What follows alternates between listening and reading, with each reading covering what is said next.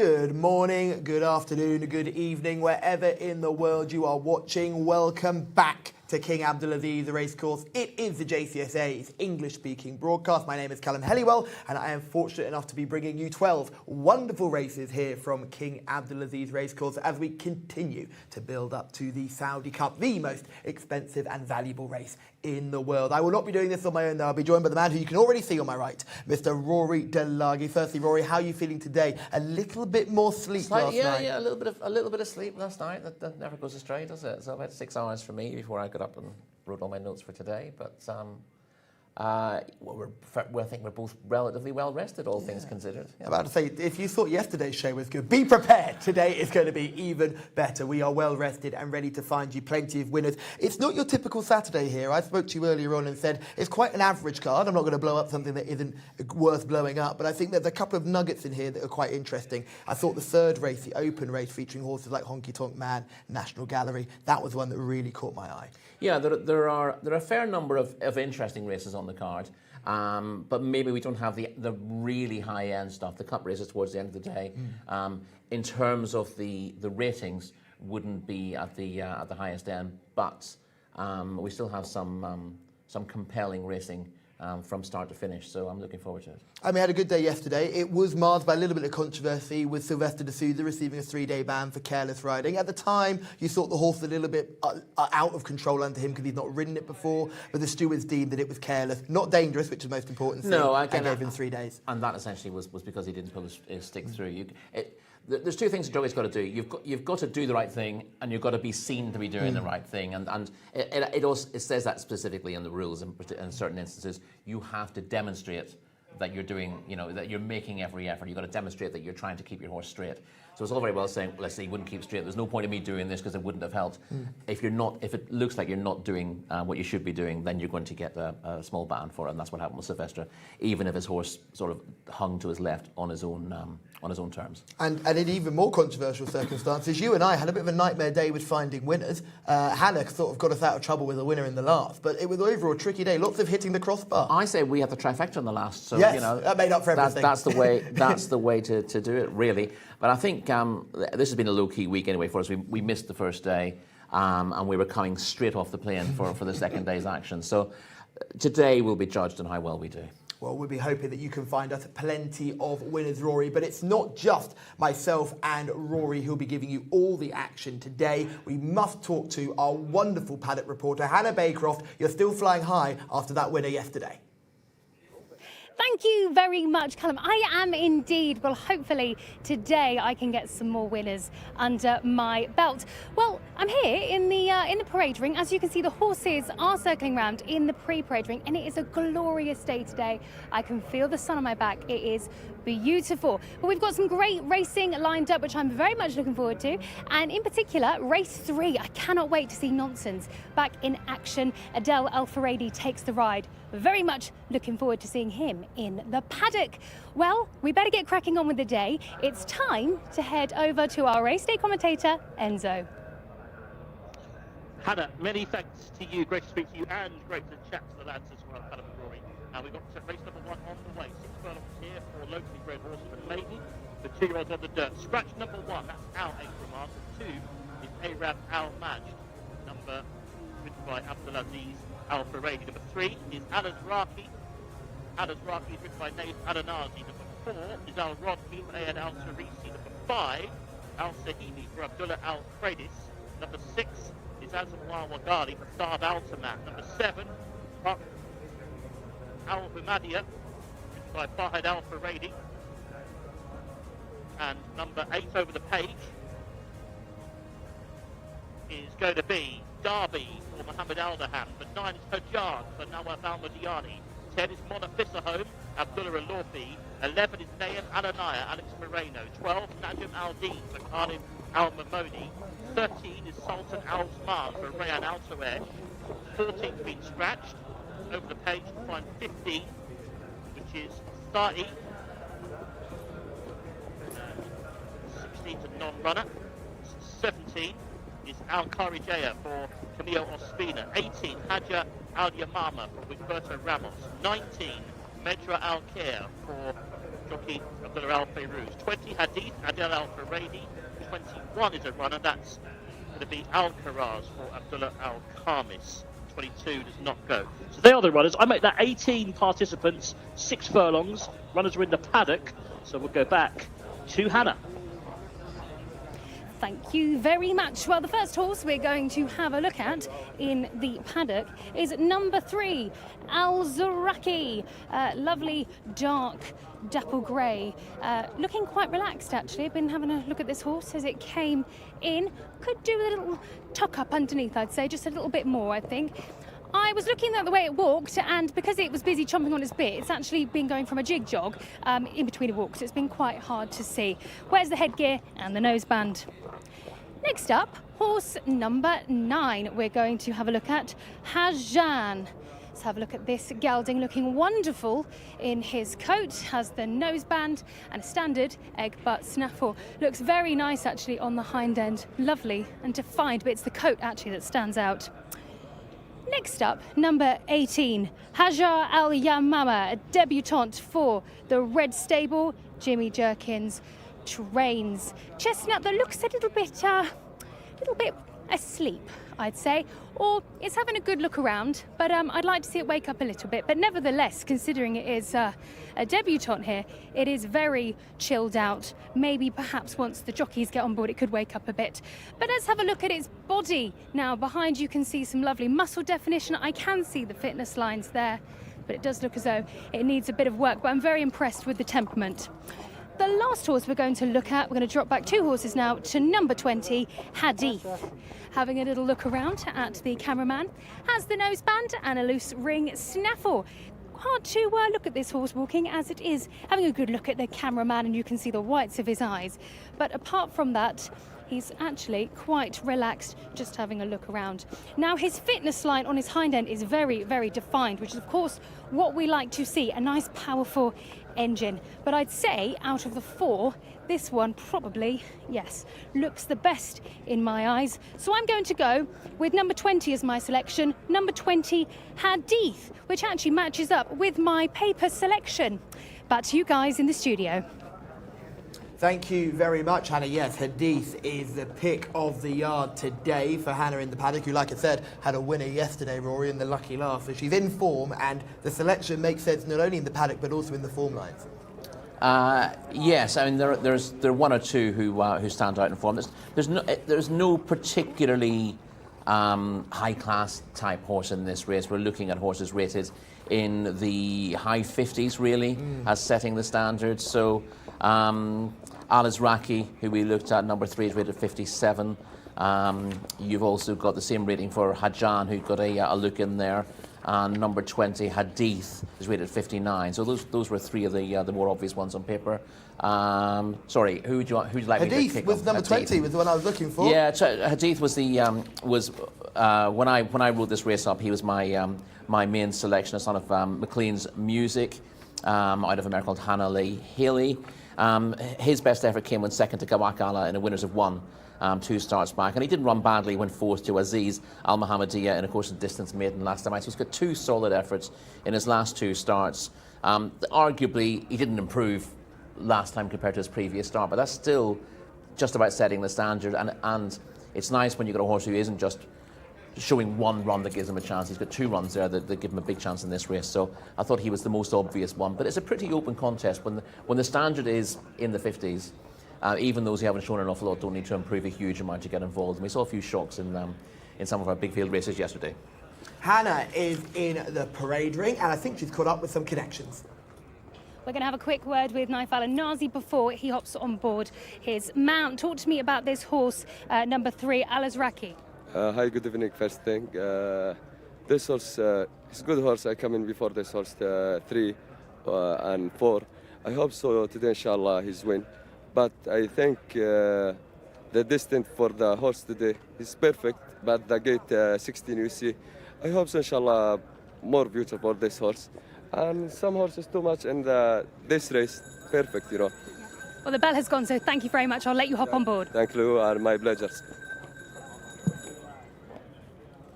Yes, that was Naif Al-Nazi there who'll be jumping on board his mount in this contest. Al-Azraqi, let's talk about that horse. That's number 3 in the race card. Yeah, he didn't show an awful lot in his first couple of starts, but he's gradually got better. Al-Azraqi, 5th, third time out, and then improved a little bit to finish 3rd. Beaten 12 and a quarter lengths, but that was behind Katai Share last time out, and that's a horse who's won 3 times already this season and is clearly quite a progressive performer. So that was also in a winner's contest, so it wasn't a bad performance at all to finish 3rd that day. He's got place claims again. Well, I say place claims. He could easily win with a repeat of that performance, depending what else happens in the race. But he's definitely a player on paper. One of the other ones that made your shortlist, who I thought looked great in the parade ring, is number 9, Hajan. What do we make of this runner, and why does Naif Al-Mudiani have a chance on board? Best effort to date for Hajan in 3 starts came when finishing 7 3/4 lengths 5th to Ayla Malik in a 1400 metre maiden last time out. That justifies that rating of 57, and he would need to improve to get involved on that. Again, there's 3 there with a fairly similar profile. They've had runs. They're clearly not outstanding, but they're gradually going the right way, and you'd expect them to run their race again. So that's essentially where we are with the top 3 in the market. We've got a debutant as well that's worth noting here from the red stable, Haja Al Yama, horse number 18 on the race card. Makes debut today, this daughter of Mucho Gusto. Yeah, she's in very good hands, obviously, as we said. Unlikely to be wound up for debut, but the dam was a dual winner here at a fairly useful level as well. So on pedigree, Hajar Al Yamama is one of the most interesting ones. I wouldn't have thought. Didn't check through all his stats, but I think Jimmy Jerkins leaves a little bit to work on with his debutants. So even if she is above average, she might just need the experience a little bit first time up. But you've got to be interested in her in a race of this nature first time. I would think it's very interesting with a horse like Hadith, who was originally a reserve but already had a jockey booking. So I always think, I'm always intrigued when they've already got a top-class jockey lined up saying, no, we've got a chance here, and that would draw me towards Hadith straight away. Yeah, the only thing I would say about that is we did have 2 very early known runners in this race, so by the time the jockey bookings were coming through, they may already have known that Hadith was going to get a run. Okay. Unusual to have such early known runners in a race like this, but we have in this, and probably our second race as well, we had a slew of non-runners early on. So that might have helped connections in terms of the jockey bookings. Because if you're a leading jockey here, you're not gonna accept a ride in a reserve when you might be able to guarantee a run in the race. I remember early this season, I think it might have been Alex Moreno was booked on something for. I might be wrong, but I'm pretty sure he was booked on something for one of the trainers that we speak to quite often on the channel. And I remember him saying, the trainer saying, that we booked Alex because we thought the horse had a chance, and we knew that we'd definitely lose one, and if another one came out, we'd have every chance of getting in. And I just think, like, if you're being told that this thing wins today if we get in this. Oh, race, absolutely, yeah. Absolutely, and also not so much that it's lined up for the day, but particularly if you've got a retainer, but even if you just got an agreement with a certain stable and they go, this is one of our best 2-year-olds and I want you to ride it, then you're gonna say yes, even if you're a reserve for that race, because if you don't ride it, someone else gets on it and it ends up getting in the race, then you've lost the ride for the future. So sometimes you've got to take that gamble.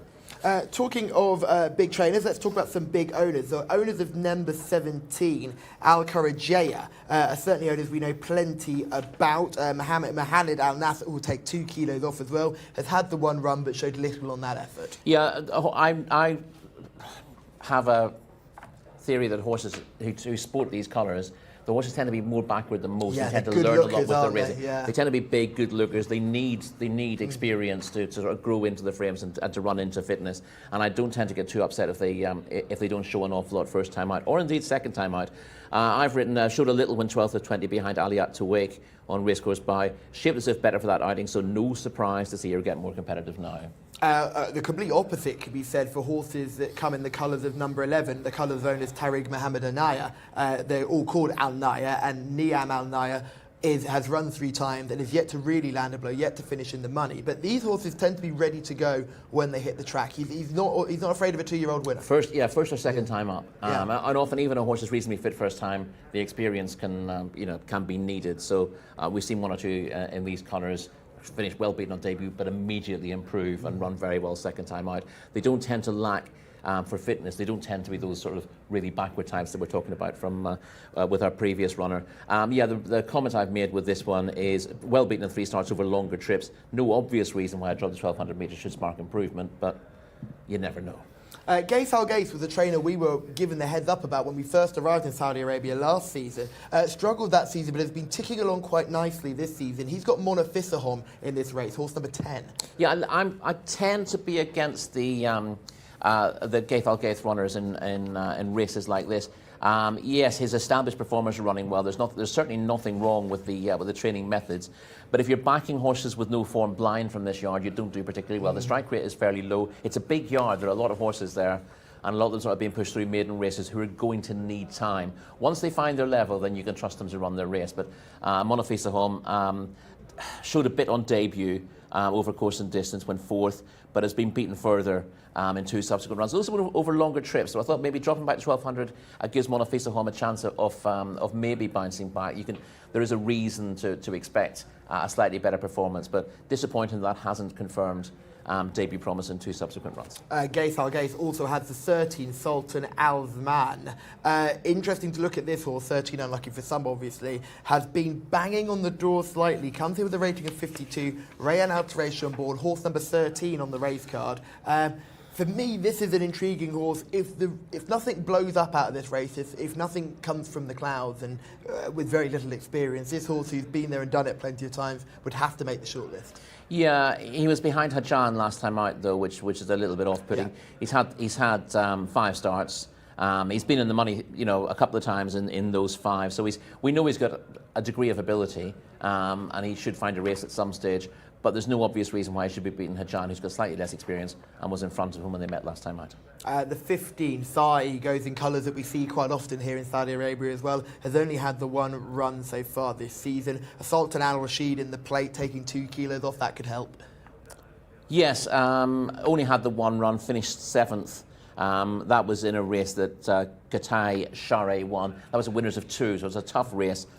Did finish last that day, but wasn't beaten that far in the grand scheme of things. So I wouldn't want to be judging the horse prematurely on that, and certainly will be, you'll get much more of an idea of what sort of ability this horse has second time up in a maiden race. They're circling down at the start here. They're probably going to begin the loading process pretty soon. So let's get a selection from you, Rory, here.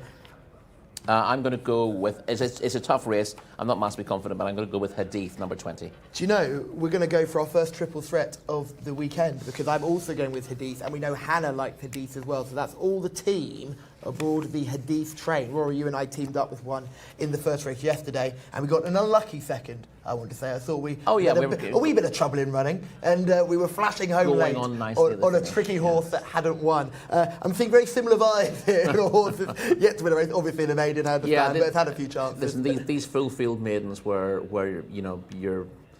your favourite is running to a mark in the high 50s or low 60s are the kind of races where you're liable to get a shock. And we saw with a couple of races yesterday, if they go really fast early on, then something waiting to come off the pace can spring a bit of a shock without being the best horse in the race. So we'll see how this race pans out. It could be a bit of a mess. And just for the information for everybody at home, just to remember that this horse will be coming out of stall number 3 as he's a second reserve, so you've got a nice draw as well.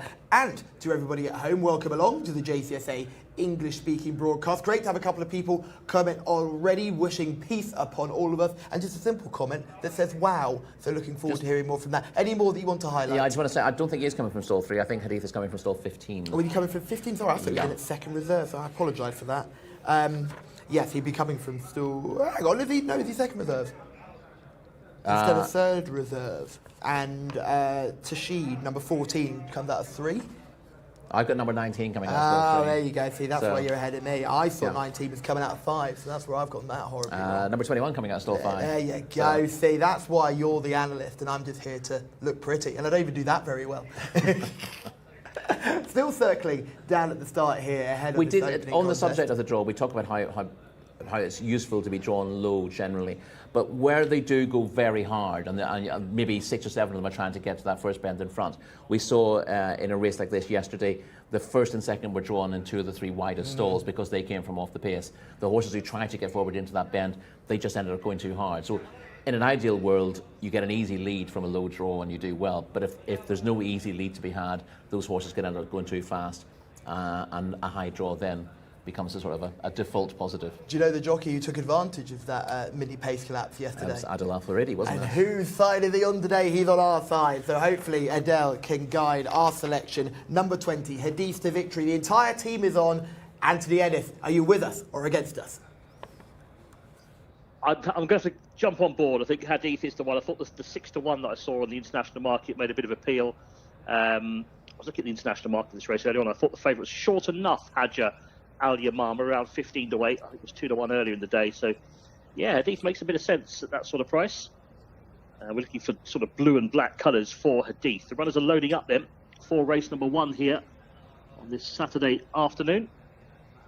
So we head to just past 3:25 local time here on the dirt track for this opening race. 6 furlongs, these 2-year-olds, the 1,200 metres. Just waiting for, this is number 2, Arab Al-Majd to go in, wearing the noseband and red blinkers.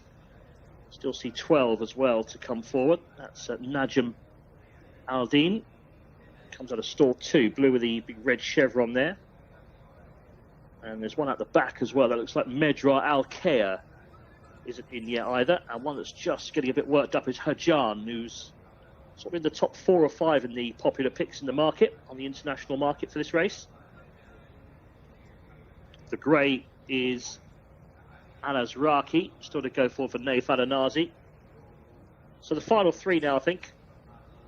Waiting for Al-Azraqi and Arab Al-Majd to complete the line for our opening contest.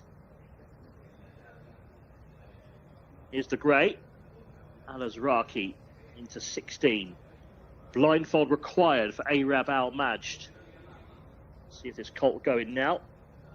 Living on his toes, isn't he, this fella? He's about halfway in. It's now in. I think we're just about ready for a start here. Race number 1 was set here at Riyadh. 6 furlongs for these 2-year-olds, and they're off. 1 or 2 of them took a step to the right, leaving the stalls. Making a decent start, though, was Medra Al-Khair with a noseband, light green sleeves. That one's up with the early pace. Hadith is coming across as well.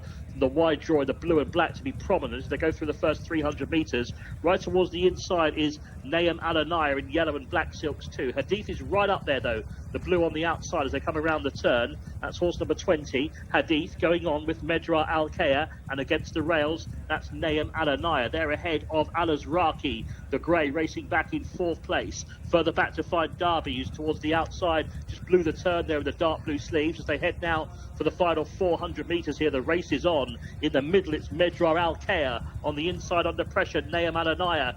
3 deep is Hadith with every chance as they head down for the final 250. Looking for any closers here. Hajan is trying to get into it as they head down for the final 150 metres. And also Al-Karaz over on the inside, and the white is picking up, but Hadith has got to the front. The danger could be inside. It's Al-Karaz in the white colours who's going home strongly here. Horse number 21, and it's Al-Karaz who's going on from the back. Arab Al-Majd is staying on well, and also coming late, Bark Al-Hamadiya, but the winner will be Al-Karaz. Al-Karaz, Bark Al-Hamadiya came from a long way back with Arab Al-Majd. They're involved for the placings, but the winner was 21, Al-Karaz. Got the rail run, didn't he, Al-Karaz, and that was the difference. And he picked up well here. Hadith thought the possible winner 250 out, but didn't get home, perhaps too much too soon. And it was all about the closers here as the pace collapsed in the final furlong. Al-Karaz, number 21, is first. There's the salute from the rider. Winning time, 1 minute 16.44 seconds. Just waiting for the second and third to be confirmed. Second will be number 7, which will be Bark Al-Hamadiya, and was beaten 3 parts of a length. Third will be number 2, Arab Al-Majd. So it's 21-7 to Al-Karaz, Bark Al-Hamadiya, and Arab Al-Majd. 3 parts of a length, the winning margin. 1 minute 16.44, the winner's time.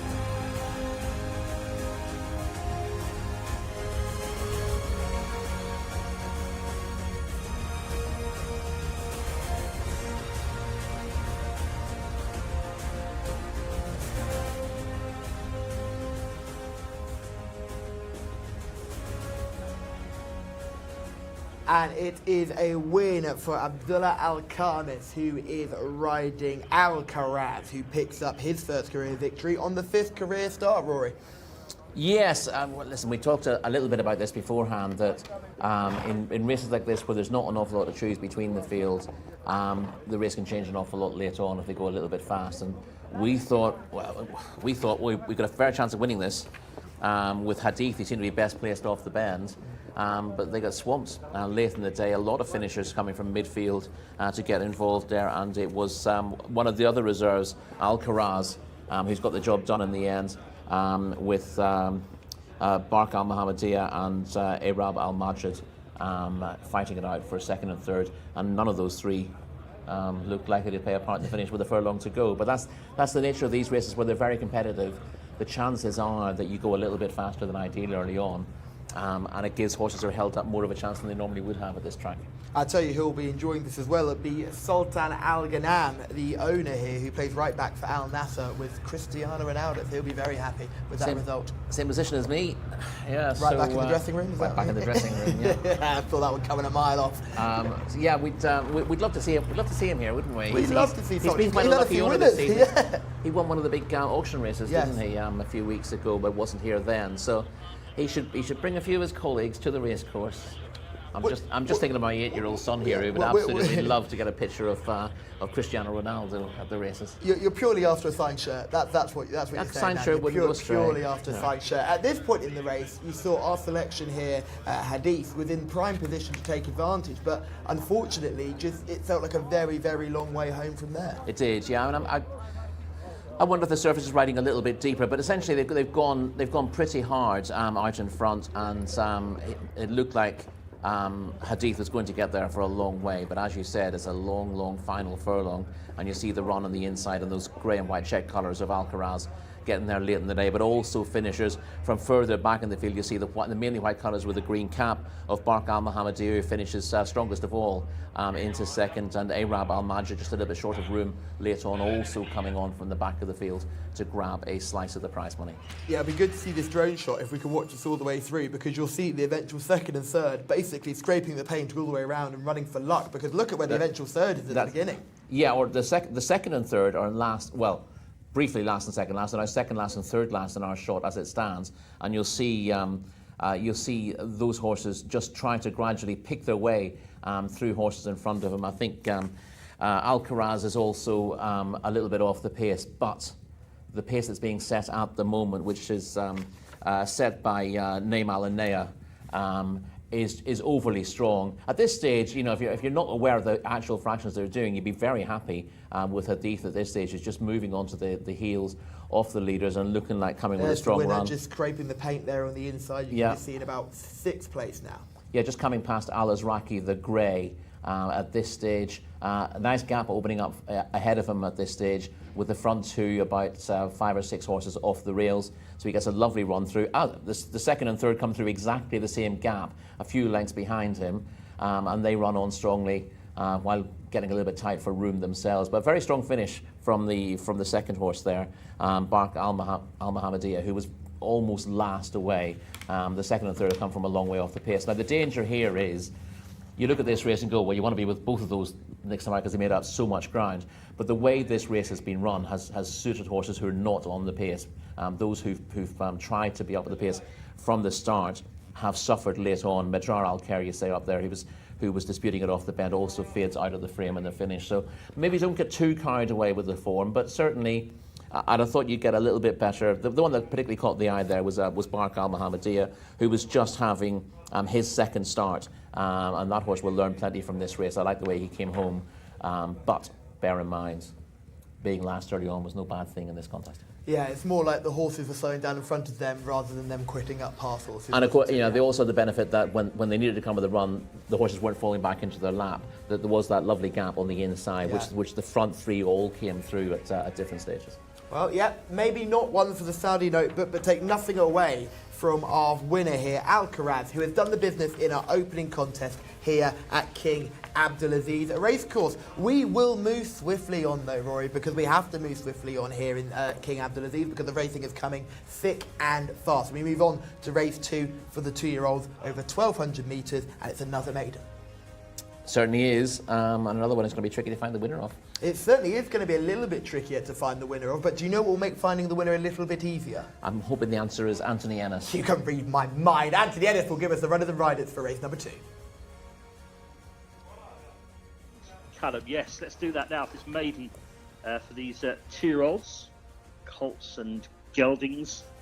Fillies are allowed to enter this race as well, but we don't appear to have any. Right, anyway, 14 go. Number 1 is Abiyad Elm for Camille Ospina. Number 2 is Ajajuj for Ali Al Mamodi. Number 3 is Al Mahit for Khalid Al Mamodi. 4's a scratch, so 5 creative time for Nawaf Al Mudiani. 6 has been scratched. 7, Golden Solo, Abdullah Al Saidi. 8 is Jahom, Rayan Altoesh is on board that one. Over the page then to find number 9, Gemma for Eddie Castro. Number 11 is Omram, written by Adel Al Faradi. 10's been scratched. Number 12 is going to be Kwam Al Hu Hamadia, and that one is written by Abdullah Alorfi. 13, Riyadh for Ricardo Ferreira. 14 is scratched. So 15 is Saudi Moon, Mohammed Al Daham. 16 is Saudi Spear, written by Salman Al Rashid. Scratch 17, 18 Shakat for Fahad Al Faradi. Scratch 19, scratch 20, scratch 21, 22. We're done for Thab Al Timyat, and we are in terms of the runners and riders for this race. 14 go, few scratchings here. Take up 4, take up 6, take up 10, 14, 17, 19, 20 and 21. I can see number 1 in the paddock, so let's go out to Hannah for race 2. Thank you very much, Enzo. Well, we're going to start at number 1 because this horse caught my eye immediately as it walked in. This is a white stable runner, Abiyad Elm, and Camillo Ospino takes the ride. Having a good look around this horse, has the cross nose band on and the blinkers, a real chunky sort for a 2-year-old and real powerful on the hind end. Great turnout as well from the grooms. I can see some quarter marks, so extra points for them. But I really like this horse. Girthy, plenty of room for the heart, and I had a good look at this horse front on. Real nice space and muscly pectorials. Next, we're going to have a look at horse number 3, Al Mohit, a bay that's definitely on his toes for sure. Got the blinkers on and kicking up a little bit of a fuss there. Got to make sure that everyone moves out of the way. But being on its toes, you can see the hind end really working, and I can see its obliques as well. All in all, aside from the working himself up, he does look in very good condition, but I hope he can contain himself for the race. That's something we'll have to keep an eye on, because that will be a paddock negative, but he's okay at the moment. Number 7 is the next horse we're going to look at, Golden Solo. A more chilled out horse, this one. Again, looking in really good condition, particularly muscled on the hind and also underneath as well. Veins are sticking out, but that's just because he's having a good old stroll for a warm-up around the paddock. 11 is the next horse we're going to look at. That's a debutant, Umran, and Adel El Faradi takes the ride. Actually behaving rather well considering its first time out. Carrying a bit of condition, but having, as I said, a good look around, because there's lots to learn in here for these horses as they see the course for the first time. But again, something to note, behaving well and taking it all in. And the last horse we're going to look at is number 13, Riyadh. And Ricardo Sousa Ferreira takes the ride on the Tharma Al Dahani trained horse. Looking rather well, this horse, a finer type, as you can see. Head's rather high with that high head carriage, but being contained by the handlers. There you can see the flared nostrils. Eyes are quite wide. I can imagine it's going to break into a sweat rather soon as it's containing its energy, but it's almost nervous energy and excitement. Nevertheless, looking very well in his coat, nice and shiny. I wouldn't expect anything less than Tharma Al Dahani's horses, who always look very, very good in the parade ring. Number 13, Riyadh, will be my selection for this race. It's something that I had my eye on, my paper pick, but also my paddock pick. But I will be keeping a close eye on him, and hopefully he won't break out in a sweat or work himself up. Back to you guys in the studio. Thank you very much, Hannah. Let's have a look at one of these in action. Al Mohit is the horse we're going to have a peep at. This is horse number 3 on your race cards. A very good effort last time to finish second, Rory. Yes, he was in a race won by Jeddah Beach last time out.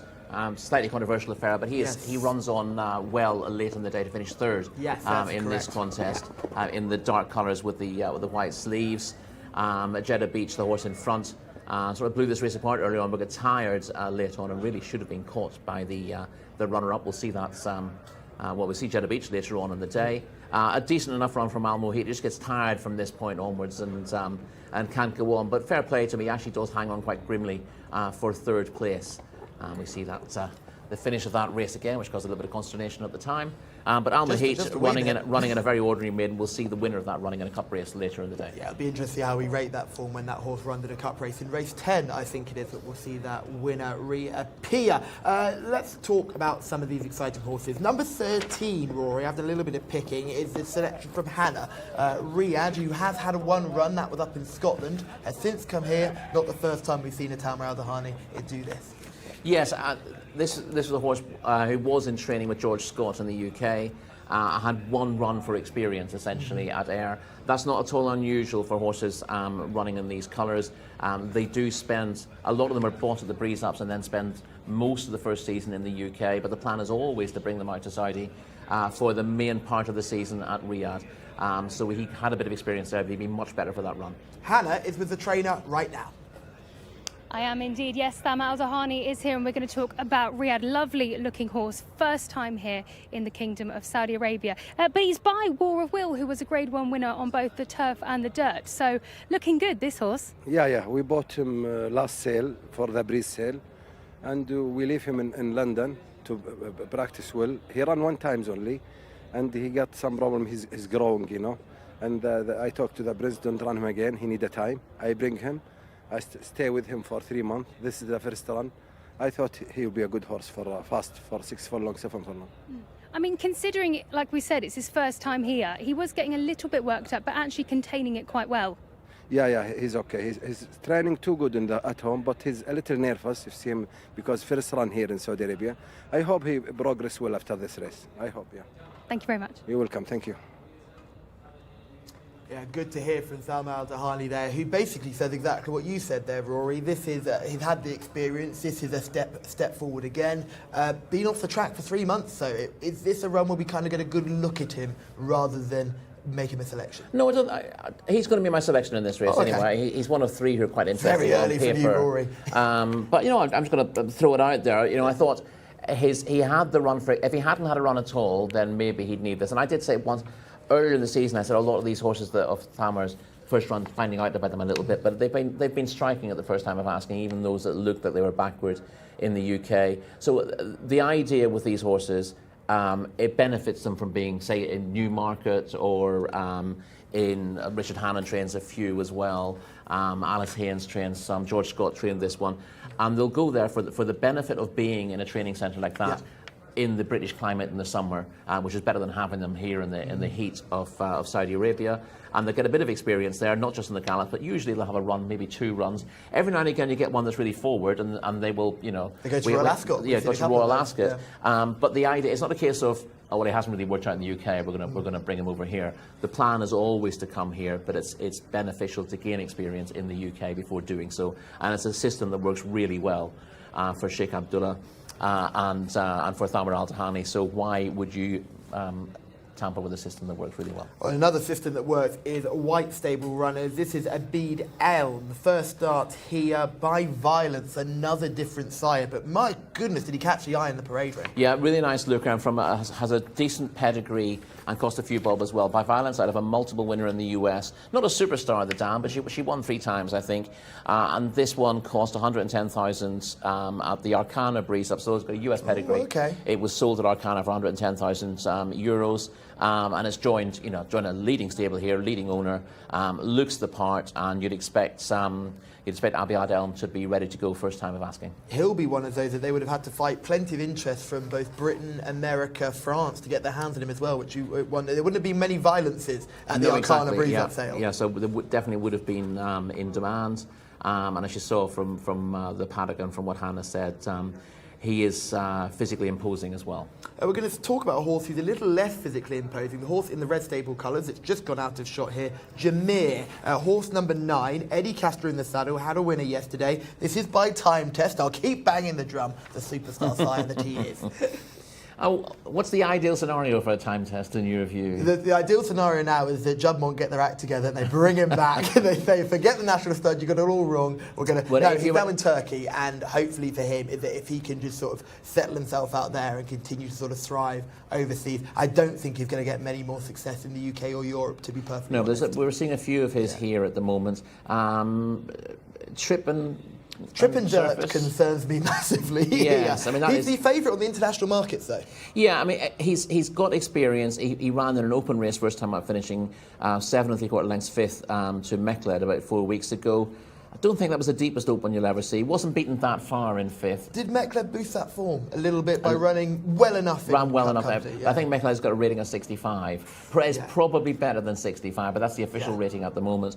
And I think that was the rating that Mechled had going into that open race last time out. So you can't rate this horse too highly. This looks a stronger race than the opener by far. We've certainly got 2 or 3 horses in here who look like they could be above average. So the question is whether Jcsa represents value at around 2 to 1 at the top of the market. But the local experience will certainly benefit this horse. And he should build on that start. And again, touching on the fact that he ran in an open race first time out, I think the key there is 1,200-metre maidens can be absolute bun fights, as we saw in our opening race there. You don't necessarily learn an awful lot, or you learn, but you might learn in negative ways. And I think some trainers would rather start the horse out in an open race where they know the field is going to be quite small, because it's just a little bit calmer. You know, it might on paper be a stronger race, but actually your horse is liable to have a better experience than the horse is going to get its mind blown. Exactly. Yeah. So that's probably why this horse started out in opens, not necessarily because they thought it was ready to win an open first time out, but just thought it would be a better first time experience. Does look well, is keeping calm as well. So I wouldn't put you off, Jcsa. It's just a case of it's difficult to put a high rating on that debut performance. Well, they're going to start loading. Is there anyone else you want to give a quick mention to? Any of the newcomers, any other horses? We've mentioned Al Mohit as well. Jahom comes next in the market, number 8. His better effort today was finishing second to Saudi King in a 1,200-metre maiden at Taif. Actually was third in that race. The winner was subsequently disqualified. Has a chance coming back from an absence. Just to go through selections, Rory and Hannah like Riyadh, and I like Abeid Elm for the White Stable, Camille Ospina. Anthony Ennis, who do you like in this tricky contest? I'll tell you what, Callum, as you've all gone against Jcsa, I'm going to go with that one, number 9, rather originally. Just going in there, red colours for Eddie Castro. And also they're in white and red. I like those silks there with the little red braid on them. That's Shakat, number 18. Goes forward. We've got about 4 or 5 to go in. For race 2, 3:50 local time for these juveniles here. 14 of them. Yeah, international market, Jcsa was just about favourite last time I checked over Abeid Elm. Riyadh, who I think is on the 3rd line of the international market, around 7 to 2 for Rory and Hannah here. Very famous white with the green sleeves and cap. Okay, so the last 2 about to be locked away. Number 2 is Ajajuj. Ali Al-Mamoni on board. It's the one just out of line. The others are ready for our second race here at Riyadh. They are locked away. Set to go, and they're off. Starter caught them in a pretty good line. One was a little bit slower than the others. Saudi Spear trails them early doors and also knocked that one into stride. Adja Rouge either towards the inside. Breaking well was Jcsa in the red colours towards the centre. Jcsa and Golden Solo's got the rails. That's the front 2. Riyadh is handy, going 4 wide up on the outside. Al Mohit is also in that front rank in the black and white colours.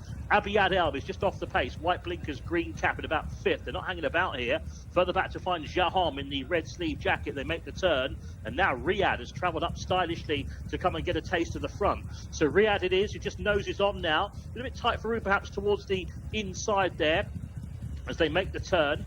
Was Golden Solo, but he holds that position now in second, and Jcsa looks in trouble, has dropped back quickly to 4th as they enter the final 300 metres.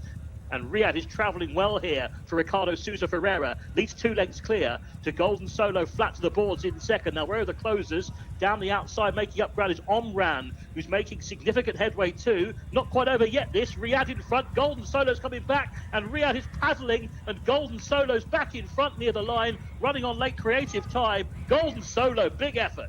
Tight for second between Omran and creative time. And I'm afraid Riyadh didn't stay the distance, weakened in the final 200 metres, but Golden Solo, big powerful looking colt, has won it.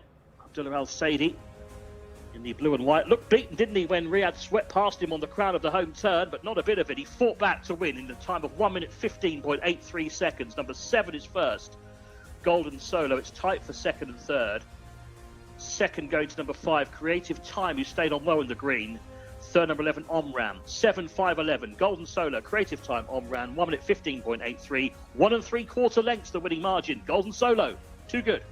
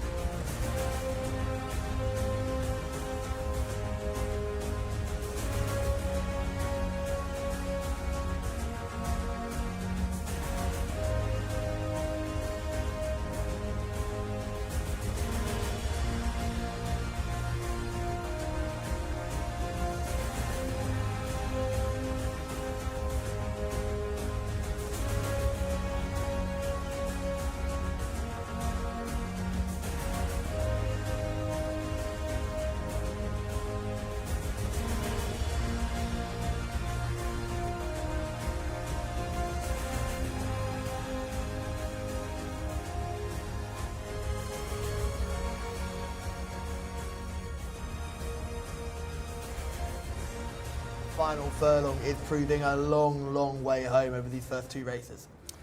Yeah, I mean, if we stopped every race at the furlong pole and then said, write down your idea of the 1, 2, 3, you'd be struggling with the results of both of these races. But in fairness to Golden Solo, he was always pretty handy there from stall 1.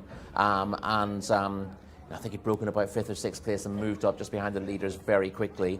He did look beaten when Riyadh got to the front, but Riyadh, as we spotted in the paddock, he was a little bit on his nerves, and he didn't settle in the early part of the race. So he went fast, he travelled strongly, he looks a quality horse, but he didn't save anything for the finish, so he ended up running out of juice in that last 150 yards and getting caught as a result. But he shipped very well, and amazingly, if you told me that he wasn't in the frame with a furlong to run, I wouldn't have believed you. But that's exactly what's happened, as it happened in the first race with Adith, who looked like he was going to win the race with a furlong to go and has finished out of the places. Yeah, he certainly travelled and moved early on in the race like a proper 6 furlong type who will thrive here, though, didn't he? He's definitely all speed, and because he's high energy, he's going to be best at up to 1400 metres, but he needs to relax a little bit more to be winning races. Whereas Golden Solo kept on very strongly in the colours of Hamad Turki Al Maridi, Abdul Al Saidi, Ali Al Saidi on board. He's run well in both the starts to date. Showed a promise on debut when finishing 6th, and built on that when 5th last time out. That was in a race won by Hamad to Wake, and I marked him down as having placed claims of building again on the promise of that run. And as you can see, he's got size and scope about him. He'd probably stay a little bit further than this trip, the way he's gone through the race, but he plugged on very gamely. And once Riyadh, once the batteries were looking like they were on the fritz, he was in trouble at that stage. And Golden Solo, the son of Golden Sense, has come through to win in nice style. Again, It's not the easiest race to put a big figure on, but the winner is a likeable sort. He's got size about him, so he should train on, and he should do all right. You see from the start of the race, he breaks pretty well on the inside. He's pretty much disputing the lead at this stage, but a few of them towards the middle want to go forward. And Riyadh is coming from a wide stall there in the white colours with the green sleeves and the green cap, and they press on from this stage. With the horses out the back struggling to go this pace. They've gone faster than they did in the first race. Some of them are classier types who've been able to see it out. But slightly disappointing from one or two. Jcsa was up there. Jcsa broke didn't very really get well. home. Didn't hold that position. Almost like the light went out as soon as Riyadh went by. Abeid Elm on debut. He's about fifth at this stage. Lead, Generally speaking, if one of these horses are going to win on debut from the white stable, they're usually clued up enough to get to the front early on. They don't tend to come from off the pace to win. So if they're in behind and being pushed along early on, you pretty much know your fate. But Abeid Elm, certainly in terms of his physique, should come on for the run and do better. This is, again, we touched on this at earlier meetings. This is atypical compared to last season with the white stable runners. A lot of them are shaping as if they need the first run for know-how as much as anything, whereas last year they all seemed to be very, very clued up first time out, and they were able to dominate their races. But our winner is an above average type, I think. He's taken a couple of runs just to get his act together. He's shown promise both times, and he's built on that by winning here. So I don't think the handicapper can go mad about the form. And I think this is a horse based on how balanced he looked here and how well he's coped with his inside draw and finished his race off. He should do better again. So he's a horse to be reasonably positive about. I think you have to mark it up a little bit because he was bang up in the vanguard all the way along, and he's the only one of that leading group who's managed to stay there. I mean, Riyadh has stopped. Obviously he's got 2 runs under his belt, which is very important. Whereas most of the others who were up there early on were either newcomers or horses who'd run once before. He's even having to think about it there. You can just see he's having a think going past. He's certainly, if you were comparing attitudes, you'd much rather be with Riyadh, just the head carriage, the low drive. Yeah, he's looked. Obviously he's looked perfectly game because he's battled back to win. But yes, I suppose you could crab his head carriage a little bit. But I'd still say he looks like he's learning on the job. Yeah, absolutely. He still looks like quite a big baby. So you'd be reasonably positive about this going forward, and he should be able to do better. He's done well being quite short of room near the rail round the bend as well. And horses, plenty of horses would sort of check out at that stage and shy away from that physical contact, but he's come on quite strongly. Jcsa is disappointing. His head carriage is more concerning, but we didn't get to look at it for too long because he was dropping out of the picture. Let's talk about one that you need to put in your Saturday notebooks. Omran got sweaty early on, looks a real model with the horse seen flashing home, ends up finishing third, but ran a very, very big race, so I was really happy with that performance. Yeah, that was a nice run from Omran under a kind ride from Adel Al-Faredi. Hannah is in the winners' enclosure. I wonder who she's caught up with.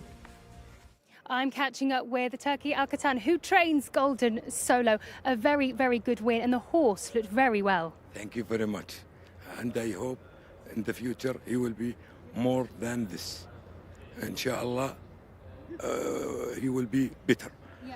We train him in Al-Majma, and we come in Riyadh, maybe 300 kilo, and he take winner. Yeah. And I hope in the future he is very, very, very good, inshallah. He looks like he will be very good, and he got a very good break out of the stall. Yeah. So he did very well. He looked great when he came back in. Yeah. He's heavy duty. Yes. Yeah, and strong. And inshallah, now he is 2 years. Inshallah, in the future, 3 years, 4 years, will be better, more than this. We look forward to seeing him run next. Congratulations. Thank you very much. Thank you. And this is congratulations for my child, Nasser. Yeah. Lovely to meet you, and congratulations. Congratulations. Thank you very much. Thank you. I'm sorry. We're going to head over to Enzo now for our next race. Indeed. Thank you, Hannah. Yeah, great to see the winning connections there in the winning circle there. Right, let's move on to our next race on the card. This is over the slightly longer trip, 7 furlongs, 1,400 metres here. Number 1, Nonsense, Adel Al-Faredi, none of that on this channel. Number 2 is Al-Atabi for Mohammed Aldaham. 3, Abu Hadid, Abdulaziz Al-Faredi. Number 4, National Gallery, Ricardo Souza Ferreira. 5, Honky Tonk Man, Wigberto Ramos. 6 is Misk, who's written by Fahad Al-Faredi. Over the page to find the runners. scratching 13, 15, 16, 1400 metres. There's Nonsense looking splendid in the paddock as we go back to Hannah to have a look at these runners. He does look absolutely splendid, Enzo, you're right. Number 1, Nonsense, is the horse we are looking at. Adel Alfaredi takes the ride, looking an absolute picture. I did note down that he did look sweaty last time, and he does look a little bit anxious. He is biting on his bit quite a bit of a concerned eye. He's having a look around, but nevertheless, that doesn't mean he won't run well. We're looking forward to seeing his performance. Dropping back, horse number 2, Alatabi. Mohammed Al Daham takes the ride. Fathama Al Dahani has the cross nose band on, looking very well as well. Very nice shiny coat and muscly behind as well. Perhaps a little bit more definition is needed. But this is something to note. You can see the dapples in its coat, and that's a very, very good sign when a horse is well on the inside, is the dapples. So hopefully you can see that too. Number 4 is the next horse we're going to look at. National Gallery. Ricardo Sousa Ferreira takes the ride on this horse. Got a loose ring snaffle in and also the noseband. Another horse looking rather well. Perhaps I'd like to see him a little bit more tucked up underneath. You can see his obliques, but it's not super race fit. But his attitude, he looks very happy. He's got his ears forward and he's walking rather well. The last horse we're going to look at is number 5, Honky Tonk Man. Jimmy Jerkins trains. Wiggy Ramos takes the ride for the Red Stable. Again, this is a nice active walk. We like an active walk. We can really see the horse moving. He's got the earplugs in and the noseband. He's shaking his head a little bit, but nothing to worry about. Body-wise, he looks great. That's your update in the paddock, guys. It's back to you in the studio. Thank you very much, Hannah. Really appreciate that. Looking at Nonsense, he does look an absolute picture today, doesn't he, Rory? He does. It's interesting that Hannah noted, watching him last time out, that she thought he got a little bit sweaty and a little bit keen. And she was pointing out that he might just be a little bit nervous again today. But he's a very good looker, Nonsense. And his form this season is above reproach. He's won his last 4. He continues to go from strength to strength. He had a really good time in Taif, but wasn't over-raced there. And he's carried his form back here and looks a real star. Let's have a look at some of these in action, most specifically Nonsense, who we'll see here just winding it up and giving them all too much to catch. Yeah, this is a very, very good contest. This was an open handicap, an 80-plus handicap. Nonsense got to the front and ended up beating Muqtahem quite narrowly in the finish. If you want to criticise it, he looked like he was going to win fairly easy and end up being quite tight at the line. But the runner-up is absolutely top-notch here. Muqtahem, maybe an underrated horse. He won his previous start in a tremendously fast time, by far the fastest time we've seen this season for 1,200 metres. He just missed a kick this day, Muqtahem. It was ridden from off the pace, but finished with a rattle. What I liked about Nonsense there was he wasn't going to be passed. The margin got shorter and shorter, but he kept finding a little... See him taking a little bit of a hold of his bit, looking keen to get on with things. You don't want too much of that, but you don't want too little of it either. And sometimes you see horses who are normally quite on the toes, who look really calm. You tend to take that as a positive, and often it's a negative. Honky Tonk Man is a very popular horse here in Saudi Arabia. He's trained by Jimmy Jerkins, and Hannah is with the trainer now. I am indeed, yes. Very popular horse is Honky Tonk Man, Jimmy, so we want to hear all about him. He's looking well in the parade ring, but last time out was a very tight finish. Yeah, he at least he looked like his old self last time. He'd been a little disappointing in Taif, and he had a couple of close finishes in Taif, but then a couple of races I don't know why he didn't fire, but last time was a he looked home, but he's got a good burst to him, but it's kind of on the short side. It needs to be timed right, and hopefully he can sit off a nice pace and come get him. Attitude-wise, he looks a very happy chap, and I noticed today he's bobbing along, but he's walking very nicely. Yeah, he's last year he was tough. He pitched a couple of wingdings in the paddock. Matter of fact, he went completely over in the paddock one time. Believe it or not, I didn't think the paddock judge was looking at him. I didn't think he'd let him run, but he let him run, and he won. He ran the best race of his life. So try to figure that out. But this year he's been a lot more subdued, and he's a little different in all ways. But he might be, up to now, he might be a step behind what he was last year. But he looks good now. Maybe he's rounding to form. If the last race is any indication.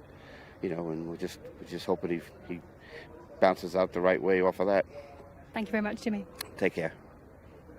Lovely to hear from Jimmy Jerkins there. The only concern is that Honky Tonk Man hasn't flipped over in the parade ring, so maybe that's a paddock negative all of a sudden. It's interesting we had that interview, because that's kind of what we're saying about Nonsense. Things you want to see a horse get show what would be negative signs for most, to really get on their toes and almost look like they're going to boil over. As I said, normally a negative, but with certain horses, you want to see them really show signs of being on the metal before they run well. There's some horses as well who only run well when they sweat profusely, whereas normally you would take sweating as a negative. You've got to basically attach these criteria to individual horses and understand the horses themselves. So, you know, the more we see them, the more we know about them. And that's why hearing from Connection from Hannah down in the paddock is so important, because we get to understand these horses more. So Honky Tonk Man, maybe a bit bobby in the parade ring now, but you'd almost want to be showing just a little bit more metal slightly. National Gallery is an interesting price on the international markets. You and me both had the thought when we saw those prices. Surprised that he's the owner's second string according to the market? Yeah, well, he looks again. It's not simply a case of Ricardo Sosa Ferreira being the first string rider for Thamar Al Dahani. Mohammed Al Daham rides a lot in these colours as well, and I'm not entirely sure what the decision making is, but it's not simply Mohammed Al Daham is certainly not the kind of guy who would be a second jockey. Yeah, it does feel a bit like the relationship that they have with the horses, because Sam talks a lot about, he loves this horse. It's about finding the right fit, and I think that's really important, rather than simply you get this and you get this. So National Gallery, on the ratings, he looks a second string. We've seen that Ricardo Sosa Ferreira win plenty in these colours, but he's got a chance here. National Gallery. There are a lot of horses in this race. There's not a huge amount of depth. You've got the likes of Nonsense has a rating of 104, Alo Taby is 95, Honky Tonk Man is 97, National Gallery is 95, and really, they're the only ones who really should count. A lot of horses rated in the low 70s. I mean, horses with plenty of ability to win races, but not necessarily a race of this nature. You know, you've got to argue very easily, as Jimmy Jergens suggesting, that Honky Tonk Man isn't quite as good as he was last year, so he's not really running up to 97 at the moment. And if there is an each way angle into the race, National Gallery is clearly the way to go. You know, if you had to list these in order, he'd be either third or fourth on your list. And at 20 to 1, I can see why people might be interested in him against the favourite, who's a 1 to 3 shot. Could he take advantage of a bit of a pace collapse if they went too hard? We know Nonsense likes to take it out and wind it up early. If someone took Nonsense on and they ended up in a bit of a sort of ding-dong battle at the top, he could take advantage of that. I mean, the question here is who's capable of taking Nonsense on. But sometimes it doesn't. There are plenty of horses. There are plenty of horses with cheap speed who could do that. And Nonsense, because he wants to go forward anyway, he could easily, whatever his jockey wants to do, whatever Adel Al-Faredi wants to do in him, Nonsense might just take hold of the bit and over race a little bit. In saying that, look at his form figures. You know, you can say it's always a possibility when he races, and he goes eyeballs out and sees his races out every time. He's up and tripped to 1400 again today. That really good run of his last time against Muqtahem was over 12, which is arguably his ideal. But he's shown here and in Taif that he stays 1400 as well. But yeah, if it was a tear up, then you could be looking for someone to pick up the pieces. Do you know who could make it a tear-up? Lahab underneath Nath Al-Anazi, who likes to go hammer and tongs in front. I could see him running above himself. I thought a lot of these didn't look particularly well in the parade ring. We know a lot about most of these horses anyway. They've been around for a fair while. I thought he looked really well, Lahab. And he's a horse, you can't fancy him on the ratings. He's only rated 68. But he does look like he's ready to run for his life. And I could see him playing a bigger part in the race than you expect. He's drawn a stall 4 as well, so expect him to be handy. If he locks up with Nonsense, he's not going to get involved in the finish. But he could show up well for a long way. And if it ends up not being a crazy pace, if Nonsense gets an easy lead, we know that Adel Al-Faredi is not going to go mad. We know he's just a very, very measured jockey. If he's able to get Nonsense relaxed in front, he's going to try to set a false pace, which will suit him on the front end. If that happens and Lahab gets a good early position, he could end up running into the frame at a biggish price. Let's talk about Alo Taby, horse number 2 on the race card, because he is the second favourite on the international market, so cannot be ignored. No, he can't, and I can't on the ratings either. I've got to move myself onto the race before we do that. Alo Taby is He has to go back probably to February to find his best recent run around here when he beat our old friend Mahalik. Oh, one of many who have done such a thing. That was in a course and distance open. He hasn't been at his best this season, but he is clearly dangerous to dismiss. He's been running up, listen, he's rated 95. I don't think he's run within 10 pounds of that this season. He's been keeping very good company and he's not been entirely disgraced, but he just looks like he's, firing on 3 of 5 cylinders rather than all 5. Yeah, who's the second favourite? I see Abu Hadid, the 3, not mentioned at all here. No, and he's the third favourite in the international market. No, I'm not. I'm reading it totally wrong. The 40 to 1 He's a big shot. price. Honky Tonk Man is second in at about 7 to 2. Alo Tabi around 5 to 1. Sorry, we got the horses in race card order there rather than in. I was getting excited. Does someone know something I don't? Misk is one that we know the connections. Abdul Wahed and Mokdem, number 6 and 7. We both know these connections well. Interesting, the Mokdam was bred by Phoenix Thoroughbreds. Yes, interesting to see. We don't hear an awful lot of Phoenix Thoroughbreds these days. What happened to them? Probably best that's the case. Got a rating of 75. Mokdam. Again, I don't think he's running quite at his best at the moment, and even if he did, this would be a tough enough race for him. He started off pretty well in Taif. I think Taif suits him very well. He won over 1,200 metres and 1,400 metres. Recent runs have been a fair way below that level, and I don't think he's quite as good here. Selection time, Rory. Who do you like in this one? You've got to be with Nonsense. If your job is just to find the winner, you've got to be with Nonsense. If your job is to try to eke out a little bit of each way profit, then you could do worse than National Gallery, but Nonsense is my pick. I'll tell you what, I'll pick National Gallery, we'll call it a team pick. That's very kind. We'll call it a team pick. I'll pick National Gallery. You're with Nonsense. I do think the way these races have been panning out, and we've seen in our first 2 races, that last 2 furlongs is tough. Stepping up in trip could be dangerous. Enzo, it's all yours. They're loading up for this fascinating open contest. Thank you, Callum. Yeah, looking forward to this one. Really want to see this horse. I've never actually, I think I've called him in a race before, this Nonsense, so looking forward to seeing him in action. Does look the part in the prelims. They are loading, as you say. First few already in. We've only got about 5 or 6 left to go in for this race. Yeah, the international market, 1 to 3, Nonsense, 7 to 2, Honky Tonk Man, 5 to 1, Alatabi, 10 to 1, National Gallery, and almost name your own price the rest. So they are going forward. Favourite goes in, stall 2, dark green colours. And we're just about ready for a start. And they're off. One of our most interesting races of the card here at Riyadh. They're going 1,400 metres, 7 furlongs, and we lose the rider of Alatabi, leaving the stalls. Alatabi has unseated Mohammed Aldaham. Not sure exactly what happened, but the jockey and the horse have gone their separate ways. Horse continues riderless, jockey is up. Favourite Nonsense broke well. Green colours towards the inside, leads to one of the outsiders, TNT, up on the outside, the blue cap in second place.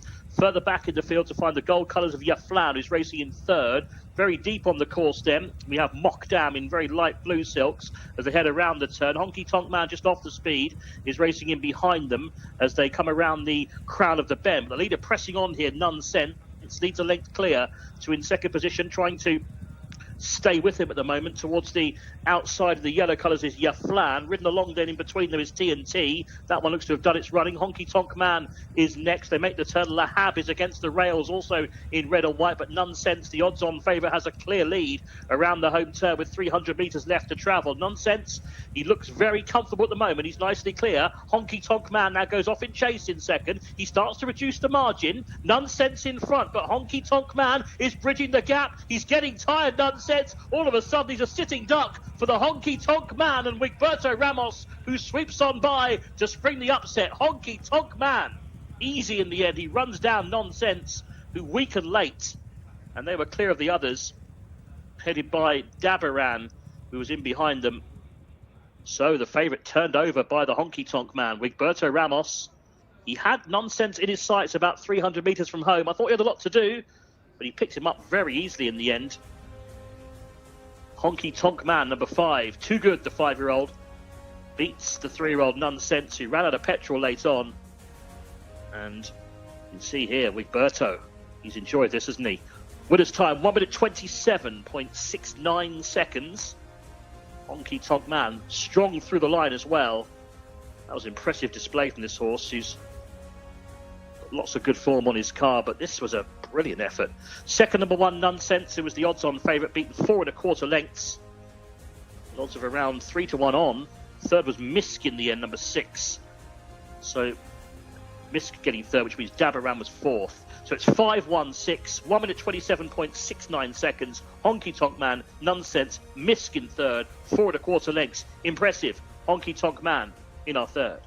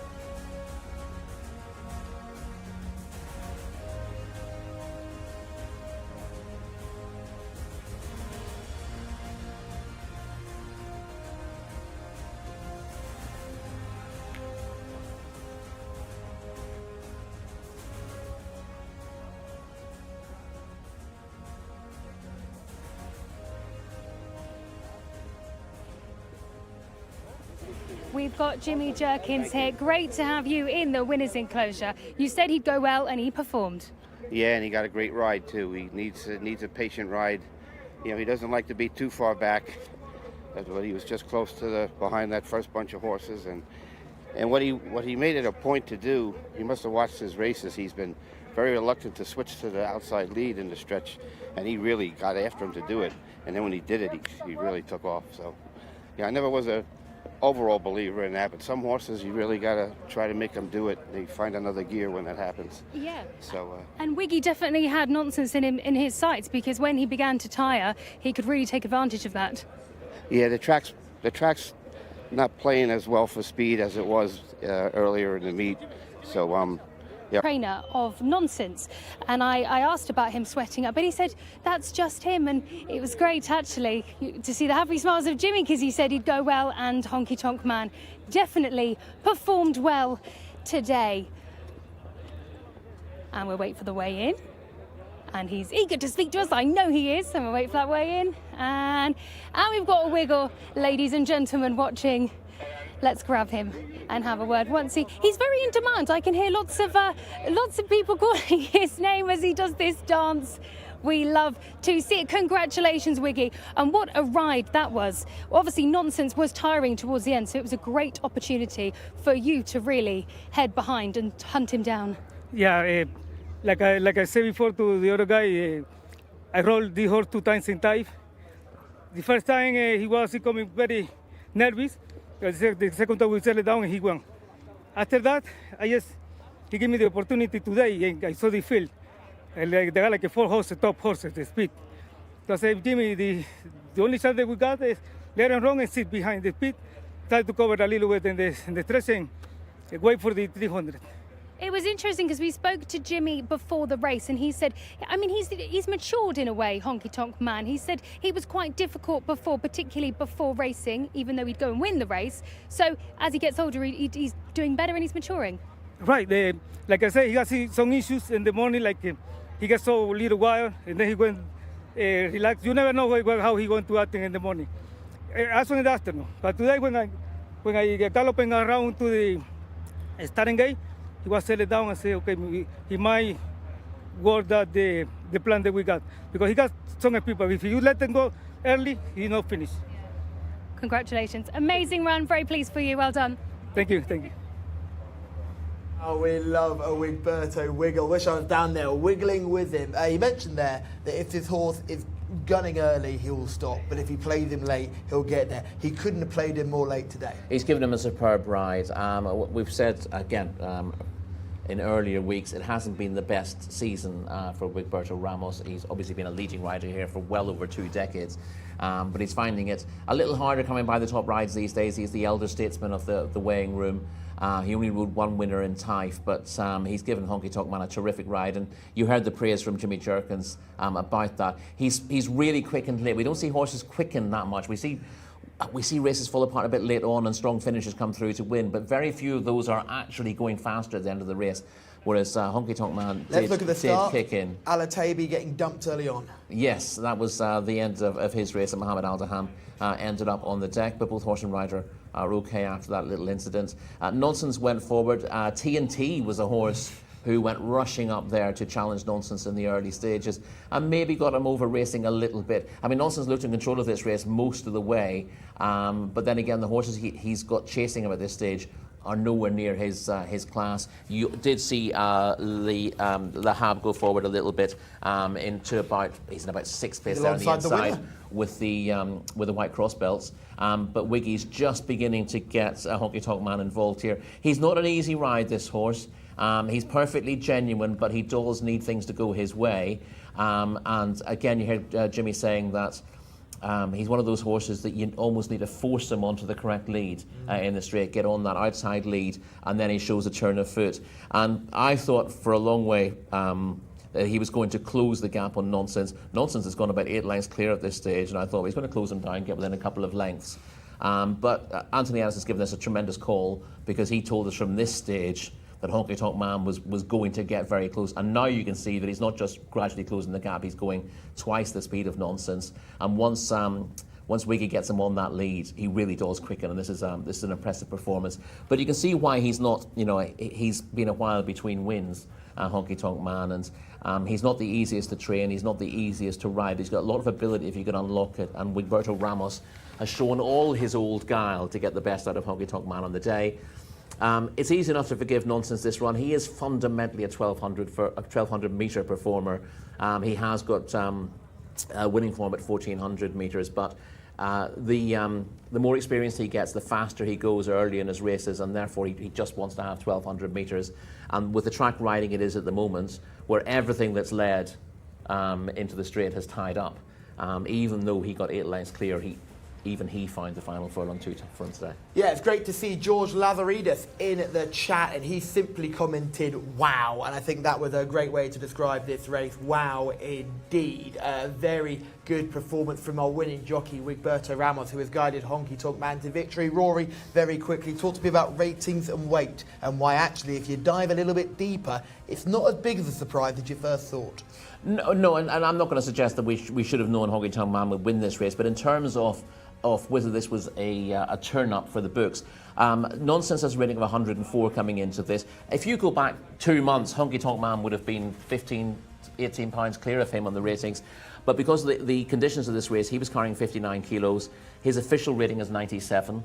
And he essentially was carrying 6 pounds less if you want to convert kilos into pounds, which meant that if you add that 6 pounds onto his rating, that would make him 103, or indeed, strictly speaking, should be taking the 6 pounds off Nonsense.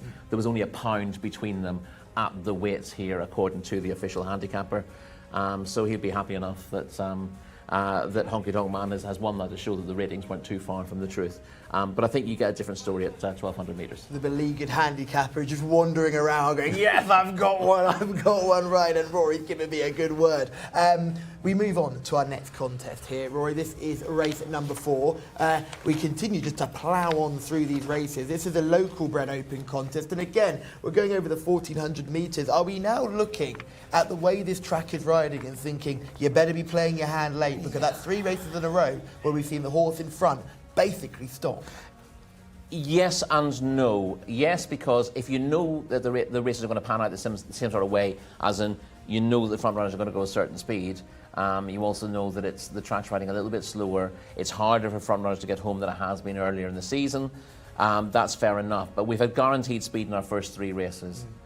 it's not necessarily going to be the case all the way through the card. won't So be the it's same all not the way such through. a simple scenario. Well, we move on to race 4. Before we do, nice to mention everybody watching on the JCSA YouTube channel. Thank you for tuning in and continue to support the work we do out here. George, great to see you back in the comments. I've missed you, my friend, so good to see you back in. Hopefully you find some more winners throughout the rest of the day. We must move on to race number 4, and the man to take us through those runners and riders is Mr. Anthony Ennis. Thank you very much indeed, Callum. Yeah, quite a small field coming up here for this locally bred horses open race over 7 furlongs. Race 4, number 1 is Saham Al Raila for Abdullah Al Hussein. Number 2 is Bare Hum for Eddie Castro. 3, Sada Al Mawakib for Naif Al Anazi. 4's been Scratch Shadow. 5 is Sahafi, is written by Muhammad Aldaham. Number 6, Adeleia, is now written by Rakan Al Abaid. 7 is Math Botar for Camille Ospina.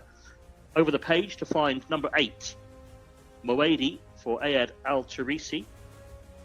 That's on the next page of runners, along with number 9, who is Taraf Al Riyadh for Adel even Al Faradi.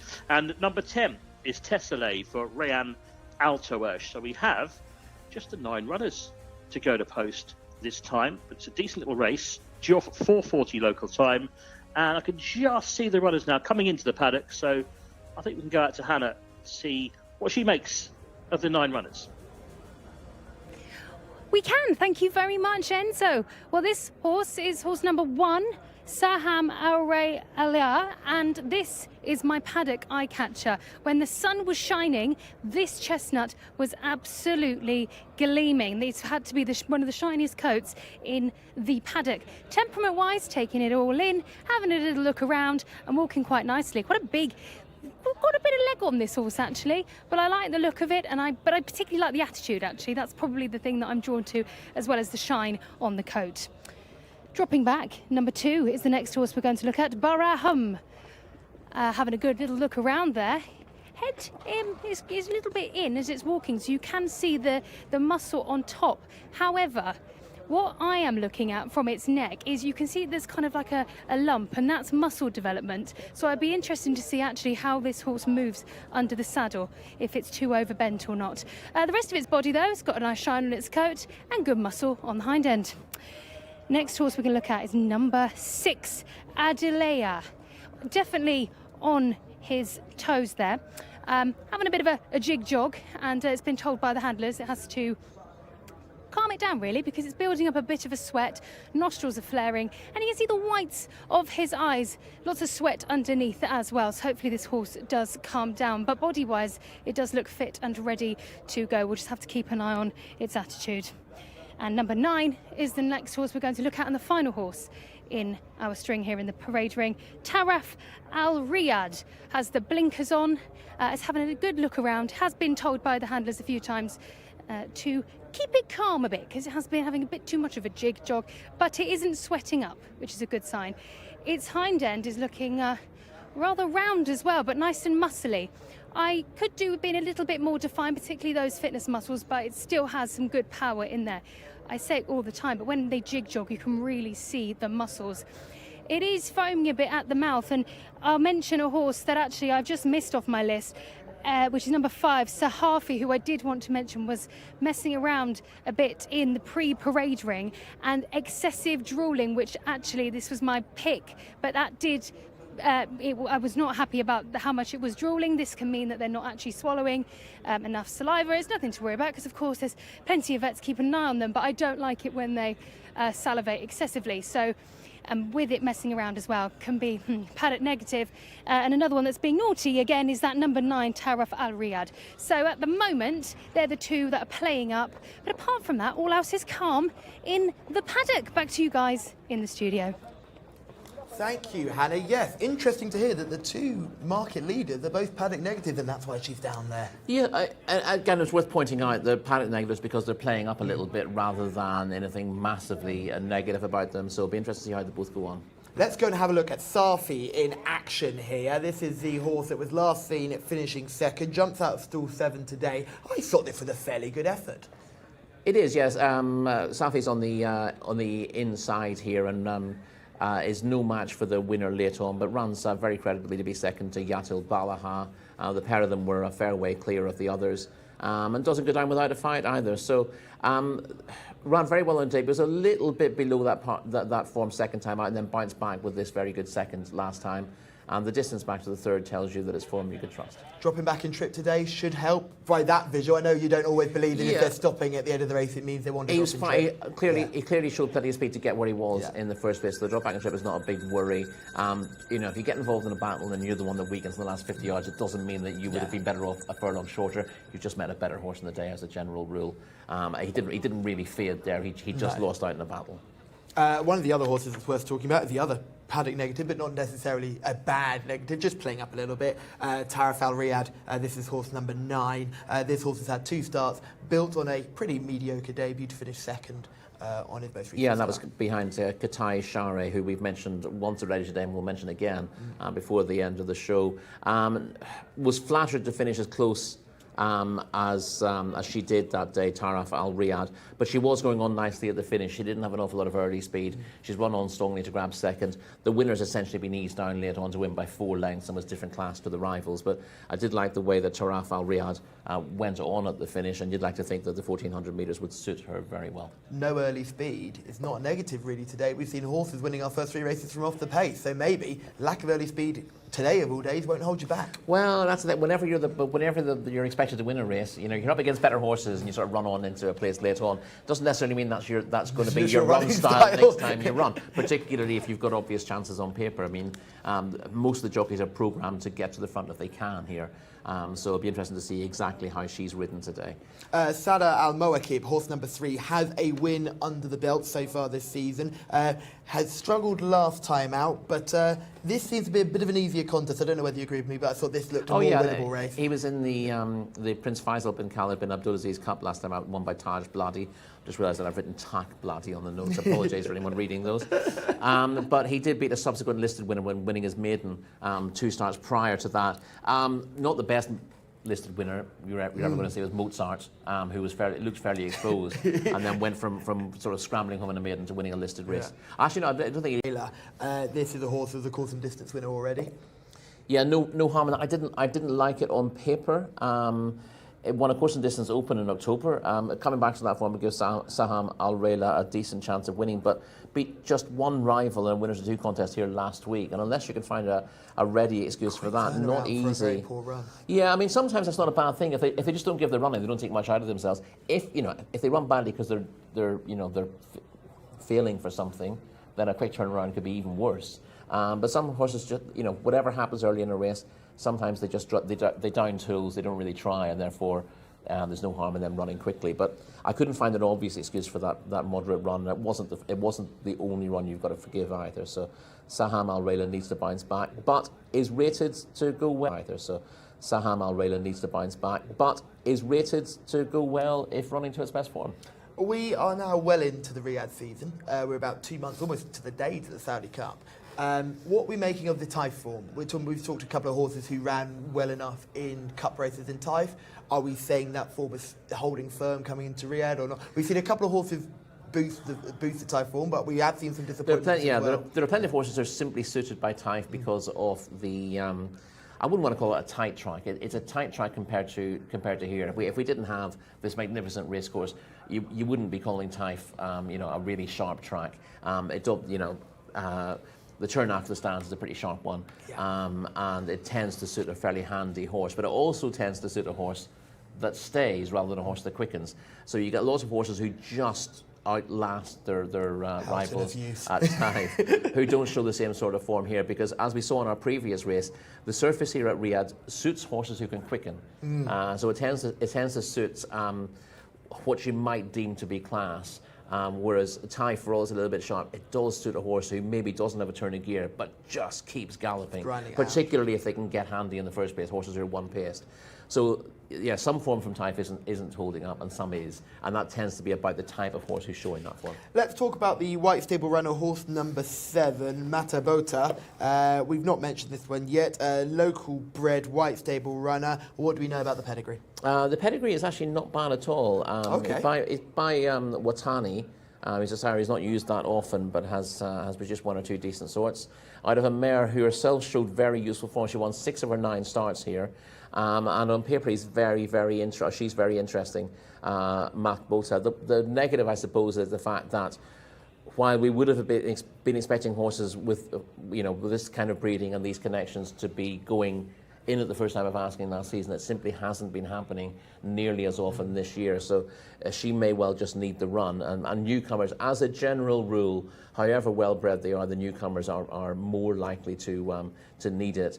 And that would be even more the case when the track is taking a lot of getting, as it is at the moment, because however fit you get at home, race fitness is something else altogether. She's not a big strapping type either. She's not your typical sort of frame of these white-tailed debutants that we saw so much of last year. Yes, indeed. And again, we get a lot of premium taps who tend to be big, imposing sorts. Watani, the sire of this, a different sort. But that's not. I'm not being negative about Math Bota. It's just in terms of they had a very well-bred runner in the last race who wasn't really ready to race, and you'd have thought, well, if that's the pattern of the horses from the yard at the moment, then you'd expect something reasonably similar, that Math Bota might need a run or two to come to herself. But on paper, she's interesting.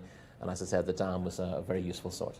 Circling down at the start still, so we'll get some selections from you now. We know Hannah likes Saham Al Rayla. That's number 1. Who are you going to go with in this contest, Rory? I was with number 9, Taraf Al Riyadh. As I said, I liked the way she came home last time out. She was a little bit flattered by how close she got to Katai Share that day, but this race should be run to suit her. If I had to throw another one into the mix, I thought number 2 might outrun us odds today. I quite like that in the parade ring, but 9 was my paper selection, and I'm going to stick with that. Well, I'm not going to go with the team on this one. No, we got bullied with National Gallery in the last No more one. team tactics. Well, you wouldn't have had a winner either way. Yeah, exactly. You weren't going to we wouldn't go for Honky Tonk Man. We know someone who was going for Honky Tonk Man. And so our esteemed producer was definitely going for Honky Tonk Man. The Honky Tonk Man himself. Now you can hear us, remember. Sahafi is going to be the pick for me. That's horse number 5. I think that's going to hopefully step forward from a pretty promising run last time. So the selections are Saham Al Rayla for Hannah, number 1, Sahafi, number 5 for myself, and Taf Al Riyadh for Rory, number 9. Loading up already, Anthony Ennis. Who do you like here? Well, you've left the door open for me for Math Bota here, haven't you? So it didn't work last time, though, but I'll go with Math Bota here for Camillo Ospina. Still 1 as well, already in. We're getting through the loading up here. Small field of runners. Just the 9 participants for this, our 4th race here. It's past 4:40 now, won't be local time for these 2-year-olds. 7 furlongs to 1,400 metres. The fillies dominate the international market here. Math Bota and Taraf Al Riyadh. Waiting for Sahafi and Tessale, who's got the white cap. Jockey has anyway, Rayan Al Toesh. And here is Tessale. Had a sort of running go at going in the stalls, but didn't quite work. Kind of got there and slammed on the brake. So to try something else. See if this horse will go in or not. Usually the stalls handlers get the better of these little battles. So waiting for Tessale to load for our 4th race here at Riyadh today. The others standing quietly, and Tessale is in. They've got the gate shut yet? I think they have now. Ready. Starter puts the flag up, and they're off. And racing. Tessale was a step slow for this race, breaking well inside with Math Bota, and also ridden along to gather stride alongside that runner. It is Sada Al Mawakib, is right up there with a red noseband. So it's Sada Al Mawakib, red noseband, who now goes on to in 2nd place up on the outside. Moving quite nicely is Sahafi, who's got the red cap, dark blue sleeves. Racing in 3rd place then is Math Bota. On the inside, the green cap is upsides Baray Hum, who's in the blue colours. Wider out on the course to find Saham Al Rayla in the orange jacket, maroon sleeves, green cap. Is racing ahead of Tessale, the white cap, and the back marker is Adalea in the green and white silks, who's being ridden along at this early stage. So they press past halfway now, and the leader kicking on here is Sada Al Mawaki at a decent pace. Leads by 1 length. To ridden along in 2nd place, Sahafi to try and get closer. Taraf Al Riyadh He's making ground towards the outside in the blinkers, the red blinkers, but still work to do to catch the top two. And Sahafi it is, who's now pressing on here for Mohammed Aldaham. Sahafi's going well. Needs a leg clear and is moving like a winner at this stage, Sahafi. Sada Al-Mawakib is switched out wide to try and rally. From the back, Tessele is doing some good late work towards the middle of the track, but surely for a place only. And the bird has flown here, Sahafi, out in front by an ever-increasing margin. This is impressive. Sahafi, strong through the line, wins ease down for Mohammed Aldaham. Sahafi, much the best. Second place, Tessele, ahead of Taraf Al-Riyadh in behind them. Good shot by Callum, I think that was, wasn't it? Sahafi doing the business there. Nice performance, number 5. Easy winner in the end. It looked at a race where there were quite a few protagonists, but Sahafi has blown them away in the end. This was impressive. Easy performance. 1 minute 28.43 seconds. 5 Sahafi. Too good. In the end. Wins by a wide margin. Might be a big winning margin as well when we get it confirmed. Second, number 10, Tessele. It was 10 3/4 lengths. Third was number 9, as we thought, Taraf Al-Riyadh. So it's 5, 10, 9.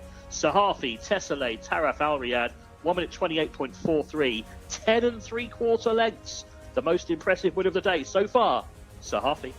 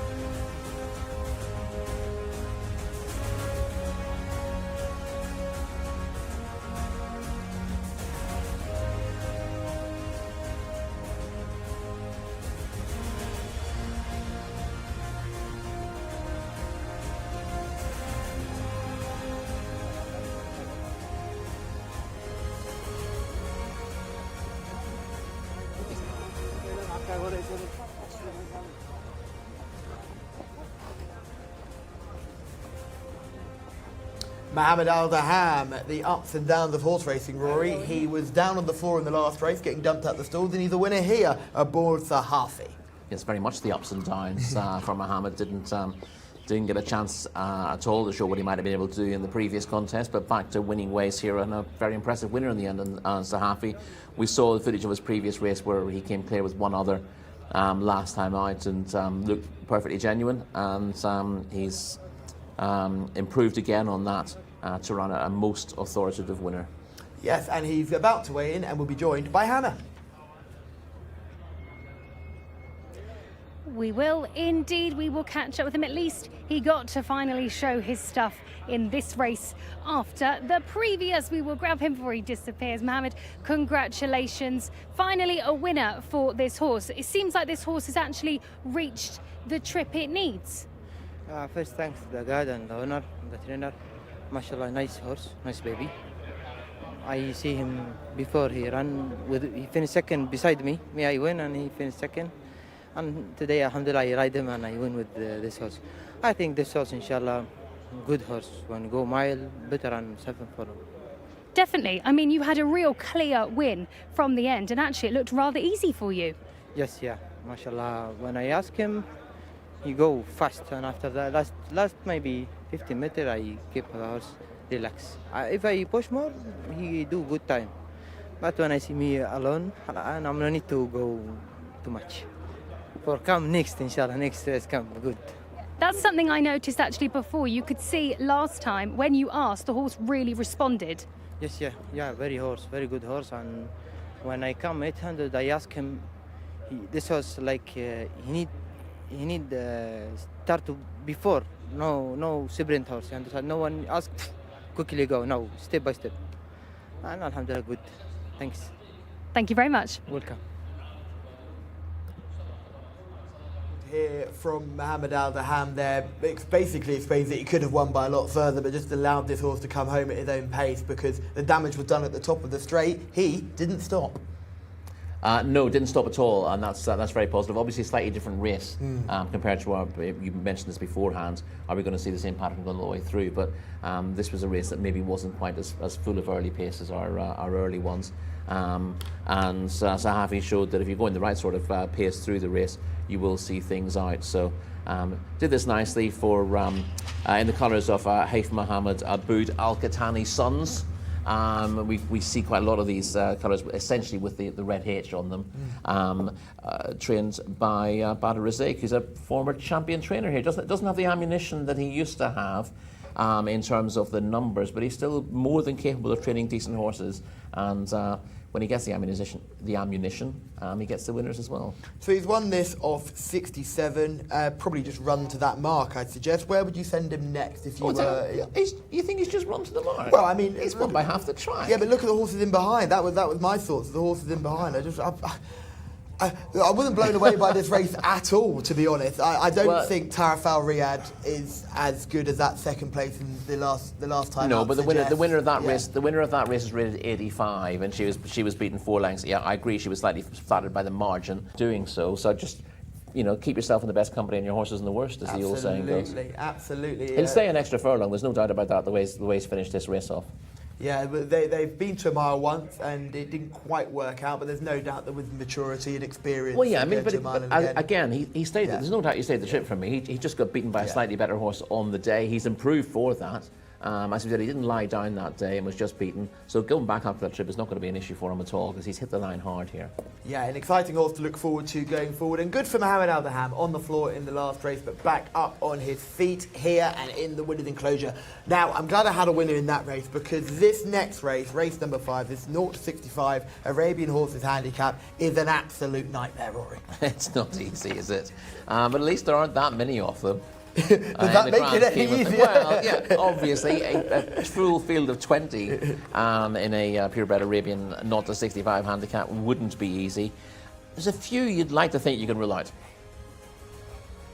Now, as we get excited about that contest, let's focus on the horses that are involved. The runners are already in the parade ring behind me, so it's about time we hand over to our man in the sky, our voice from above, Mr. Anthony Ennis. Thank you very much indeed, Callum. Yeah, you see over to my right, the runners down below me are in the paddock, so we'll go through the runners for this race. Arabian horses here.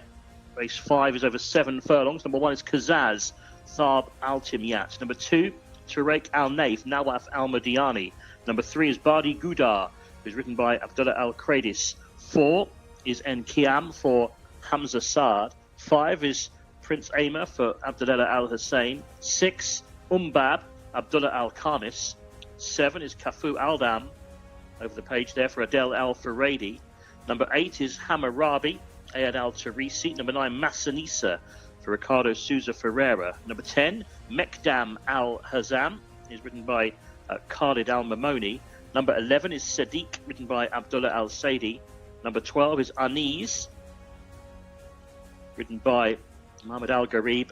And 13 over the page there, Al Hassas, Faras Al Sunaitan on board that one. So they all go 13 purebred Arabians in this handicap 0 to 65 rated. Let's go to Hannah. We're at the top of the string in the paddock here. Number 1 is the first horse we're going to look at, Kazaz. 6-year-old gelding, has a ring bit in and the blinkers, having a good look around. I would like to see a little bit more, actually less condition on this horse, but that's something that I've realised. With the purebred Arabians, they do come in all shapes and sizes.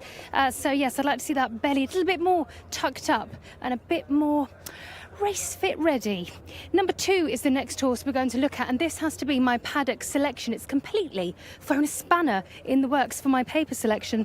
This is number 2, Tarak Al Naif, 6-year-old colt, has the noseband and a loose ring. Snaffle looks a lot better than my previous one that I'd selected, which we'll go to in a moment. Hind end, I can see its fitness lines, looks very shiny and well in the coat also. It's walking, as far as I can see, okay, but I would like the paddock to pick up a little bit so we can see these horses properly walk out.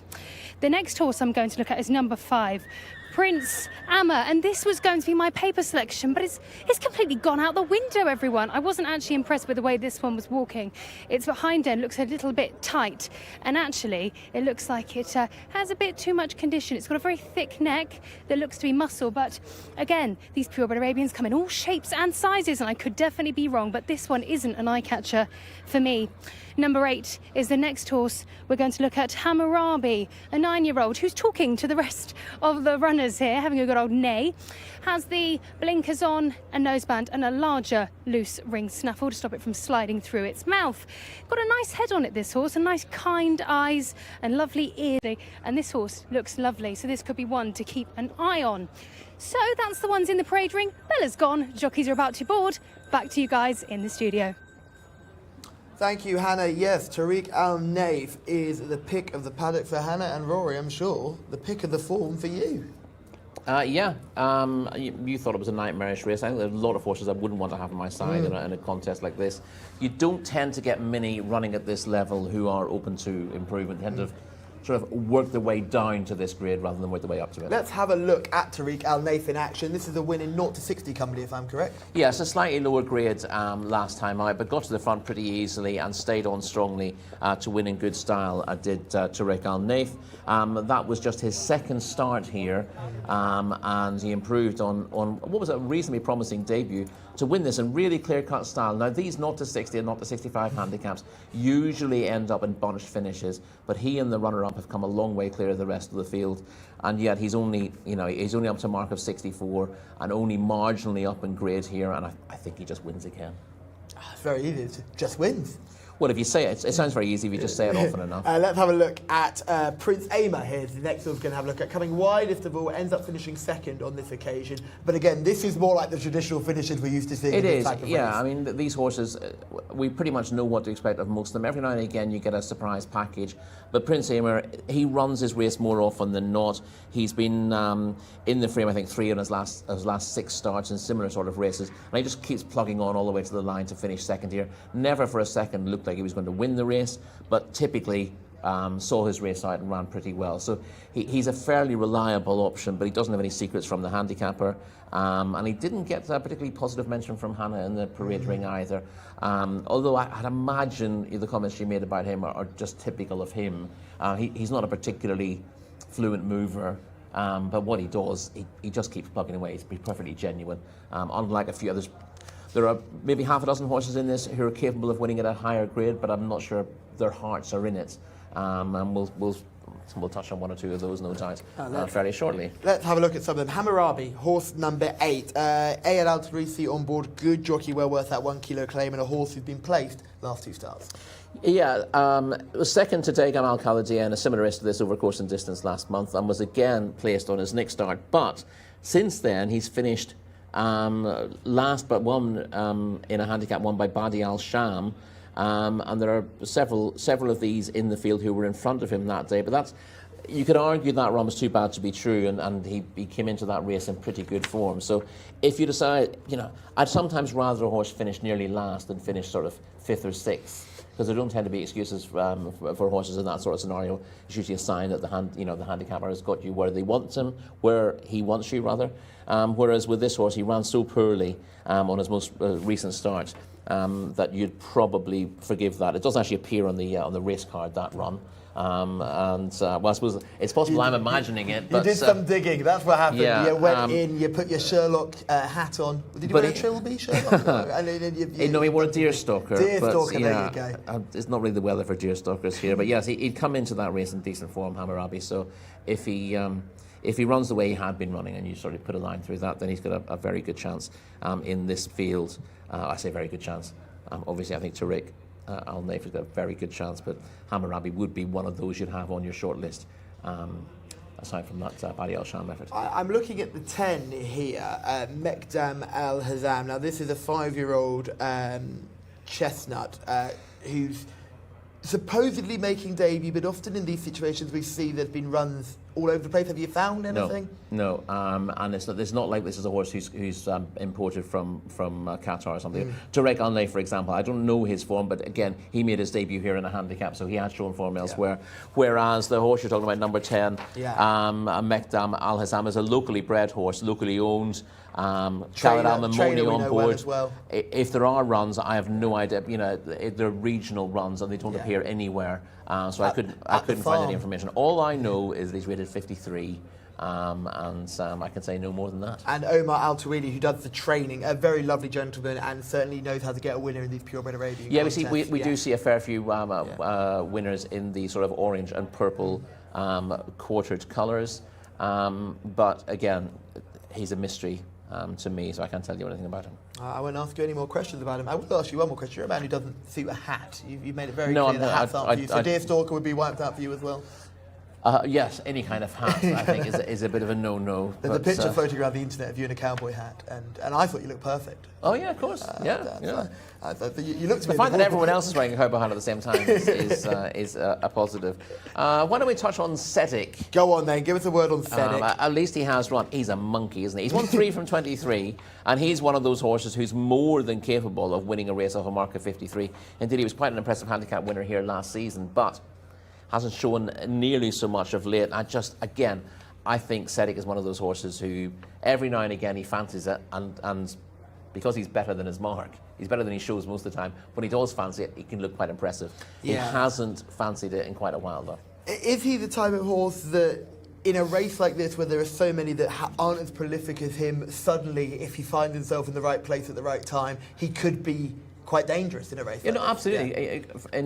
In handicapping terms, he's dangerous, but he's been dangerous for a while, and he hasn't shown it. So he's not a horse I trust. And normally, you get a race like this where you get a bunch of horses with similar sort of form lines and similar characteristics, and you end up going, well, I'll go for Setic because he pops up every now and again.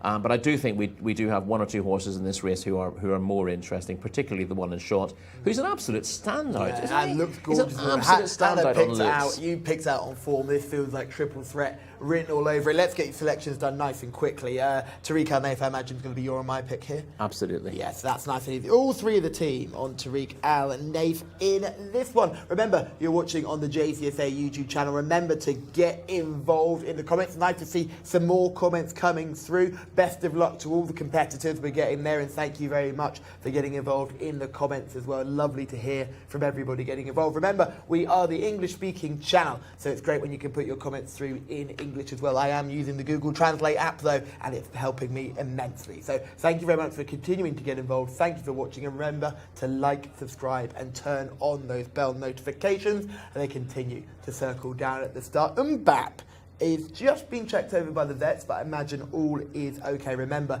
if they're on one side of the tape, the side that you're seeing right now, all is good. If they're on the other side of the tape, where Mbap is just getting brought in, it just means they've had a second look. And there's vets all over the course here, because horse welfare is so important in all jurisdictions, but especially here in Saudi Arabia. They'll be loading up anytime soon. One we haven't mentioned with Badi Gouda. That's one of the less exposed runners in this field. Horse number 4.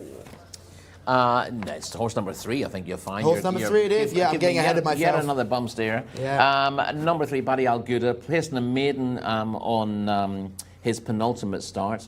A 6-year-old who still hasn't won a race is a little bit of a concern, but very lightly raced. So that's maybe less of an issue. Was beaten a long way most recently in a maiden over 2,000 metres. The shorter trip possibly a help, but we haven't seen Badi Gouda in quite a while, and I would have thought this run's liable to be needed, and you'll learn a lot more next time you see Badi Gouda. But I could be wrong. Some of these run well fresh, but again, one thing we've seen on a regular basis here is that you generally want to have race fitness on your side. It's been the pick of the paddock, the pick of the form, and it's the pick of all 3 of the team. And to the NS, are you also with Tariq Al Naif? Yeah, I'd have to be, I think, kind of just because the horse looks so well. Yes, I'm going to agree with you here. And as our going forward, as you can see, for our next race on the card here. And ready for number 4 to come forward there. That is Kiam. And the 12 Arnese. So we're getting closer to a start here. 7 furlongs, so 1,400 metres for the Arabian horses in this handicap. Waiting for Kazaz, who's maybe slightly lighter green than you might be expecting. And another grey there, Prince Amma in the black with the yellow stars. The last 2 coming forward then. Got the white breast girth and noseband, green colours, is racing there alongside the other grey in the race as they make the turn over at the far end. And that is Al Hassas, who's just up with the pace in about 3rd position, though. This leader's, though, trying to kick on here. This is Sedik, who's out in front now by 6 lengths. So Sedik has gone away from the others all of a sudden. He's probably used up a lot of petrol here, but he's gone for home very early on to Al Hassas in the dark colours, maroon cap in 2nd place. Now on the outside, Tariq Al Naif starts to get a lot closer in the green and white checks. This leader, we'll see if he can keep going now inside the final 400 metres. Sedik is still out in front with about a 5-length lead over the improving Tariq Al Naif, who now takes dead aim at this leader. Back in 3rd on the inside is Al Hassas, who's keeping on quite well. Here comes Prince Aimer down the outside, who's running on quite strongly in the black colours. The leader, though, is still by 4 lengths. And that is Sedik, who's out in front still. Sedik on the outside, Prince Aimer and Tariq Al Naif. They're running out of time here. There's only about 75 metres to go, and Sedik is out clear. This veteran Sedik, number 11, out in front and will win. Sedik, enterprising ride. Prince Aimer was 2nd. In behind those, the likes of Massanisa and Tariq Al Naif, who didn't seem to fire in the straight. But he's given them a running lesson here. This 9-year-old grey gelding, Sedik, has won it. And won it really well. For Abdullah Al Saidi on board. Comes home a wide margin winner. Thought he was going to come back to the field, but he didn't. 1 minute 37.55 seconds. Sedik, number 11, is first. Wins easily by 4 1/4 lengths. Second, number 5, Prince Aimer, that did run on towards the outer, but beaten 4 1/4. And third, number 9, Massanisa in the blue cap. So it's 11.59, 1 minute 37.55 seconds, a 4 1/4 length win for the grey Sedik.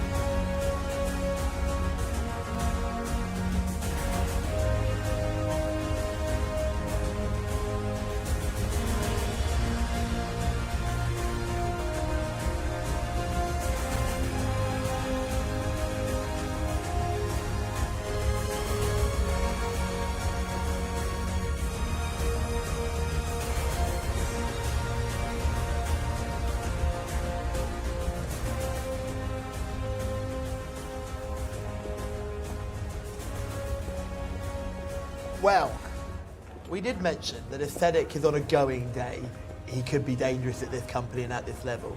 And today was a going day. Yes, well, this is the thing. This is the thing with Sedik, as I said beforehand. He's very well handicapped. He fancies doing it. It's been quite a while since he did fancy doing it, but he's now won 4 from 24, so he doesn't have a bad strike rate. It's just that you don't always get a going day from this horse. He's kept pretty busy as well, and you have to go back a fair while. We saw him run 2 really good races back to back.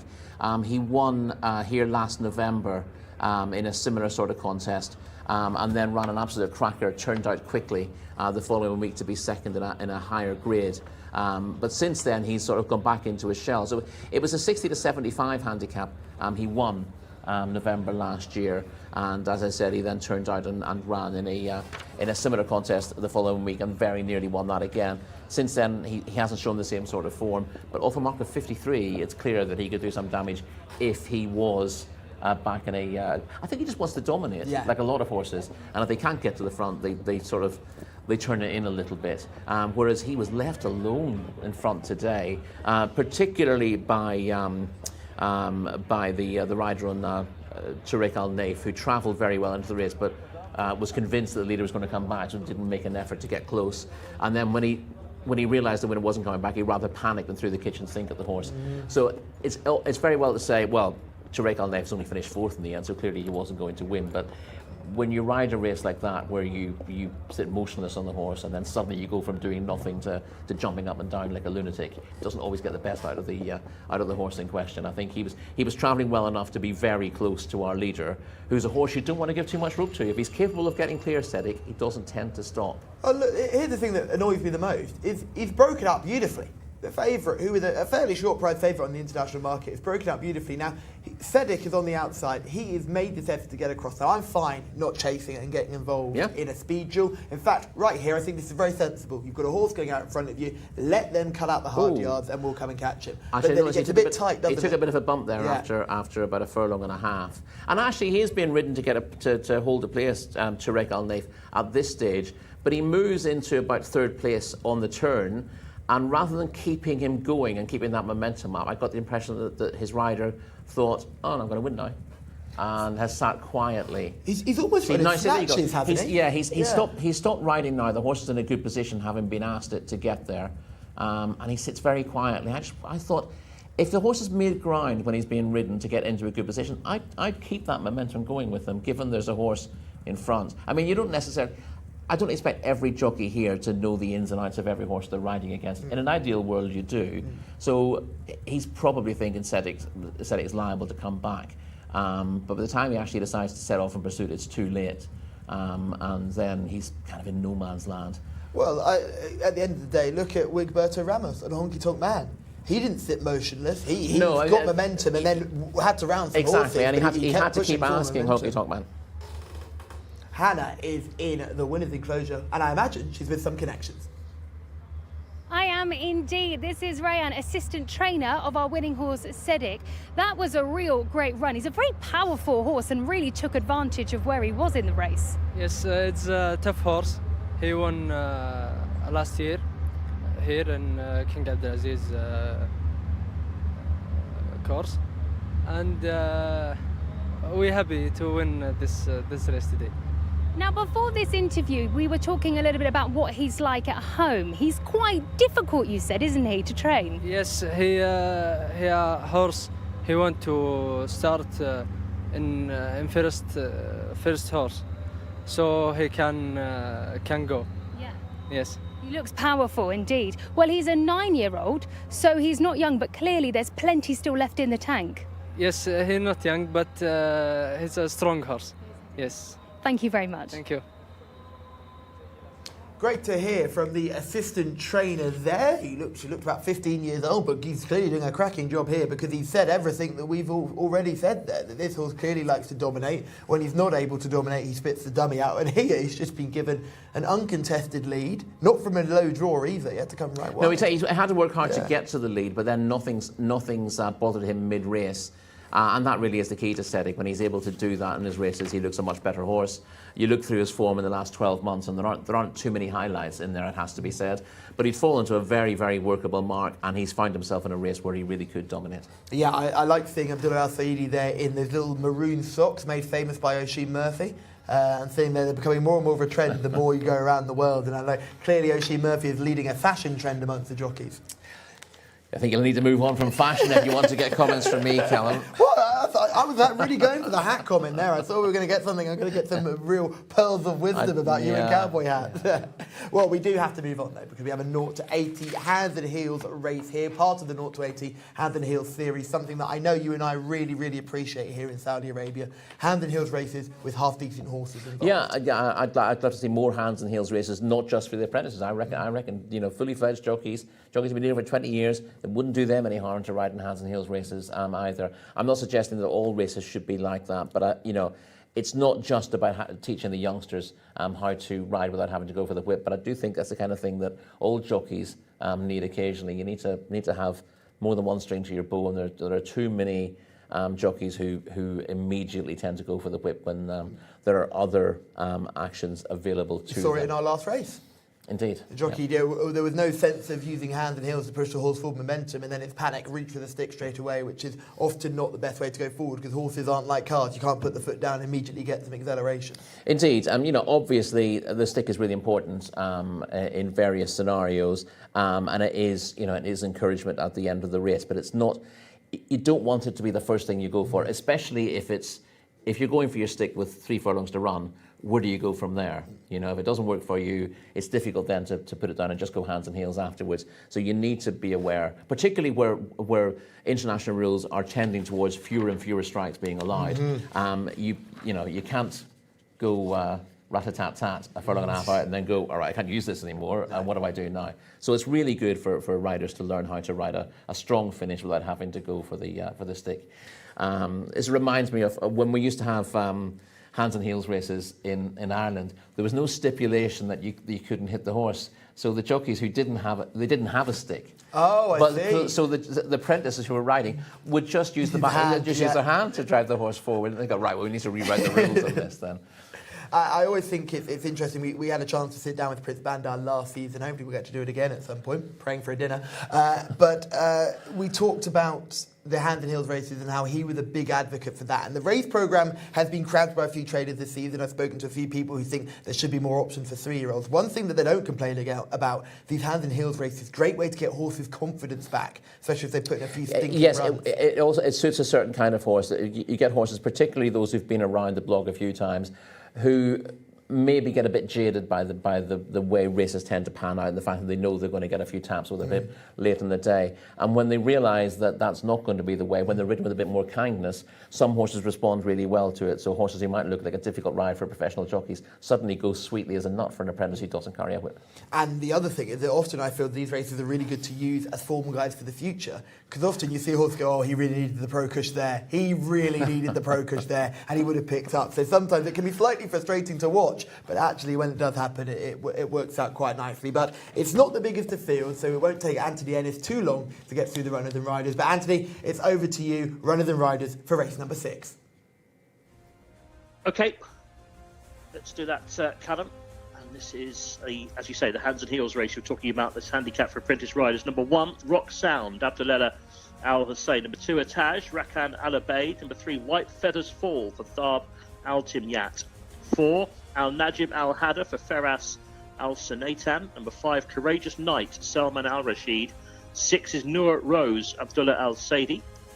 Over the page to find number 7, Shawash for Abdullah Al Khamis. That's Shawash. Number 8 is Bashawat, Tariq Al Mansur. Number 9, Exciting Days, Hamza Saad. Number 10 is All In, written by Mikran Al Tamimi. 11 is Solar Science, Yasser Al Bakawi. 12, High Everest, is written by Ahmed Al Garib, who's on board that one now. And number 13 over the page is Great Cat Mal for Sultan Al Mamoni. 14, Nasir Al Anaya for Ziad Al Jabri. 15, Tribute, written by Rahid Al Fayroz. So apprentice riders, hands and heels, race 6, horses rated 0 to 80, going a mile, 1,600 metres on the dirt for these runners. And field of 15 headed by Rock Sound to go to post. So I think we're going to go back to Hannah now, because the runners, I believe, are coming into the paddock. We're going to go actually here to the studio, just because the runners are still in the pre-parade ring, and poor Hannah wouldn't have anything to look at. So we're going to stick in here for the time being. Ataj, your play here, Rory? And in terms of the overall race, I thought Ataj had a decent chance. 2 from 15, running pretty well at the moment. Brad, have you noticed who the breeder of Ataj is? One Mr. Charlie Brooks. Charlie Brooks. You're going to have to help me with that one. I'm digging You're around. not familiar with, you're not familiar with Charlie Brooks. You're going to have Brooks? to help me with that one because I was a little bit just digging around going, I should know this, but I don't at all. Charlie Brooks was the man who took over from Fred Winter in Lambourne back in the well, after the glory days of that great stable. Charlie Brooks was the amateur rider for the yard and took over the licence and trained horses like Celtic Shot.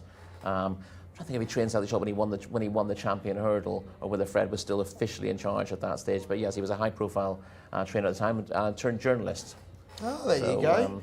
Was it a smooth transition of power between Fred Winter and Charlie Brooks? Or was one of those where he sort of joined the licence? No. Fred had a, I think he had a bad fall hunting, and he basically was incapacitated.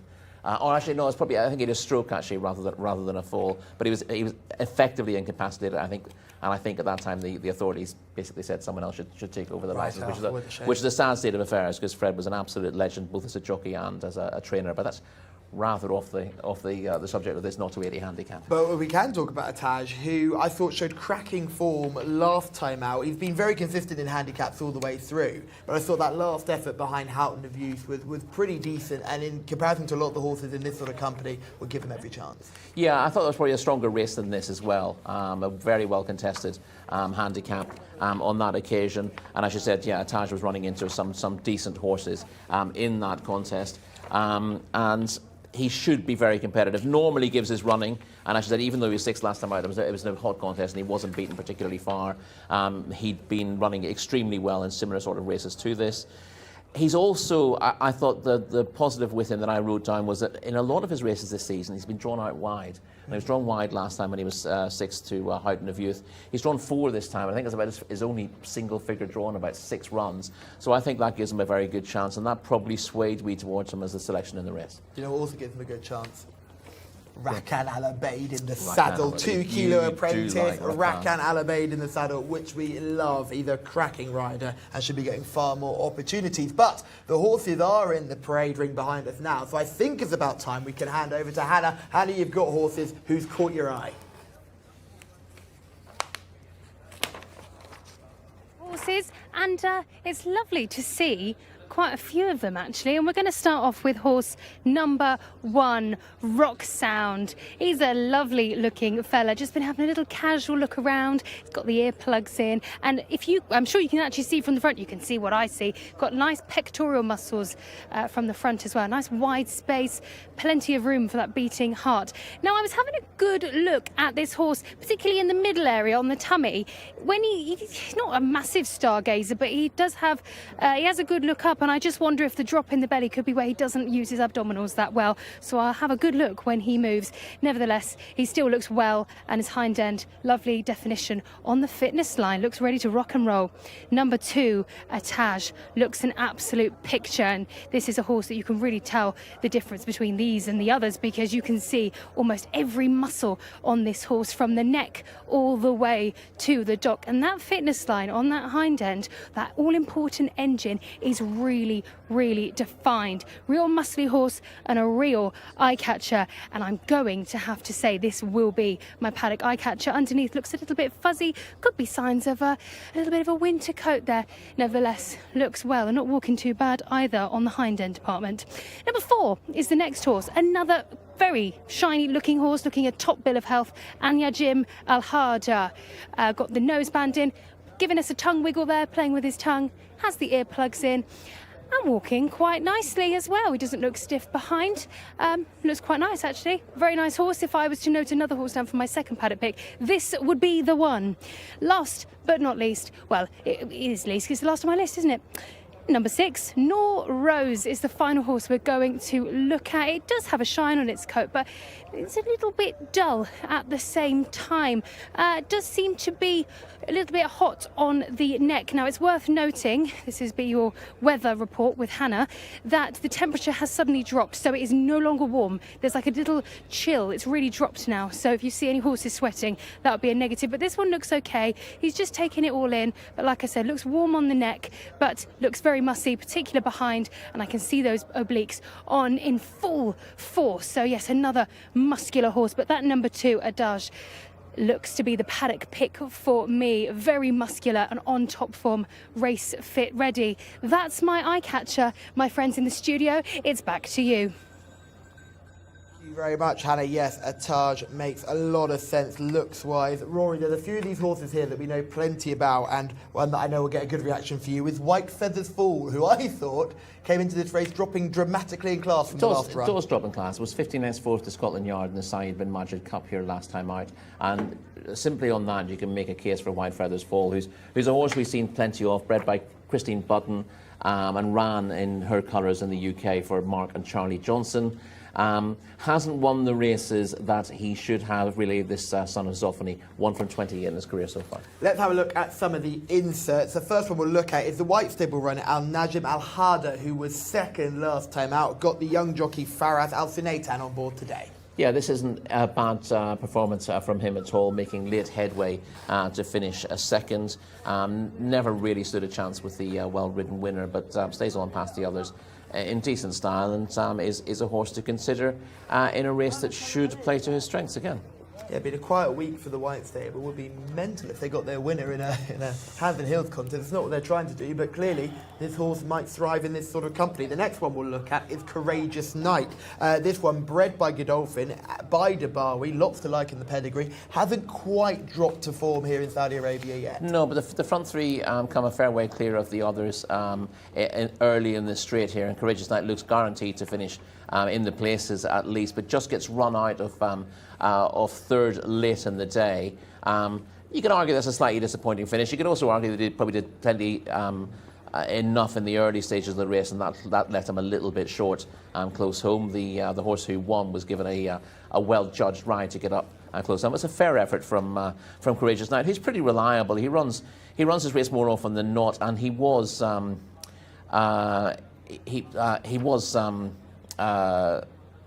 running to the level that you usually get from him. So he's liable to be a player again. Yeah, looking forward to seeing what he does here.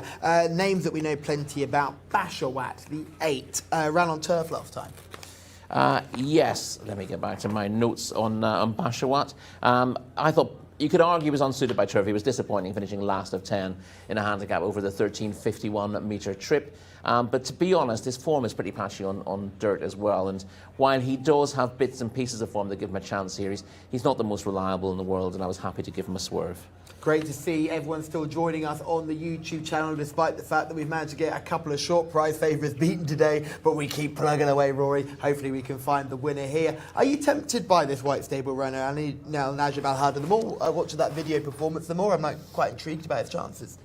He's pretty consistent and normally gives his running. I'm not suggesting he's going to run poorly. I think he'd probably run his race.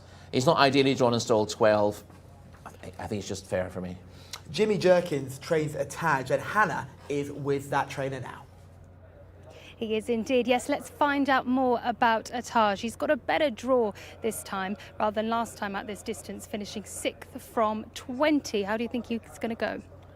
We're pretty confident in him, because like I said again, with the bias, the track seems to be favoring closers, which should help him because he'll probably get outrun pretty good the first part. But yeah, he was very, very. Even though he had a bad post last time, I know it wasn't one of his better rides. He didn't. He could have. I thought he could have. He had an opportunity to tuck him in a little bit around the turn, and then swing him out in the straightaway. But he lost an awful lot of ground, and I think it told on him pretty good. And he finished up, but he just grinded it. He didn't really accelerate. He doesn't really have a big acceleration, but he grinds it out. And at this level, he's usually pretty consistent at this level. So we're hoping he shows up today. He certainly looks very well. I noted that you can see almost every muscle in his body. He looks fantastic. You know, it's funny because the weather turned very warm suddenly, and you'll look at most of the horses look, wow, because their coats are sleeked down now because of the warmer weather, and they all look better than they did maybe 2 weeks ago in that respect. But yeah, well, he has done good in the mornings, and he does have good muscle in his rear end, and hope the combination. It's funny. His best race in Taif was an apprentice race also with no stick. So maybe he appreciates not being hit with the stick. Maybe today could be the day. Yeah, but he's gonna. October Khan, you got to push pretty much all the way. He doesn't give you a whole lot on his own, but he's consistent and pretty game. But he doesn't give you a whole lot on his own either. So we'll see what happens. We will indeed. Thank you very much. Thanks. Lovely to hear from Jimmy again there. Yes, Rakan Al Abeid will be earning his riding fee today. Nasser Al Naya, horse number 14, comes here for win in weaker company than this, but clearly confidence will be up. Yes, I mean, I thought he had placed claims if he could back that up. I think I completely agree with you that confidence might be a thing. It was only a 0-60 that he won last time out, but he was disappointing in his previous start. So now that he's got back in a winning bracket, it might just see him continue in form, but at the same time, you need to bear in mind that this 0-80 is a significantly tougher contest. The 11 is Solar Science, another one bred by Godolphin, been off for a little bit of a while. Yeah, won an all-weather maiden at Deauville back in 2022, but to be honest, he's only put in one solid effort since then, and I think he's got a bit to prove. He's making his local debut. He did race in Dubai without showing an awful lot there. Just going a little bit further down the weight, I think the bottom one, Tribute, needs a mention. He's got no weight in his back. He's got a rating of 64. And he hadn't been pulling up any trees, but he was third in the course and distance maiden last time out, won by Tarf Al Badr, which is one of his better efforts. Obviously, he's never won a race, but he was placed in it, or he was beaten about a length and a half in a handicap in the UK, I think, at Windsor, for his previous yard of a mark of 75. So he slipped a fair way. He ran in the Royal Ascot Racing Club, not the Royal Ascot, the racing club, the light blue with the dark blue armlets. No. Oh, Chelsea Thoroughbreds? No. Oh, that was light blue. Come on. Light blue, dark blue armlets. You're going to have to come. You're going to need more than that. Harry Herbert. So it begins with H. Highclere. Highclere. That's so Royal Ascot Racing Club is an offshoot of Highclere, isn't it? But yes, so he was a little bit disappointing, obviously, for Highclere Thoroughbreds. He's well bred and he cost a fair bit of money.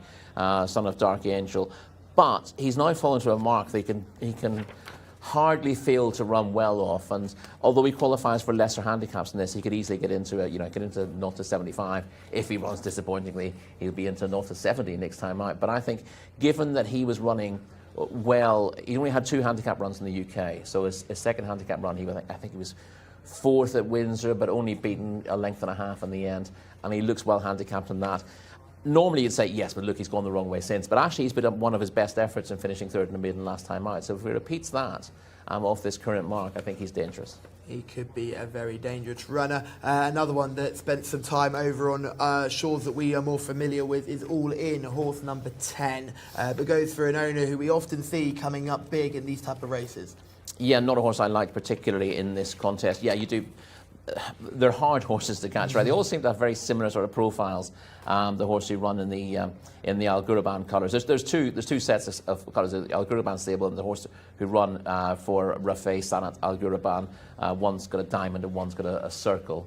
But All In, his form is disappointing, to be perfectly honest. Was third on his penultimate outing, but was beaten 15 lengths that day and has been a long way behind on all other starts this season. So you see the third, and I go, oh, he's running into a bit of form. But when you're beating 15 lengths in your third, I just always wonder whether the form is worth an awful lot. And he disappointed again last time out. Another one who came third last time out was Noor Rose. I noticed Hannah had a quick look at that one in the parade ring. Must have made her shortlist. Abdullah Saidi on board as well, looking for another winner. I thought she was interesting, Noor Rose. The trip's a question mark. She's never raced at this trip, but she won a 1,400 metre maiden. Taif in August. She showed better form, I thought, when third to Malian in a winners of 3 last time out. That wasn't a bad contest. Suggests that she's perfectly well handicapped. She's also fairly lightly raced with just 7 career runs. I can see her doing better. But whether she stays 1,600 metres is, you've got to take that on trust. If she does stay, if this is her trip, she might just be very well handicapped, but it might well be that the last furlong stretches her, and we've seen a few horses stretched by the final furlong here. Another horse that did well last season was Rock Sound. Not been the same this year. Horse number 1, top weighted here, bred by Moigler. Yes, bred by Moigler Stud Farms, as you said, and has very strong claims on the pick of his form last season, but hasn't been making an impact in varied company this time around, and it's hard to fancy. Who do you fancy here? I fancy a Taj. I completely agree with the trainer's comments on him. You can't just sit there and hope he's going to deliver for you. You know, the jockey's got to get the job done. But I do think Tribute could run quite well. Yeah, I'm going to go for Al Najm Al Hada. So the 4 for me and the 2 for Rory and Hannah. Anthony Ennis, it's all yours. Thank you, Callum. Yeah, runners are going forward here. Taj and Al Najm Al Hada, then the picks from our team as they are loading up the runners. There's just 1 to go in here. Stall 2 for Nasir Al Anaya. It's going to be the last one. And then we'll be set to go.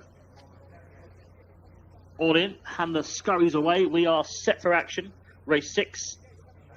Hands and heels for the apprentices. It's our 5:35 event. Flag goes back up again. And they are off and racing. From the extreme outside draw, Great Cat Mao was a little bit slow to go. One that broke well, though, towards the inside was Nasser Adanaya. That one is up there early on as they go through the first 300 metres or so. Nasir Adanaya, yellow colours towards the inside. Al Najm Al Hada is very prominent too. The green cap, the white and red on the sleeves towards the outside. And also up there is Solar Science in the white and green check colours. But number 4, Al Najm Al Hada, is out in front at the moment. In second place, Solar Science, with racing in third place. That's Noor Rose in the white with the red sleeve jacket. Following those is Rock Sound, who's just off the gallop. Back towards the inside. Wider out of those is Great Cat Mao, trying to get close to the red cap's done a lot of work, though, from the outside stall. The leader is still Al Najm Al Hada, travelling nicely on a loose rein. Here on the outside, though, Great Cat Mao is getting a bit closer. Also, the dark colours getting into it as well. As they come around the turn, that's Courageous Knight in black, who now sits in third place, and they're clear of Solar Science, who starts to backpedal around the turn. And up front, also moving into it is White Feathers Fall now, who's got into fourth place. Great Cat Mao on the outside is going well for Sultan Al Mamoni. On the inside still there is Al Najm Al Hada, and in between them Courageous Knight in the black colours, and these 3 are nicely clear. On the inside, Al Najm Al Hada still has the lead here by about 3 parts to Courageous Knight. Now Great Cat Mao starts to back out of it. It's a battle in 2. It's Al Najm Al Hada the far side. It's Courageous Knight the stand side. They're going to fight this out. Al Najm Al Hada just doing that bit better. Courageous Knight trying again, but Al Najm Al Hada goes on to win. So in second place, Courageous Knight. They were clear of Great Cat Mao in third place. And the pink colours of Exciting Days was home in fourth. Good shout by Callum that was, wasn't it? Al Najm Al Hada. And there is the winning jockey, Feras Al Sanatan, the apprentice, delighted with that ride. He wins the hands and heels race. Number 4, Al Najm Al Hada is first. Second, number 5, Courageous Knight, gave it a good go under Salman Al Rashid. Look at that celebration. And they were clear of the third horse, who was Great Cat Mao, who ran well considering he broke from the outside stall. Did lots of work early on. And Exciting Days in fourth. 1 minute 41.23 seconds, 1 length the winning margin. 4, Al Najm Al Hada the winner. 5, Courageous Knight was second. They were clear of number 13, Great Cat Mao, who was back in third place. Exciting Days fourth.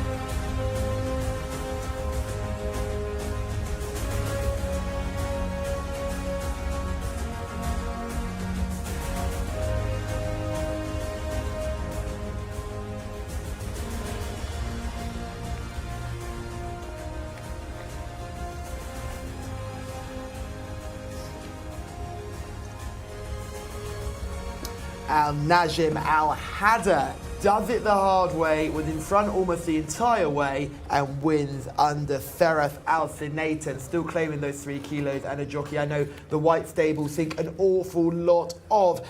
Jumped out in a fairly prominent position and was never able to be passed. Courageous Knight ended up finishing in second. You could argue he was crying out for a little bit of the Pro Kush. He seemed to think about it a lot before failing to carry on his efforts through, but couldn't pass the Najim Al Hadda today. No, the winners proved very game in front. Courageous Knight arguably travelled a little bit better. Looked like he might get there with 100 metres to go, but couldn't ever get on terms. Whether the Pro Kush would help him or not, I don't know. I think he's a bit too cute for that anyway, quite frankly. Yes, looking forward to hearing more about this from Hannah, who's down in the winners' enclosure. Indeed, I am with Mohammed bin Shrem, who is manager at the White Stable. Congratulations. What a great win. He was in a really handy position. Yes, thank you. Najm Al-Hadar, mashallah, he's in good form and he won handicap race, but I hope inshallah he improve. I think he deserves to get more rate, inshallah, to qualify him to big races, inshallah. Not big races, but the high level, inshallah. Hopefully, inshallah, he improve. And he has been quite consistent in his last races. He has been in the top 5. Yes, that's right. From type season, all his races, I think it's good. But we hope, inshallah, he will improve much better than now. Yeah. Well, of course, he is only 4, so plenty to improve on and lots to look forward to. Yes, that's right. That's right. Gratcha, thank you so much. I'll let you go and celebrate now. Congratulations. Yes, thank you. Thank you. I appreciate you. Thank you. Dalal Bilshraim, your winning connections there. He does a magnificent job with the White Stable, and Al Najim Al Hadda is yet another winner for them. He's clearly saying that he wants this horse to be given a bit of a higher rating so he can run in better races than this. Lots of traders would be happy with just this win, but he's looking for a little bit more. Yes, I mean, and this horse maybe is a little bit of a slow learner and a late developer who might do better, but whether he proves up to higher class company than this, I don't know. But he's done it nicely on the day. He's been straightforward. He's been straightforward all season, to be perfectly honest. And that's probably won him this race because, as you said, the runner-up maybe travelled a little bit better than him and didn't find quite so much off the bridle. But Al Najim Al Hadda has, as you said, always up with the pace. We see the start of the race again. He goes forward from stall 12 to get into a prominent position fairly quickly. We have a little bit of speed up from Noah Rose in the look like blue and white halved colours with red sleeves, who's up there handy in the early stages. The green and white colours of Solar Science were up there briefly early on before great fading cat out now of it. as well, in the red cap in the white colours on the outside, fell out the gate and has used so much energy. He makes a lot of ground mid-race to get on the outside of the leaders. Great Cat Mao, you see him just beginning to make his move forward at this stage. Attaj wasn't in a bad position after a couple of furlongs, but you heard from Jimmy Jerkins, he's a bit of a man's ride this, and Rakan Al Ubaid was under instruction just to keep getting after him through the race. He needed to get forward in this gap at the moment between White Feathers Fall and the weakening filly Noah Rose. He doesn't really get in there, and I think his race is over at that stage. He's then passed on the outside by the horse who finished strongly into 4th. That's Exciting Days. But yeah, disappointing from Attaj in the end. He couldn't really get a hold of this race, or Rakan Al Ubaid couldn't quite get a hold of him in the contest, and he's you do need to keep him engaged, and once he lost the position when he couldn't get through that gap, then that was his race essentially run. Front 3 are clear at this stage. The 4th in the pink colours begins to make headway. The 3rd is just beginning to drop out of contention as we watch. Has run a big race, as you said, having missed the start badly, to made a huge big mid-race move. That was always going to count against him in the end. But the 2 horses who come 1st and 2nd, they were the 2 horses we saw in our video highlights beforehand. Shout out to the video team. They'd come here in good form, and they've pulled clear off the field in finishing 1st and 2nd. Maybe not a race that you'd want to make too many positive comments about those in behind. 1 or 2 of these, I've got questions over their temperament. White Feathers Fall, you just see carrying the head awkwardly in the straight, and the sort of the lime green sleeves just dropping out of it now. But the front 3 have all run solid races, and you can mark up the 3rd, who would have been a fair bit closer with a better start. Yeah, certainly a good performance from our race winner there, Najim Al Hadda, and well done for Farah Al-Sinaitan, another winner for him. Won't be a 3 kilo claimer for long. Still has a lot to learn riding-wise, I imagine, but he's going to get the ammunition behind him that a lot of apprentices wouldn't get. He's quite raw, isn't he? But he's got natural talent, and riding winners like this will help him to hone his skills. Exactly, it certainly will. We move on, though, to another Arabian horse's handicap. This one is of 0 to 70 grade, and is another tricky contest. Rory, we had our fingers burnt in our last purebred Arabian handicap with possibly a ride that we don't want to discuss anymore. But now, will we begin to get some little ice cooling water on these little burnt tootsies of ours and see if we can do well? Not really the ideal races to be chasing in, are they, to be perfectly honest? Not at all. Not an easy one again. But slightly higher grade, as you said, not a weighty handicap this time around, and a few slightly classier animals, but the usual blend, different shapes and sizes, different temperaments, different requirements. We'll see who gets the best of it. Do you remember when you first came to Taif and I sat there and told you, don't worry, Rory, these purebred Arabian races are easy. You just go for the highest rated horse. Our Mir is the highest rated horse here. Qatari bred, comes here off no form. Can he get the head in front today? How much you learned in the fortnight you were there before I arrived, Callum.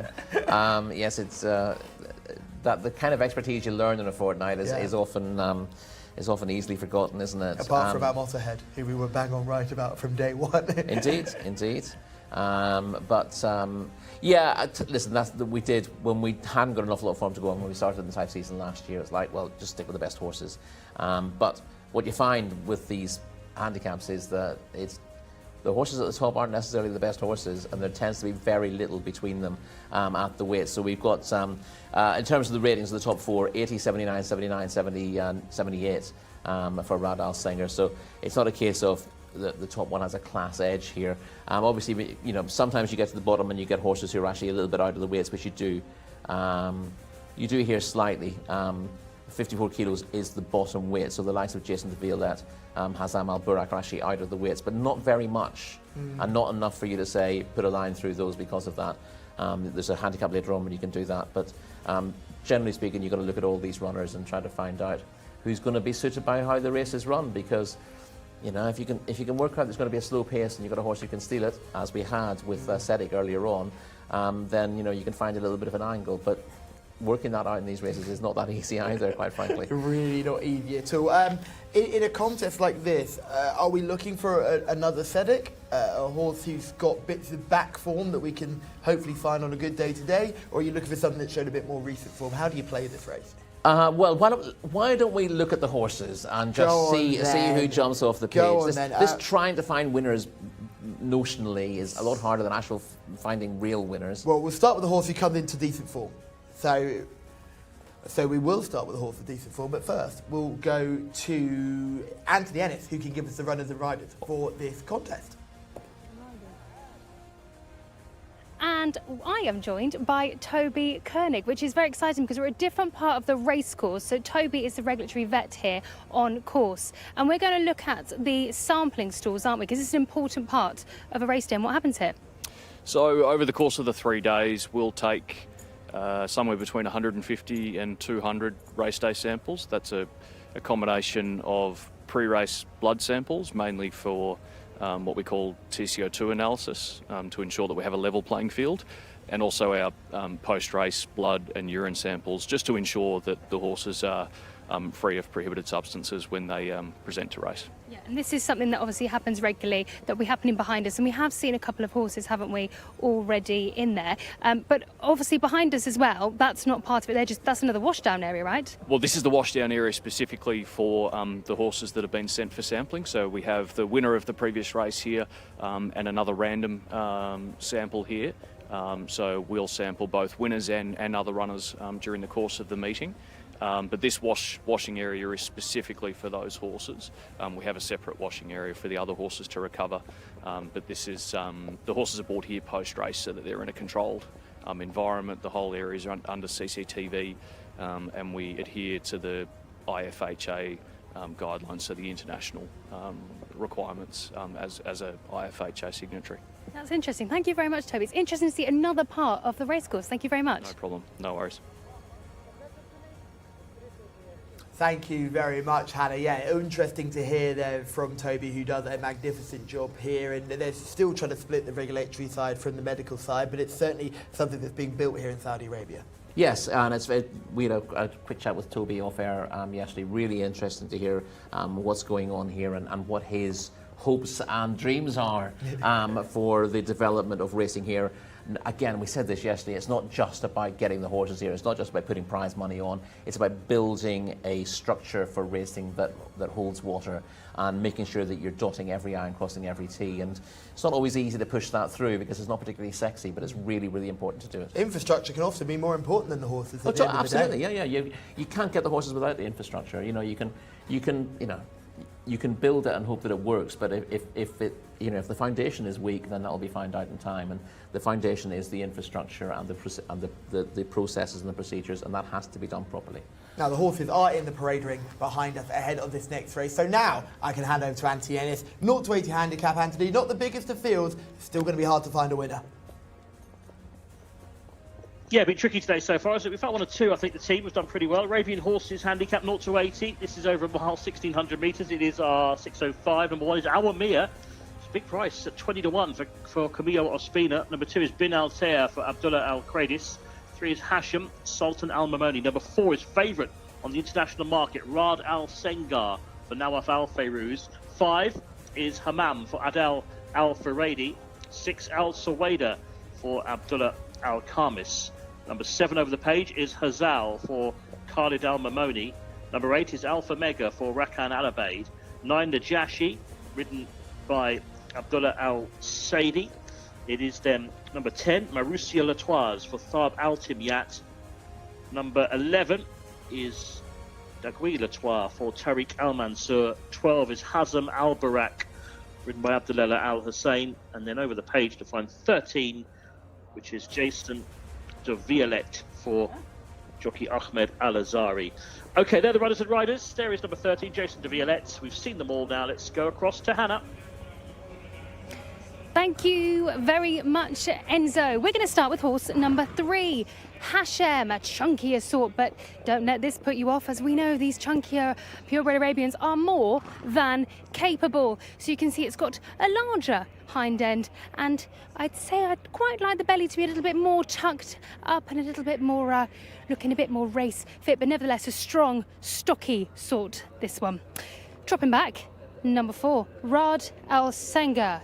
4-year-old colt looking very well in the coat. Indeed has the blinkers on and a large loose ring snaffle. A nice active walk this horse is giving us. More room in the parade ring at the moment so they can have a good old stretch, but it's walking quite nicely as well. But as I look at the hind end, it does look a little bit stiff on the hind end closest to me. But as I've said before, these are all things that osteopaths and physios can sort out because these are athletes. Number 9 is the next horse we're going to look at, Najashi. Alex Moreno takes the ride aboard this 6-year-old grey horse, a nimbler, kind of streamlined looking horse. From the front, it doesn't have particularly big pectoral muscles. It's quite narrow as you look on. Front on has the cross nose band, the blinkers, and a large loose ring snaffle. Walking wise, it's walking quite well as well. Nice active walk, head bobbing, ears are nice and alert also. So that's 3 that I've picked out. I have to say, I was going to go my paper selection number 9, but I'm changing it to number 4, Rad Al Sengar. The reason for this is because it looks so well in its coat and actually looks quite a nimble looking horse, which is sure to do well at this distance. I always say I like the stockier types, but I have to say that was the eye catcher, so we're going to stick with the eye catcher. For me, number 4, Rad Al Sengar. Back to you guys in the studio. Thank you, Hannah. Yes, Rad Al Sengar is your paddock pick. And Rory, is she making the right choice there? The horse looked great in the parade ring. She's not too far away from the truth. He is the horse that I put as top of my list when I made notes on this morning. Still a maiden, which is the negative. You want to get the negatives out of the way first, but is running really well at the moment and was an excellent second to Sabathba in a 65 to 80 over 2,000 metres last time out. Plenty of others held in that piece of form. Let's have a look at him in action. Rad Al Sengar. This is his 2nd place effort the last time out, Rory. And exactly what you said, he's travelled into this really, really well. He has, and he sees the race out strongly as well from a not the most promising position at the top of the straight. He's only 8th as we join the action, but he runs on very strongly late in the day to finish 2nd behind a horse who was a bit of a handicap slip on this occasion. Switches to the rail and finishes with a rattle to beat the rest of them very easily. As I said, he holds several on this form already, and he was closing the winner down. Give him another 50 yards, he might have got his head in front. Obviously, we have to mention the fact that he's still a maiden, but he's been running well. This next one is Hashem, is the next horse we're going to take a look at. A decent enough performance, a horse that's regularly finishing inside the frame. Yeah, in the frame in his last 5 handicap starts. This is him in the grey on the rail, just running on. He's a bit paceless, but he is reliable. As you can see from his head carriage, he's a trier. He sticks his head out and he gallops to the line. That's to switch there and he's as the well. kind of horse you tend to want to have on your side if getting a run for your money is the most important aspect. He's only 2 from 20 in his career, and I think the issue is that he is a little bit short of tactical pace. You know, he's out the frame last time out. You could ignore that. He was stepped up markedly in class. This is his level. And he's going to be competitive today. One horse who would be thriving if this race was won at Taif was Al Suwaida, horse number 6, who is a bit of a Taif specialist. Yeah, and that's always a little bit of a concern because there are certain horses who just go very well at Taif. And he went very well in handicaps at Taif early in the season. He's 5 from 19 she is 5 from 19 in her career, I should say, the grey mare. She was there or thereabouts, a winner, and placed 2 or 3 times at Taif in handicaps, but since switching to Riyadh, she's struggled to make the same sort of impact and has been unplaced in her last 4. How about a horse like Bin Altair, horse number 2? It's got 3 wins from the 30 starts, tumbling down the handicap through the grade. Seems quite similar to Fedek. Well, except that, yeah, he's become well handicapped. I can see that. I struggled to find that many positives, except for the fact that when horses, I'm always interested in horses when they sort of drop through the roof of a certain ratings band, because often they simply can't be competitive in certain races, and when they run against horses who are a little bit slower, if you like, then that gives them a chance of being competitive early, and when they get competitive, then they tend to run better at the end of the race as well. When they can be competitive, as I said, a lot of these horses sort of drop the bridle. Awamir is very similar to the top one. Might as well throw those together. Both of them capable of better form in the past. Both of them on losing runs. Both of them unplaced in the last, not picking up any kind of prize money on the last 5 starts. And you're just hoping that the drop to this level gives them a chance. Awamir won over course and distance in February in a higher grade of handicap, say February last year, 2023, but hasn't been placed in any of his runs subsequently. And with a horse like that, you think, well, you just like to see a little bit of a flash of form at some stage in between times, or you wonder if they're just losing their form completely. Bin Altair, similarly, was a youthful performer a season or so ago, hasn't shown anything in 8 starts this season, but he is dropping from, he was in 70 to 95 handicaps then in a not to 85, and now dropping into a not to 80. That does give him a chance of being competitive, but there has been no sign that he's about to return to form on those runs. So it wouldn't be a huge shock if either of those. It wouldn't be a shock if either of the 2 of them suddenly bounce back to form, but you cannot possibly recommend them with any confidence. Alpha Mega, with the winner a couple of starts ago, has shown nothing in 2 starts since. No, those runs have been over 2,000 metres, and he drops back in trip here, so that gives him some sort of chance. But essentially, he was winning a weaker race. Exactly what we're saying about it. You give a horse a chance to dominate, and they look quite impressive. You then run them in races they can't dominate, and they end up not sort of finishing 3rd or 4th, but finishing 12th or 13th or 15th. And that's what's happened with Alpha Mega. Dominated 2 starts to go and won quite well, beating Cafu Aldaham, but completely unsighted in 2 runs since. Now, you can make excuses over the trip, but I think it's more about the company, and I still think this not to 80 level is a little bit out. I mean, he qualifies for not to 70 handicaps, and I'd rather see him in that. In fact, I'd rather see him get beaten a couple of times and go into not to 65, quite frankly. I think he's going to struggle in this grade, but he is capable of winning races when he gets the right setup. Did we mention Hashem, horse number 3? I don't think we've given him a mention yet, and he's one of the horses that makes you We have. We saw him in the footage Oh yeah, we did. earlier Yeah, on. So again, the last point I made with Hashem is you can ignore his unplaced run last time out, which came in a much tougher race than this. So put a line through that, and he's ultra consistent. And he's got the cracking jockey on board, Sultan Al Mamoni. He is a jockey that you must keep on the right side on. Khalid Al Mamoni's also running in this race as well. He's on Hazal, horse number 7. Down towards the bottom. What was that? I was going to say, it's almost as if you have to talk about the horse she's in picture at the moment because he's been staring at you for the last 2 minutes. That's number 13, Jason de Violette. I give him a very quick mention before we got into this because he's out of the handicap, but I said he's not that far out of the handicap. And he is a horse, although he's difficult to predict. He's got some very poor runs on his card, but when he can be competitive, he can be quite good. So we won a maiden on his return, having been tailed off, I think, in his last 4 starts. So he's a big price for that maiden, but seemed to win it on merit. Then ran a stinker next time out to make you think, oh, that maybe was a complete fluke. But back in a not a 70 last time out, he finished 3rd to Haydar, and probably ran as well as he ever has. Now, clearly he's unpredictable, and again, because he's essentially a not a 65 handicapper, you'd rather see him in a lower grade. But he does have the ability to win races of his current mark. You would have thought that a handicap of this level, given his in and out record, this is more likely to be one of those races where he doesn't shine a light at all. But I wouldn't be at all surprised to see him bounce back on the back of a poor run in this race. That's just the nature of the horse. A question about this: would any horse winning here surprise us? No. There's nothing that would be absolutely massive surprising apart from number 10. Number 10. Tell me why the 10 would be a huge shock. Okay, but then I'll say why it wouldn't be quite as much of a shock afterwards. Number 10. He only raced twice last year and didn't show anything at all. He's been off for a long time since that. In 2022, he showed a little bit, but towards the end of that year, her form, she's a 10-year-old mare, her form disappeared. And when a mare loses her form, it's always a big worry. And she's very likely raced. At the age of 10, I think she's probably had enough. But we do see horses in these colours.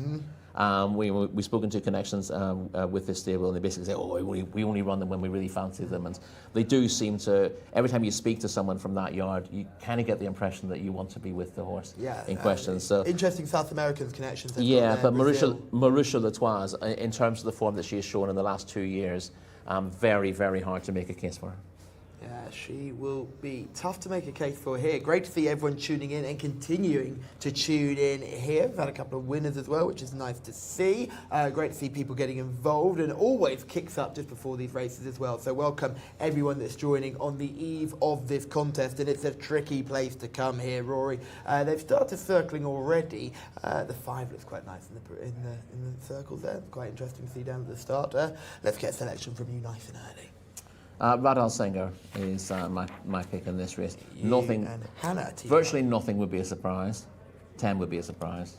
But Radal Singer has fewer black marks than others, so and comes here of a really excellent effort. And if he can build on that, it's going to be hard to beat. I'm going to go with a horse who is the complete opposite, has plenty of black marks next, but is tumbling down the handicap and hopefully can find a winnable contest here. Bin Altair is going to be the pick for Callum, and we're going to hope and pray that we're finally at a level where this horse can win a race. Just the 13 going to post here, so we only need 1 set of stalls, and hopefully if you're drawn widest of all here, you won't find yourself running out onto the car park and away from everybody, but it'll be an interesting race nonetheless. The couple that we didn't mention towards the bottom of the handicap, Hazem Al Burak, the 12, another grey in this field. Only the 6-year-old, 3 wins from 24 starts, but hasn't been seen to best effect the last 2 times. Well, yeah, beaten 98 lengths Whoa! Last time out. So, in fairness, that's one of those runs that goes down as too bad to be true, that you almost just put a line through. Previously had been running respectably, so it wouldn't be the biggest shock. Again, if a horse is beaten 20 lengths, I don't like it. If it was beaten 98 lengths, I'm thinking, well, clearly not its running at all. Those horses do bounce back occasionally. Circling down at the start, the loading process will begin sooner rather than later. Anthony Ennis, it's all yours. Thank you, Callum. I was keen on Riyadh Al Sengar as well. But he backed an international market actually, 9-4 from 11-4. Horse number 4. So you're grazing this field again. So they load up the Arabian horses, going a mile here, 1,600 metres on the dirt for our 6:05 race. Next one to load up is MN Hammam there, going forward in the noseband. A couple of greys coming forward now. Marussia Latoise, one of those. And this is Jason de Violette, another grey. There's the favourite, Riyadh Al Sengar, the popular pick. Yellow sleeves. And the last one being locked away. Arabian horses ready, over a mile. Set to go. And they're off and racing. Started caught them in a pretty good line. So they race over the mile here. Breaking well towards the inside was Awamir. Keen to go on here for Camille Ospina in the black and gold colours. With racing up prominent towards the outside. Al Suwaida is fairly handy as well. And also Hashem, who's coming across now to just about take overall command. So it's Hashem who's gone on now in the dark blue with the grey sleeves and cap. Awamir changes course to sit in second place. They're racing in third, Marussia Latoise, with Jason de Violette, the yellow sleeves, racing in fourth position. Just off the pace then, towards the outside is the favourite. That is Riyadh Al Sengar in the kind of red and purple with the yellow sleeves. Further back at this stage to find the likes of Bin Altair as they make the run well down the far side. Towards the tail of the field is Najashi at this stage. Also in that rear group is Al Suwaida as well. Another one towards the back as they make the turn is Hassem Al Barak. As they make the turn then, and the leader scampering on around the turn, so Hashem trying to open up that lead. Hashem all of a sudden he's got about 4 or 5 lengths clear. Hashem to in second position in the black and gold, that's Awamir, with racing behind them Jason de Violette. Around the turn they go, it's Hashem with a 7-length lead. To in second place, Awamir is giving chase. Back in third, Jason de Violette. Now Riyadh Al Sengar gets going. Red blinkers into fourth, but work to do. 250 metres from the winning line. And the leader is still Hashem. Out in front for Sultan Al Mamoni by about 5 lengths to Awamir. Riyadh Al Sengar is running on strongly, but it might be too late. Inside the 200, the leader is still Hashem. Out in front by a 4-length margin. Getting tired now, Hashem, but I think the post will save him. Hashem goes on to make most and beat the running on Riyadh Al Sengar into second place, with running on behind those Hassem Al Barak and also Hammam, but the winner was clear. Very similar to the old Desert Orchid colours, aren't they, for those of us of a certain age? Grey as well. Hashem winning here, number 3, home in front, and wins nicely from, in second place, Riyadh Al Sengar, who chased him home. 1 minute 51.28 seconds.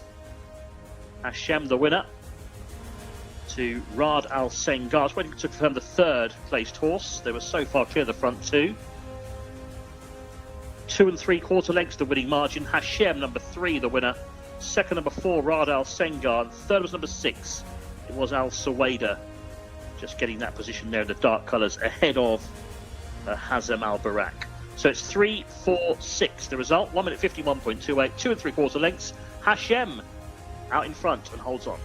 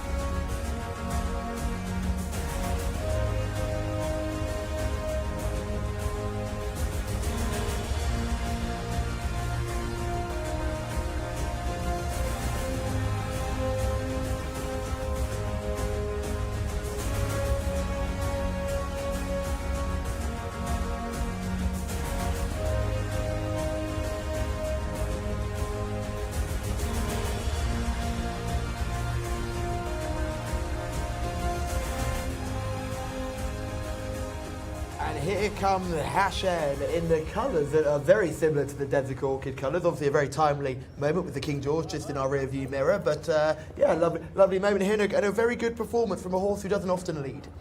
No, once he got to the front, I thought it was going to be exceptionally hard to pass, particularly with Riyadh Al Sanger having to go wide to get into a chasing position. But yeah, we saw Hashem on our video footage beforehand running on very strongly from a moderate position to be fourth on his penultimate start. As I said, he was on pace last time out, but just in a race he couldn't possibly win, and that was worth ignoring.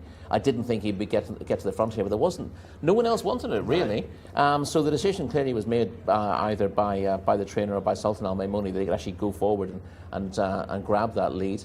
And given that he always sees his races out pretty strong, that was a good thing. He did get tired in the last 100 metres, but he built up quite a big lead. And although Riyadh Al Sanger was finishing fairly strongly, that actually got a little bit tired as well in the last furlong, because he'd had to make a big move around the bend, and I think he actually got a little bit tired, even though he was closing the gap. But yeah, good ride in the early stages on Hashem to get him into a dominant position. And as I said, we knock these horses sometimes because of their head carriage, and there's a bit of tail swishing in these purebred Arabian races. But I do like this horse because of his attitude. His head is always forward, always making an effort and trying hard. He does lack tactical pace. He didn't need tactical pace here. He had to, because there were no other potential front runners in the race. He was able to get into that good position, and that's, if they could always do that with him, he'd be winning more races. Obviously, he's a bit of a hostage to fortune sometimes in his races, but won this nicely. Hannah is in the winners enclosure. Who have you got? I am indeed. I've got Salam Al-Moni, who is going to have a quick word with us on the horse. That was very impressive when he got in front. He really went for it. Alhamdulillah. This is the horses. It's good horses. Alhamdulillah about his when he went. The horses. The ride also my son Sultan Al-Maimoni. Alhamdulillah. I told him good start. Okay. Don't worry about the horses. Your horse is good. Inshallah. Nobody catch you. Inshallah, you win. And he go the leader of the horses for the race, and he win. Alhamdulillah. And that's really sweet, actually, because you've got a family connection. So it means a lot to all of you. Alhamdulillah. Yeah. Thank you. Well, he's a really great horse. What is next for this horse? Inshallah, I have a horse in an elephant race, I think. The name's forget. شو اسمه حصان مهاتو. Yeah, this Mahato is right this in the living of the race for the Sheikh Abdullah Sabah, the Jcsa stable. Mahato is good horses. Inshallah, good chance. Same another horses he won yesterday, swing and before the flying. The horses for the Jcsa stable for the owner, the Sheikh Abdullah Salman Sabah. Thank you. Well done, and thank you so much. I know you didn't want to speak, so we're very grateful for your time. Thank you. Thank you, madam. Thank you.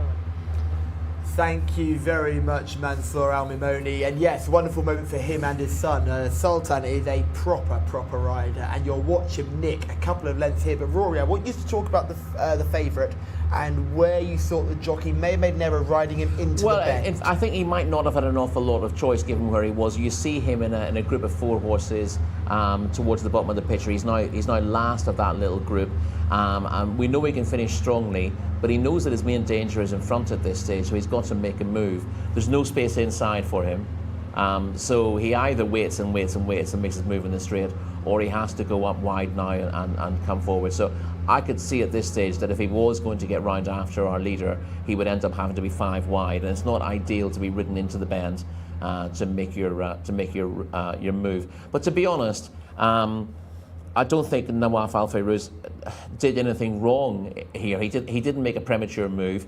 He had to move when he did. It did force him wide, but there literally was no other option.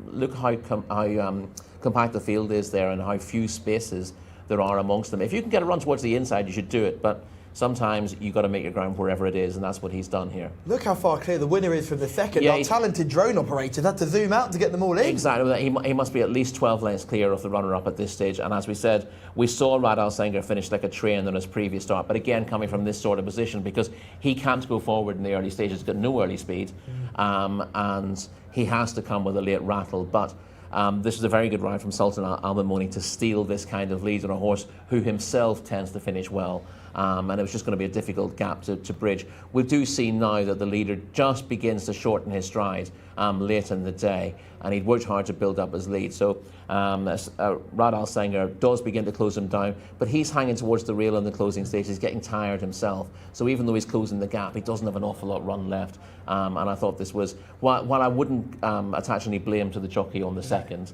I think that's just the way the race panned out from. I think Sultan Al Mamoni has ridden a cracker here, and his father, Mansour Al Mamoni, doubly proud for producing this winner, and also he's particularly proud of his sons.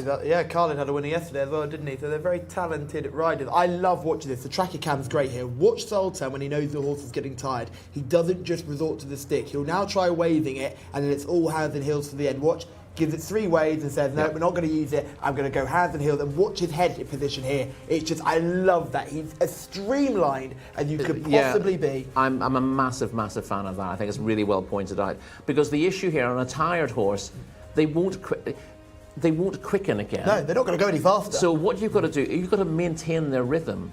And yes, a crack of the whip helps the horse, to wake him up, to let him know that he needs to keep going. But after that, what you need to do is you need to hold him together. When a horse is travelling well, he creates his own rhythm.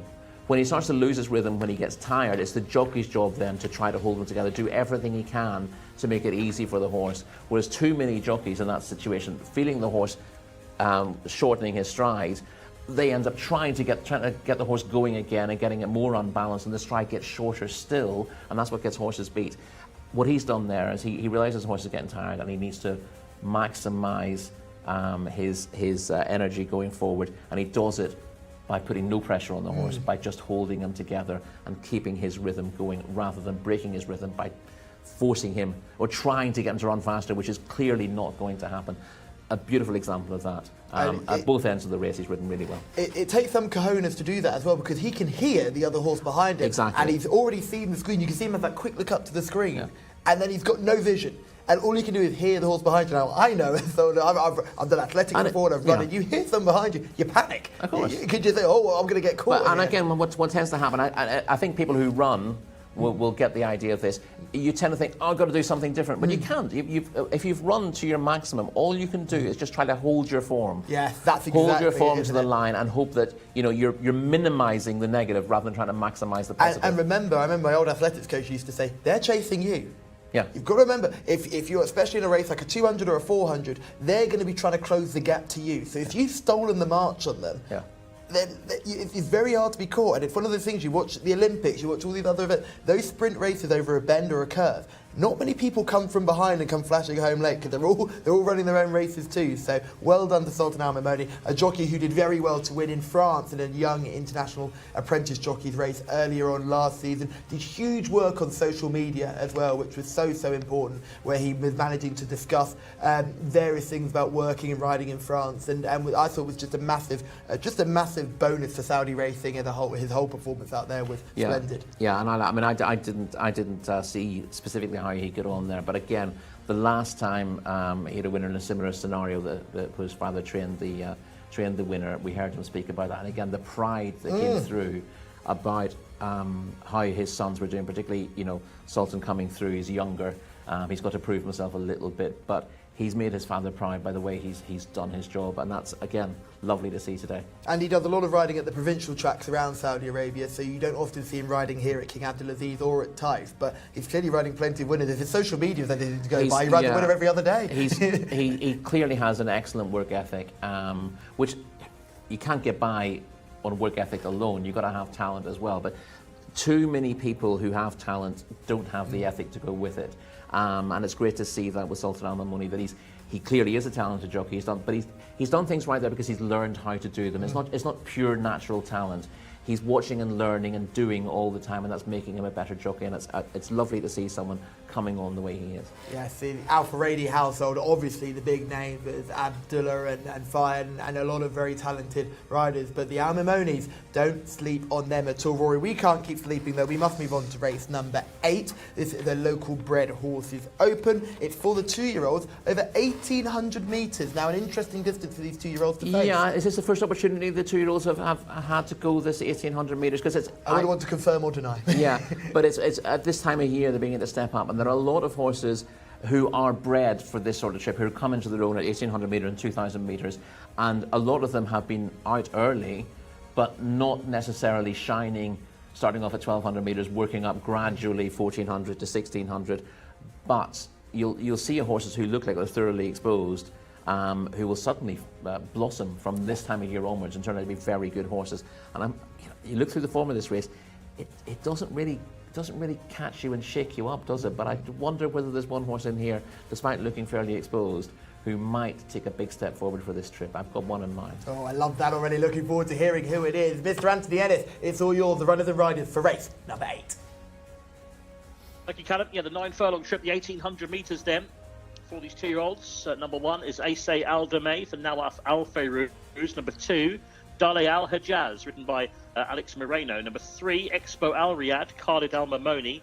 4, Shibal Rumar, Ayad Al-Tarisi. 5, Taj Al-Fahad for Ahmad Al-Tayar. 6 has been scratched, so 7 is Brukadar for Camillo Ospina. Number 8, Naflathom for Abdullah Al-Fayrouz. 9 is Tijeb, over the page, written by Mohammed Al-Daham. Number 9, Tijeb, red and white colours for that 2-year-old filly. One of a few fillies in the race. And yeah, Tijeb, Mohammed Al-Daham. 10 is Thrafa for Tariq Al-Mansur, another filly. And the other filly, number 11, Zakat Al-Matar for Abdullah Al-Saidi. So there they are, the 10 runners without number 6 who's been scratched. They are going a distance here, as we heard, of 1,800 metres for this race, which is due off at 6:35 local time.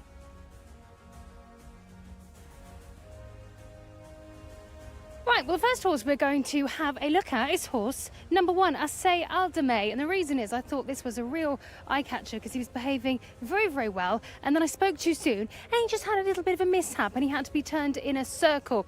Nevertheless, let's talk about his body. I would like to see that tummy a little bit more tucked up just to show a bit more fitness. But the hind end looks quite nice. He's quite a big old chap. But yeah, one I like the look of when coming in the parade ring. Has the headgear on and the noseband. Next up, horse number 2, Dale Al-Hajaz, has the headgear on, the noseband, and a large loose ring snaffle. Having a good look around. Would like to see this horse walk a little bit quicker so we can have a look at the nice active walk. But body-wise, looks really great. You can see nice definition on the shoulder as well as on the hind end. But again, I'd like to see more in the abdominal area. Number 3, the horse behind, Expo Al-Riyadh, is the next horse we are looking at. Having a good look around at everybody here in the parade ring. Has a noseband on and a standard egg butt snaffle. Hind end looks very nice and round but muscled at the same time, and I can see those obliques. Wouldn't be overly pleased with the walking, looks quite short behind. Then we're going to have a look at horse number 7, Brukadar. A nice chestnut. Now this is going to be my paddock selection, and the main reason for this, remember I spoke about the dapples on horses' coats. When you can see dapples, so you can get a good look here, dapples all across the hind end, this means that they are very, very healthy inside and very well. But you can also tell that by the shine on this horse. It's not walking too bad either. It does look a little bit tight on the hind end, the hind closest to me, but again, an osteopath can sort that out. Has a D-ring snaffle in as well, and that just helps keep the bit steadier in the mouth. Last horse we're going to look at is number 9, Tijeb. Mohammed Al-Daham takes the ride on this horse. Now this horse looks rather stiff behind. If I was an osteopath, I'd like to grab that hoof and give it a good manipulation just to kind of get it out of a locked position. But nevertheless, that doesn't stop them from running well. You'd be surprised. It probably will run a great race. It looks well in his coat. Attitude, it looks like it wants to just crack on with the job. Goes from a jig jog to a walk, but the handler has very good control of him. He's not too difficult to handle, as you can see. Just sort of needs telling hang on one moment. But that is the horses we're going to have a look at in the paddock today. That's 5 in total we've looked at. And we're going to head back to you guys in the studio. I'll let you know if there's any more action here. Thank you, Hannah. Yes, great to hear it from you in the parade ring. Great to hear that Brookda is her selection. That's horse number 7. Let's talk about that one first. Yes, we've got a couple in the white stable colours in this contest. Neither of them look like absolute stars at this stage, but this is a very different test, and a few horses will potentially be able to surprise us here. Made a promising debut at Taif. Hasn't really gone on from that since. Was disappointing last time out, but that was at a time arguably the stable were beginning to feel the effects of a virus, and it's possible that Brookda was not in particularly good form at the time, and she does look very, very well now, having been given a break since then. So it wouldn't be a surprise to see her come forward, and of course she showed in Taif that she can go well fresh. Yes, Hannah seemed very correct. There was a dappling comment here. Let's look at one of these in action. This is Dale Al Hijaz. This is a very decent enough effort, and this is the only bit of video form we're going to see for the race, which suggests the team is confident. Yes, Dale Al Hijaz is the horse I'm most interested in this race, doing really good late work to finish third to Ayla Malik last time out. Yeah, shows quite an extravagant knee action. This trip even looks a little bit on the short side, and he gets going late in the day. Now you look at his profile, and he's largely been in the frame without winning in his races. 2, 4, 3, 4, 2. His form in his last 5 starts. So it's easy enough to say, oh, he looks like a professional loser to me.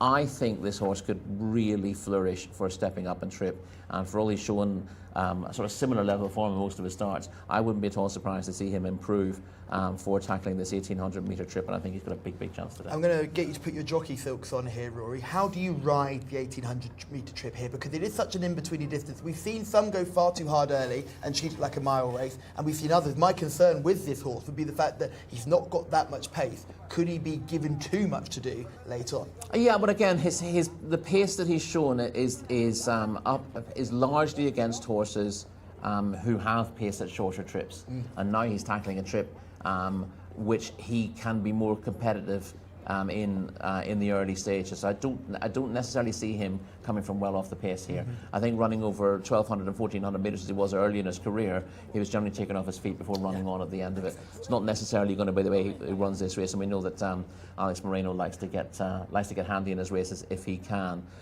So yeah, I wouldn't be at all surprised to see him ridden a lot more handily. We've seen 1 or 2 horses leading today who we don't expect to be leaders either, and it wouldn't be a total shock to see him in the front rank in the early stages. That's not a prediction. I don't think that's necessarily how he has to be ridden, but given we're looking at a different trip here and a distance that doesn't sound a lot more than a mile, but if you as you said, if you ride this 1800 metres as if it's a mile, you don't get home. I've seen some jockeys able to ride this trip where they go hard early and then look for a mid-race lull and try to control the race that way and then kick on. That can be very successful here. And I've seen a few horses win really impressively over this trip, who I wouldn't really have down as thorough stayers, and they end up winning by being able to control the pace and take advantage of stacking the field up behind them. Be interested to see if anyone tries to do that in this smallish field today. Do you know, there's one horse in this field that we've not mentioned that I thought looked an absolute picture in the parade ring, and that was Shibble Rumour, horse number 4, big, tall, scopy type. I was just intrigued by this grey. I know he'd only had the 1 run, and may find this all a bit too much, and it looked like, when I've had a quick look at its form, that run looked like a run that we've got a lot of plans in place in the future. Oh, absolutely, yeah. This is a really, really hard one to weigh up, Shibble Rumour. His only start today came over 1200 metres, so he's not even been tested at a mile or the 1400. Once again, Kitai Charret was the winner of that race. That was his maiden. Keeps winning, doesn't he? And Shibble Rumour finished 10th, sort of midfield on that occasion, not able to go the pace in that race, but showing ability. Would not be surprised. I would not be surprised to see this horse improve, but guaranteed to improve for a longer trip. Normally, I'd like to see a horse stepping up to this trip to have a little bit more experience than this, to sort of run themselves, getting a bit of stamina into their legs. It's all very well being bred for stamina, but you know, it's difficult to step up markedly and trip without having any kind of training for that. So I think this horse would do well to win in just his second start, given the demands of this 1800 metre trip. But as I said, you certainly cannot judge it on the debut effort, which wouldn't have seen it to best effect at all. I was about to ask you that exact same thing. Do you prefer a gradual step up and trip rather than an immediately jump up? Because this feels like they're just trying to find a smaller field race to get him involved in, and maybe it's just another day at school for him. Plenty more to talk about. Naflahom, I think if I was to look at all the connections straight up and look at these horses straight in the paddock, the big white stable runner would be the one for me. But she's shown very little in 5 starts so far. I mean, clearly, Connections think she's better than she's shown. Yeah. She's got a 3 on her card, but that was in a 6-runner maiden, and she was well enough beaten in the end. She would have been fancied in that sort of race as well, wouldn't Of she? course, yeah. I mean, you know, the stable doesn't tend to run them to gradually find their form. I mean, that has been more the case this season, where one of them have needed a run or two, but there aren't many white stable runners who've had 5 runs without showing what they can do. It's hard to believe that Naflahom is any good, to be honest. Yeah. I mean, a rating of 50 doesn't look like, yeah. you know, oh, imagine when we get that into a handicap. It just does not look, hasn't gone on from a little bit of early promise. And I think they're struggling to find opportunities for it. Listen, it's a bit of a challenge though for us, isn't it? Because we're so used to the dominance that the stable showed last season, dominated the champion owner race. I mean, they were churning out winners left, right, and centre. I still don't think they're at their best. No. You know, we're getting more winners now, but when we arrived here for the Riyadh season, you know, they were starting favourite for most of their races, and a lot of them were running disappointingly. And we've had a flurry of winners since. Obviously, they've said, oh, we spoke to Talal bin Shraim, and he said, oh, there is a virus in the yard, and that's why the horses are running poorly. But still, too many of them not running well. We had that really expensive purchase earlier in the card, really well bred filly, and she's got out and got the lead after 100 yards, and was beaten after 150. So I still don't think they're absolutely 100%. It has to be said, though, saying that Bracada is one of the few from this yard. When they're not running well, they don't tend to look particularly well in the parade ring either. You know, we're used to them having physically imposing types who tend to stand out, but they also used to stand out in their coats as well. Whereas this year, you know, when some of them have been disappointing, they also haven't been taking the eye. But Bracada, in fairness, as Hannah said, it does stand out in terms of her condition and her coat. So I could see her improving a lot on what she's shown. I wouldn't be certain of it, but I can see that. I can't see Naflahom though. It's a tough one, isn't it? I mean, Expo Al Riyadh is a horse that's equally pretty exposed here with the 8 starts, but it's one of the horses you shortlisted here. By the same sire as Shibble, I have, haven't I? Mm-hmm. Yeah, but has been running in decent races, Expo Al Riyadh. Looks like he just hasn't gone on. And in fairness, he hasn't improved from being placed on his first couple of starts, or in the frame rather, 4th and 3rd. Early on, and then out of the frame in the last 3. But in fairness, has run behind the smart Taj Bladi twice in really strong races. And I think just been struggling to be competitive at that sort of level. This is easier. Stretching out to 1,800 metres is probably a positive. We talked about the type of horse that this owner has earlier in the card. They do tend to be horses who want this kind of trip. That's exactly what they're looking for when they're breeding them. And they do tend to take a while to find their form. Again, I wouldn't expect a horse from this stable to have been running and getting beaten in sort of open and cup races at this stage. So it's difficult to be confident. And when I wrote this horse up in the first place, I kind of framed it negatively, and then I went back and thought, well, to be honest, I can see a reason why this could bounce back. So does have a little bit of scope. Doesn't look like an early type who's liable to train off, and that doesn't tend to be the kind of horse that they have. So I did give it a chance at bouncing back. It's difficult to be confident, but this is a lot easier than the races it's been in. And it's a rating of 57 doesn't give you a huge amount of hope. But Expo Al Riyadh promised to be a fair bit better than that, and maybe is just biting off more than he can chew in recent starts. One more really quickly before we give selections. Tijab, the 9. They're all just going to start loading through. Yeah, Tijab was a close third to Thran Najd. On its penultimate start, but didn't really build on that last time. It just ran just respectably, and I thought on balance it was going to struggle here. I thought it looked a little bit weaker in the prelims, or lacked a bit of bone. Selection here, Rory, are you sticking with Dalay Al Hijaz here? Yes, there are one or two of these I could see improving markedly. The 7, the 4 is hard to weigh up, but I think Dalay Al Hijaz actually is going to be suited by the step up and trip as well. He's got the best form in the book, he's the most consistent. He is still a maiden after multiple starts, which is the worry, but I think the positives outweigh the negatives with him. This is an ideal opportunity, it looks like, just that. I like the 4, Shibaluruma. I just could not take my eyes off that one in the parade ring. And Bruckda is the selection of Hannah. So to go through those one more time, 7 for Hannah, 4 for me, and 2 for Rory. And to the end, as they've started loading, who do you like in this one? Thank you very much indeed, Callum. Yeah, another difficult race, but there is be money around, isn't there, for this Dali Al-Hajjaz. I was with Brickadar as well here. Hopefully they can have a winner today. Camille Ospina on board, around 5-2, I think, currently international market. But Dali Al-Hajjaz is the 11-8 favourite now, in from 13-8. 7-1 Expo Al Riyadh, 17-2 for Zaka Al Matar and Nafla Thom as well. And they are going forward here.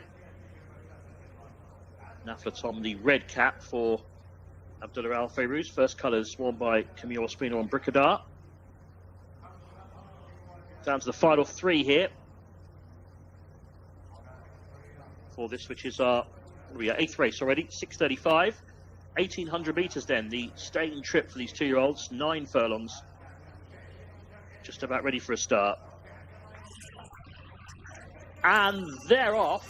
Just a bit awkward coming out was Brickadar. Tried to almost preempt the start, got it wrong, but just missed it a fraction, but not as badly as Tjeb, who was very slowly away in the red colours towards the inside. First to show is the favourite, Dali Al-Hajjaz. Great start for that runner and leads up towards the centre of the track. He's being tracked through by Thrafar, who's racing in the blue and white towards the inside. Wider on the course to find Zakat Al-Matar. Very deep is Shibal Rumar, the yellow. That's the darker of the greys on the extreme outside. The lighter of the grey horses is Taj Al Fahad, racing a bit worse than mid-pack at this stage. Red cap of Nafla Thom is next in the field. Towards the inside, the turquoise colours of Expo Al Riyadh is racing towards the back. In fact, it's just about last at this stage. It's been passed now by the improving Thrafar on the inside and also by Expo Al Riyadh. So they head down the back.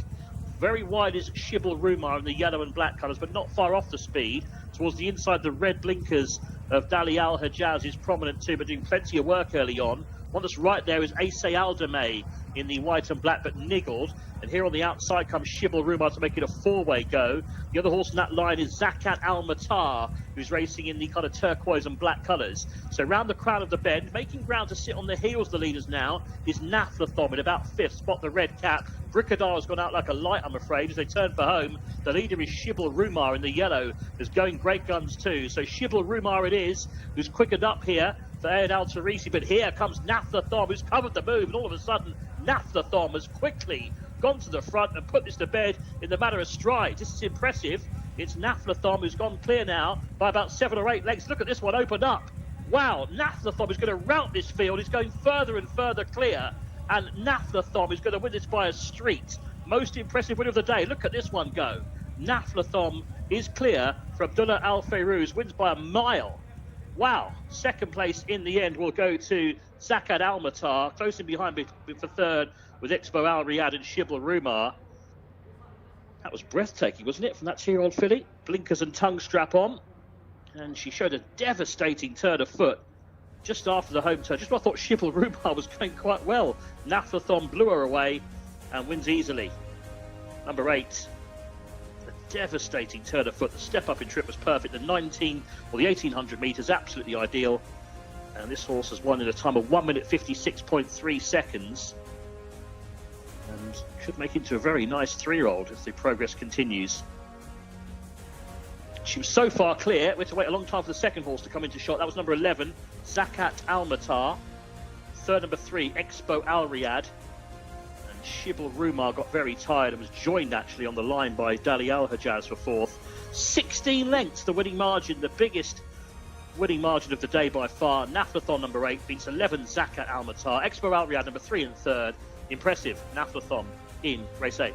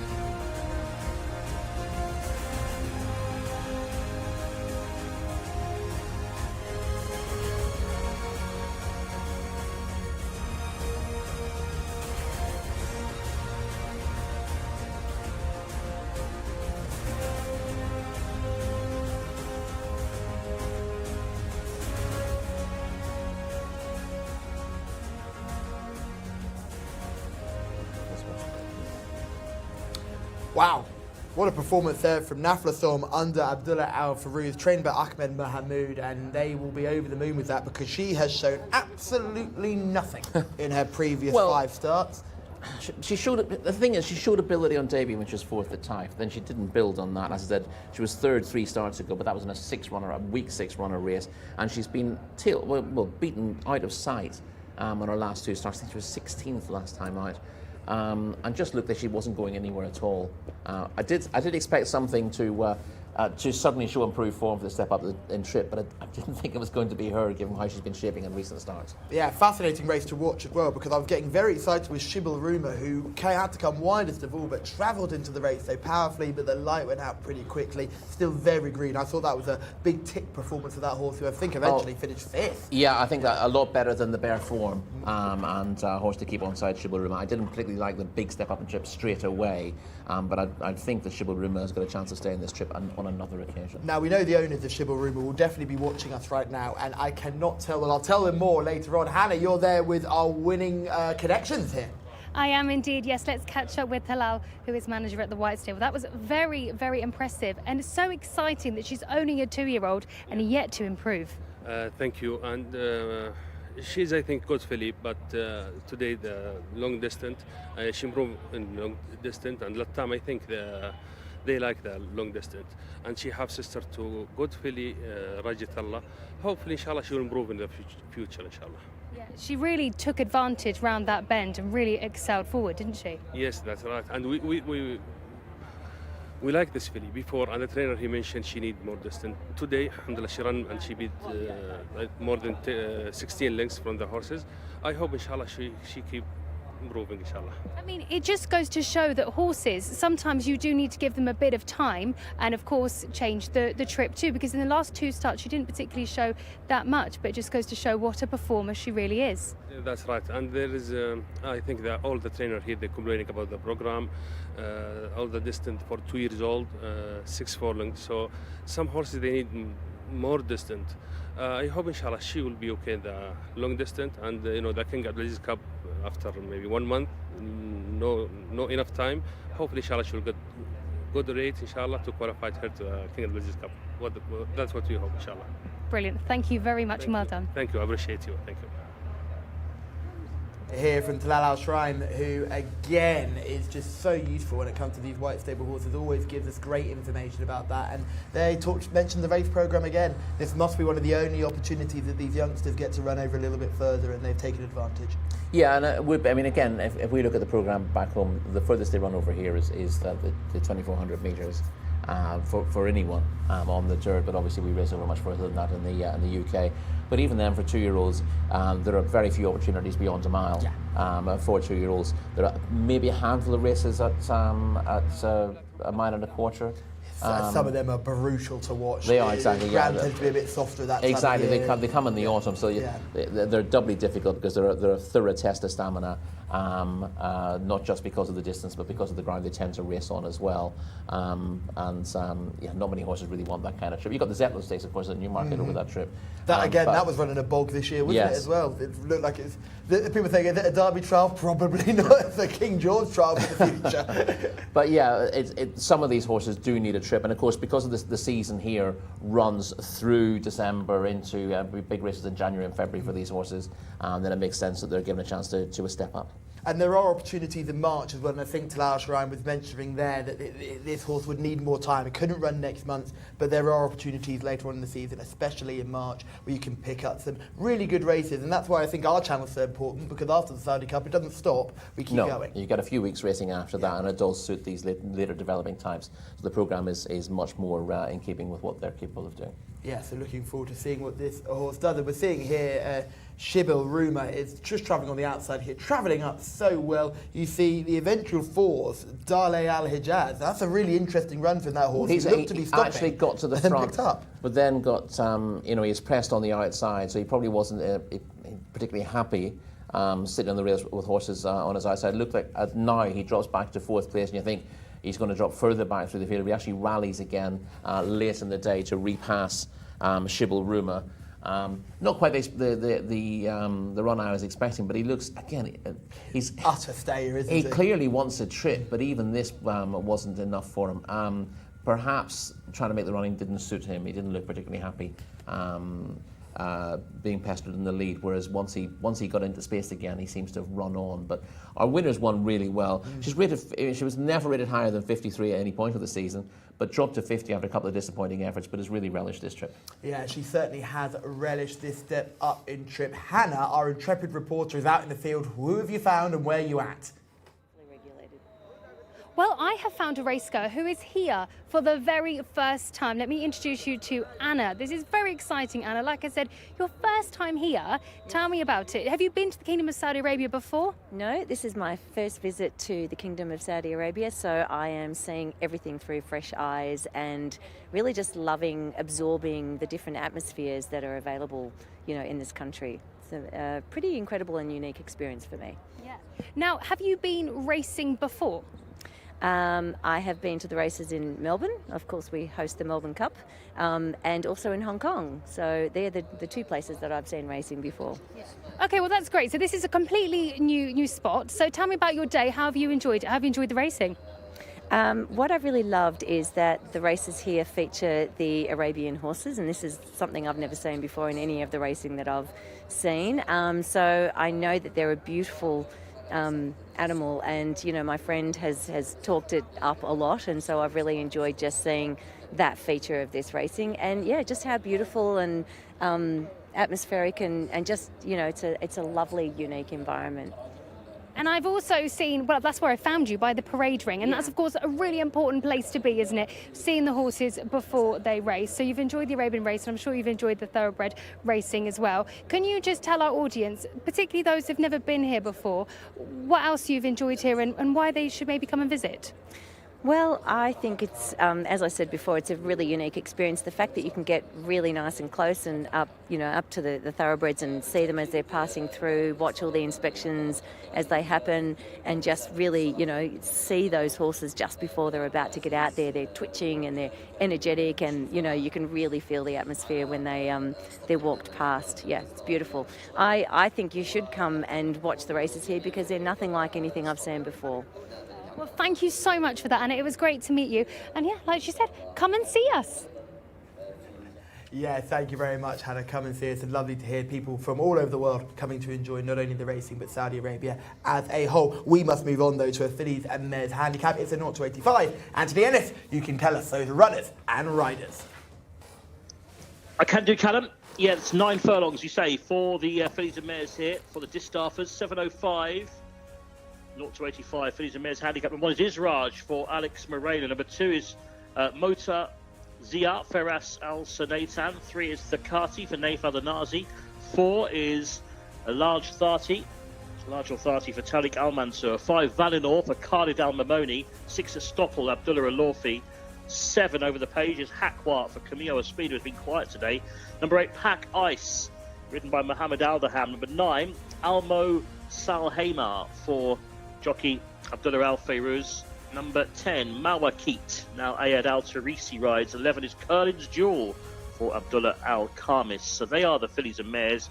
A mixture of 3-year-olds, 4-year-olds, 5-year-olds, and 6-year-olds going the 9 furlongs for race number 9. Thank you very much, Enzo. Let's start with Al Mosalema. This is horse number 9. I know you're quite intrigued by this horse. It's quite unexposed. Yes. If I can find my notes from it, Callum, I'll get straight to you. Do you want to read what you said? No, I can take it off your hands. What number are we again? We're number Thank you very 9. Much. Number 9. Turning the page. It's been a long week, guys. Help us. Is a 1,400 metre maiden winner last term and ran well when third of Night of Desire, despite finding 1,200 metres too sharp last time. I did good late work in that contest. Night of Desire ran well yesterday when third, and I thought that was a decent effort. Is still unexposed, and I thought this is a considerable step up in from 1,200 to 1,800 metres, but I thought it was well worth it on the evidence of the way it stayed on last time. I'd rather it was a mile. The extra distance is a little bit of a worry, but clearly a horse that wants about a mile and may well be fully effective at this trip. Here the horse sits very, very exposed. Israj, number 1, dropping back into this company. This was where she sort of thrived last season, if I remember correctly. Yes, I mean, she's a group winner in her time, Israj. She won on both turf and dirt here early in the season. If you look at your race card, it will tell you that she won over a mile on the dirt and a mile on the turf, but there is no mile racing on the turf. It was the 2100 metres she actually won. So she's effective at a range of trips. She hasn't fired this season, but she's running in cup races and an open company, just not really getting her eye in. This is a considerable drop in class for her into not to 85 company. And again, if you look at the ratings of these horses, really she's the only one rated much higher than 80 in the race. So this feels like a considerable drop in class for her. She hit form this time last year. She wins plenty of races, 13 career wins for her, and I could easily see her bouncing back to form. 62 kgs on her back, is that a concern? No apprentice jockey to just take a little bit of the weight off either? It doesn't massively worry me. If the key is the drop in class, then the weight wouldn't massively concern me. But obviously, she's got the weight that she deserves to have, given this is a handicap, and she would have been rated higher than 84 last season, much higher. I mean, she would have been like a 100 rated mare at one stage. Just struggling for form a little bit. I did see her earlier on. She was walking past us when we came into the studio in the first place, and hopefully we'll see better from her now. Oh, let's have a good look at her. In fact, I think Hannah's with her right now. Hannah, it's all yours. I am indeed. Yeah, we're going to have a good look. All of horses are now in the parade ring. So we're going to start with number 1, Israj. Alex Moreno takes the ride aboard this very fluffy 6-year-old. Perhaps a clip could be on the cards very soon. She is grinding her teeth. She's having a good look around. But we have more people around the parade ring this time. Plenty to look at. The only thing that is concerning me is because she is fluffy. She is beginning to sweat underneath. But temperament-wise, she's very calm. And her hind end looks quite defined, actually. But yeah, I would probably like to see a clip next time. Number 6 is the next horse. We're going to look at Estopol, a 6-year-old mare who has the headgear on and the noseband and having a good old play on the bit there. A lovely shiny coat. She has got her head down, which means we can have a good view of her top line right from the pole all the way down her body to the dock. But that gorgeous shine is really showing her muscles. She's a really nice put together horse, this one. I like the look of that one. Number 7 dropping back is Hakwat, a chestnut, who's playing with its tongue, and funnily enough I saw her earlier who was doing the exact same thing. Lovely coat on this chestnut, not overly shiny, but a shine is there, and her muscles on her behind look very nice, particularly that fitness line is on full show. Looks a tiny bit stiff on the hind end towards me. Would be beneficial to see her walk out a bit more. Number 8 is the next horse we are going to look at, Pack Ice. Mohammed Al Daham takes the ride. Bama Al Dahani trains another great looking horse from his stable, very shiny. Perhaps would like to see that tummy a little bit more tucked up, but I can see those obliques there. Temperament wise, just having a bit of a play around with her head chomping a little bit and quite wide eyed. She's keeping an eye on what's going on, but she's still looking quite calm. But now the light is on her. Woof, you can see that shine. Very defined in muscle, actually. That light did us the world of good. What a good view we've got. And last on my list is number 9, Al Masal Hema.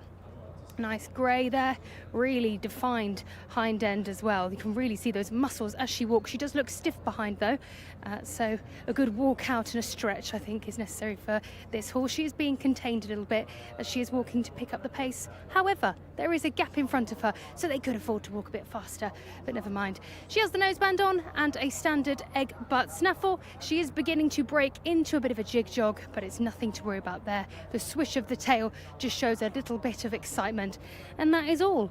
But I think my paddock selection for this one, well, there's so many horses that look great. I'm always drawn to a Farmer Al Dahani horse because they look very, very good. It looks very shiny in the coat. So I'm going to stick with what I originally went with, and I'm going to go with horse number...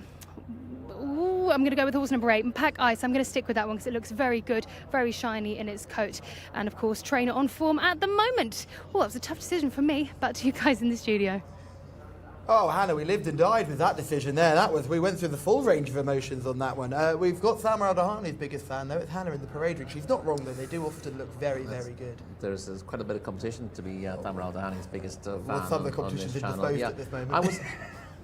I mean, the whole point with if you see a horse of Thamar Al-Dahani's you don't know an awful lot about, your default call is to be with it, because he does so well with his horses. But when you see them a few times, you got to start, asking other questions. And Pack Ice has been just a little bit disappointing of late. It was a good third to Mazuna, 2 starts back in the Fillies Open, and that would give her chances here. But she's been disappointing either side of that and beaten a long way actually in both of those starts. So I can't really get my head around Pack Ice why she's so inconsistent when so many from this yard are so reliable.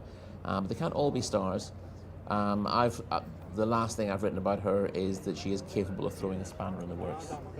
She could do. Would make Hannah very happy if she could. Estoppel, horse number 6, a horse we know plenty about. Start number 31 today, looking for win number 5. Yeah, she's fallen to a market she could do a bit of damage of now, Estoppel. I think she could be competitive. She won a not to 85 handicap here last year. About October last year, I suppose, so well over a year ago. But she's often been tried in more demanding company since that, and she hasn't scored again since. But she ran well in a similar race to this, not to 85, won by Nermeen over course and distance 2 starts ago. And I think she'll get every chance in what looks like a weaker race for the grade. She tends to run into form at this time of the year, and I thought Estoppel could be competitive. Ex-Irish filly, of course, Sheila Lavery. I'm about to say, Sheila Lavery bred it. That was, I didn't realise that. It had a good old look. Footsteps in the sand, the sire. So good for everyone connected with that one. Who is, she's a horse that had actually thrived since coming to Saudi Arabia. Yeah, she was actually campaigned in France. She was owned by, I think, an Irish syndicate. And they thought they'd get more opportunities for her in France. Good prize money there as well. And they thought she was reasonably limited but capable of picking up prize money there, which she did. She was then sold to come here, and she's done very well. She's not a superstar, but she's genuine, and she will win races when given an opportunity. And generally speaking, the races she's been in lately have been a bit too tough for her, but this looks a lot more doable. Interesting taking a horse to France who won't get the French premiums. Yes. I always think I find that quite fascinating, because you understand you've got a French bred, go to France and you get the bonuses, but if you're taking an Irish bred over there, you are purely relying on the strength of prize money and maybe the lack of depth in the race. Exactly. I mean, they could place her reasonably well to be effective there, but obviously the name looks a little bit French, but of course it's not a legal term. Came up on a lovely BHA case a while ago. There you go. Let's talk about the horse cantering towards us now. This is Hackwat that we know plenty about. Camille Ospina on board with a winner last time out. Yeah, back to winning ways in a hands and heels over 1,800 metres last time out. They're dominating the hands and heels. That was a 0 to 70. This is a much tougher race. Difficult. I mean, I said she was opposable. I thought her overall record was fairly patchy. But, we've got one from the stable who's suddenly stepped up. I'm getting into the rhythm of they're a little bit disappointing this season. You can almost take them on in most of these. But are we going to get to the stage of calling them in and out? It's possible, but it'd be interesting to see how the filly who won the last race develops from where she was. But certainly she looked a completely different filly than she had on recent starts. And Hackwat, well, she bounced right back to form with that win last time out, and normally you'd think she'd go on from that. But looking at her overall record, I have doubts. But it certainly would be a positive sign for the yard if they get a couple of these fillies who seem to have been treading water suddenly coming back to form and going forward from it. She looks the part. She looks very well in her coat. She looks very fit. She's got that confidence as well from that last win. Yeah, so she could. I mean, I didn't have her on my short list, but I wouldn't say you were a fool if you wanted to side with her. The other one that the White Stable runners have is Jcsa, who is by Premium Tap. Back to the well with that one. One win from the 12 starts, number 2 on the race card. Yes, and the apprentice jockey who rides is looking for a double in the day, yes. So he's riding with a bit of confidence at the moment. She was third in a 1,400 metre 70 to 86 handicap at Taif before running in the JCSA Al Masif Cup. That was too tough for her. She was unplaced. Returns from an absence now, but this is a much more suitable race for her, so I wouldn't be surprised to see her bounce back. And again, we're getting slightly mixed signals from the yard. Some of them really stepping forward recently, and a few disappointments as well. So I don't really know what to expect of both of the white stable horses. I think they're hoping everyone just drops their sticks halfway around and it just turned into another hand and heels. Definitely suited by the hands and heels contest, that's for sure. And so is the jockey, who's won a few of those this season. Secretary, horse number 3 on the race card, was showing bits of form a few starts ago. Last 2 starts in handicap company haven't gone to plan. Is Secretary beginning to fall into a mark that makes her a bit dangerous? Because she has talent, Secretary. She does. I mean, she was second and then third in races here in October, and she should have been competitive in handicaps on her last couple of starts. She hasn't fallen enough from those runs to think she's becoming leniently treated. The handicapper doesn't drop them. They don't drop very quickly. Yeah. No, so I can't fancy her on that. If she could find the form she was showing in October, she's competitive. But as I said, 2 runs since that, more recently, have been very disappointing, and she's got a bit to prove at the moment. Number 10, Mawakit, is one we've not given a mention to yet. Another one who won last time out. Won last time out, but that was a maiden, the 12th time of asking, given a very good ride. I think possibly by today's jockey. Is it Ricardo Sosa Ferreira who's on boards? Oh, no, it's not. No, so Osama Al-Shirani, who's not a bad talented apprentice. But I did not think that she had to improve to win that maiden last time out, and she will have to improve to win a race of this nature. So I was against her. We're going to give Curlin's Jewel a miss, the 11. She's 15 points out of the handicap. So it's the first thing to say about Curlin's Jewel, and the last thing to say about Curlin's Jewel. There we go. 5, Valinor by Free Eagle, Khalid Al-Mamoni in the saddle. This is an interesting one. I don't know exactly what to expect. This is a horse who isn't bred for the surface. Had 4 runs in maidens for Joseph O'Brien. I was going to say last season, but we're still in the year. The last run was in October. So 4 runs on turf.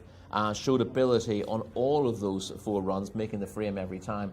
Looking the type who would probably, who would train on and be easy to place next season as well. But sold to join Current Connections. And makes her dirt debut in this contest.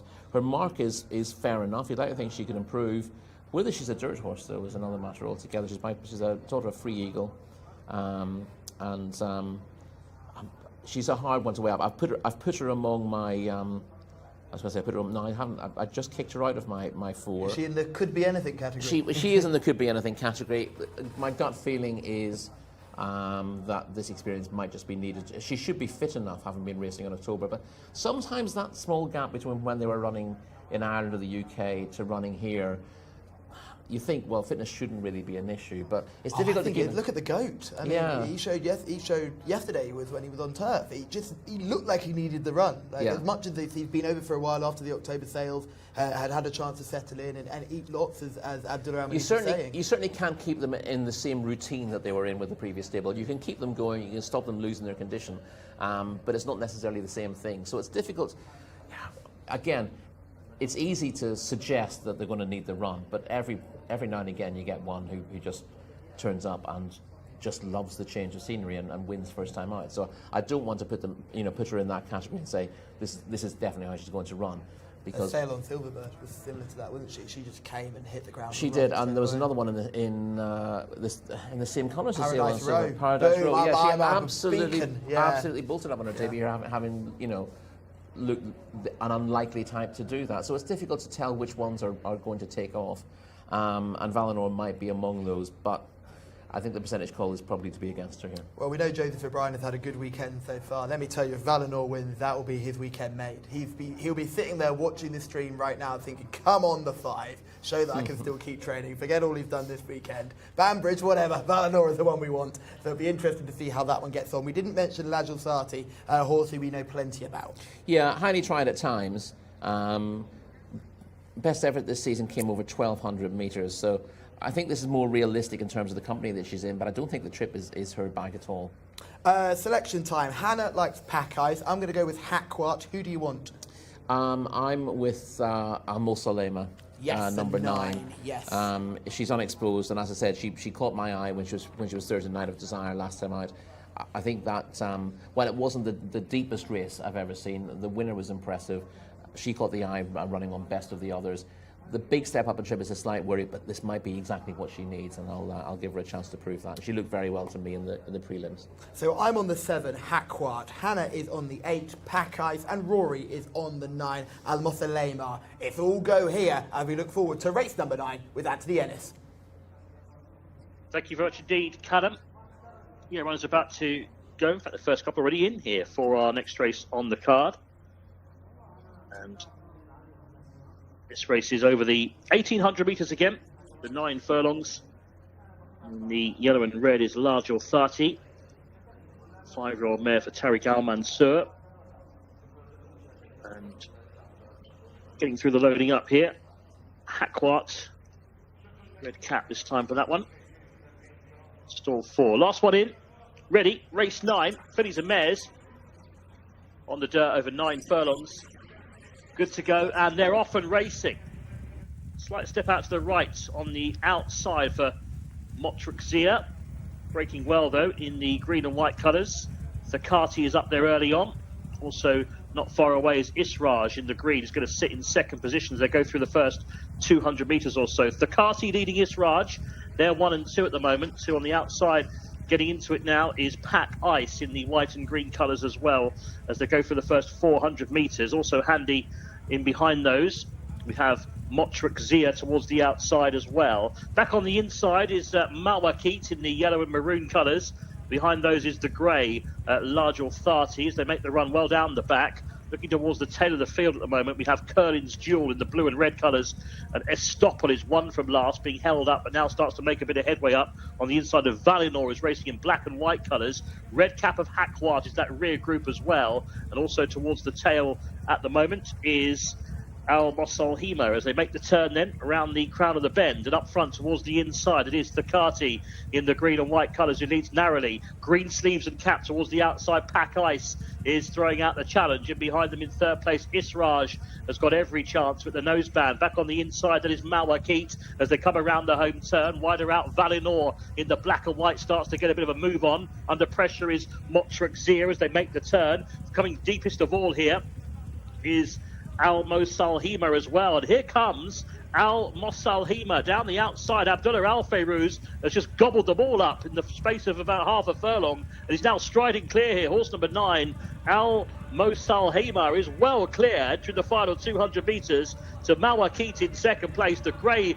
Large Authority running on maybe for a place as they enter the final 50 metres. It's all about Al Mosalhima, who's absolutely routed them. Second Mawakit in the end. Behind those, we had Curlin's Jewel, who's trying to stay on from a long way back, but this was impressive. Al Mosalhima has won it, and has won it with a devastating turn of foot with about 300 metres left to go. Went from sort of being in that rear 3 to being in front in the space of about, 100 metres?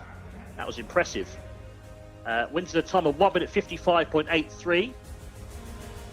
Al Mosalhima has won. Number 9. Wins easily as well. Took it up and strode clear. Second was number 10, Mawakit. So 9 beats 10. 5 1/4 lengths the winning margin. And it was the grey in third, Large Authority, number 4. So it's 9-10-4, 1 minute 55.83. 5 1/4 length victory for Al Mosalhima.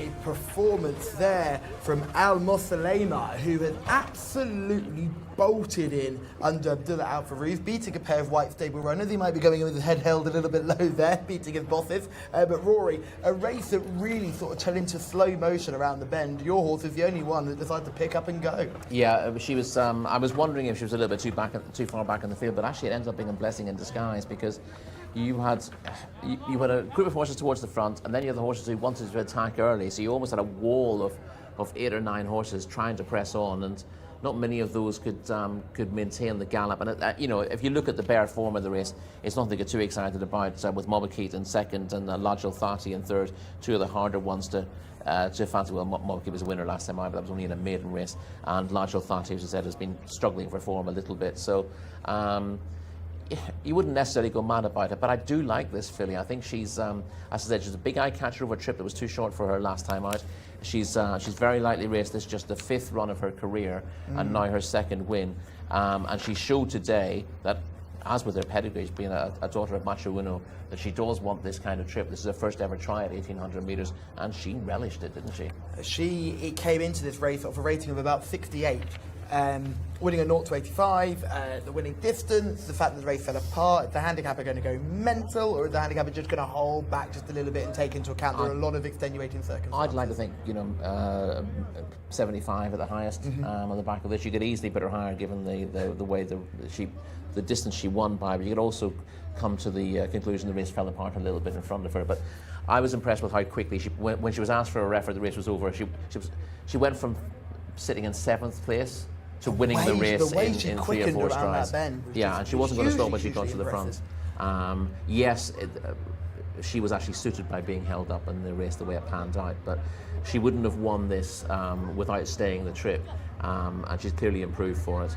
So lots of positives, and hopefully the handicapper, as you said, won't go too mad. Here we see the replay off the bend from the head on. She's just asked for a referee. She was virtually last when she swung into the bend, but asked to go forward, and immediately goes from virtually last to first in only about 30 or 40 yards, and the rest of them are treading water at this stage. A few clear disappointments in behind. You can't be adamant that anything beyond the front 3 have really given their running the way they finished it, and the runner-ups carrying her head awkwardly in 2nd place. I should expect a long-standing maiden, but I still think the winner is a very nice filly. What's the start here? Mawakit was really ridden up to get there, but could do nothing to stop Sekati getting across. And Sekati, from a pretty wide draw, coming out of 8, came across and easily got into control. Then, for me, it was the white stable. We had a few people trying in the comments looking for horses number 2 or 7, which was Motrek and Hakwa. Now, watch this closely if you like those white stable runners, because Ferraz Al Sudatin, he had a winner today. I think I'm in a bit of trouble with this ride he's given this horse. Yeah, I mean, you were mentioning this to me off air, that he's in a good spot, but he's probably checking for the position of Camila Ospina, who's on Hakwa. He's gone off favourite in the end, and he seemed to be keen not to get in the way. You can watch him looking. Stage. He's 3rd off the rail, off the left of your screen in the front group, in the white colours and the green cap. And he'll just keep looking around. What's the jockey's head? He just keeps looking to see where Camillo is. And then it all goes horribly wrong at this part of the bend. Yes, I mean, if you are good, I don't like jockeys looking behind at the best of times. Just ride your race. Camilo Espina's clever enough that he will ride his own race, but the one thing he doesn't want to do after looking round to check the position of his stablemate is to get in its way. Here it comes. Closing stages, and with his top bull trying to drive up the inside, the white stable runners do get in each other's way as Motrek begins to weaken.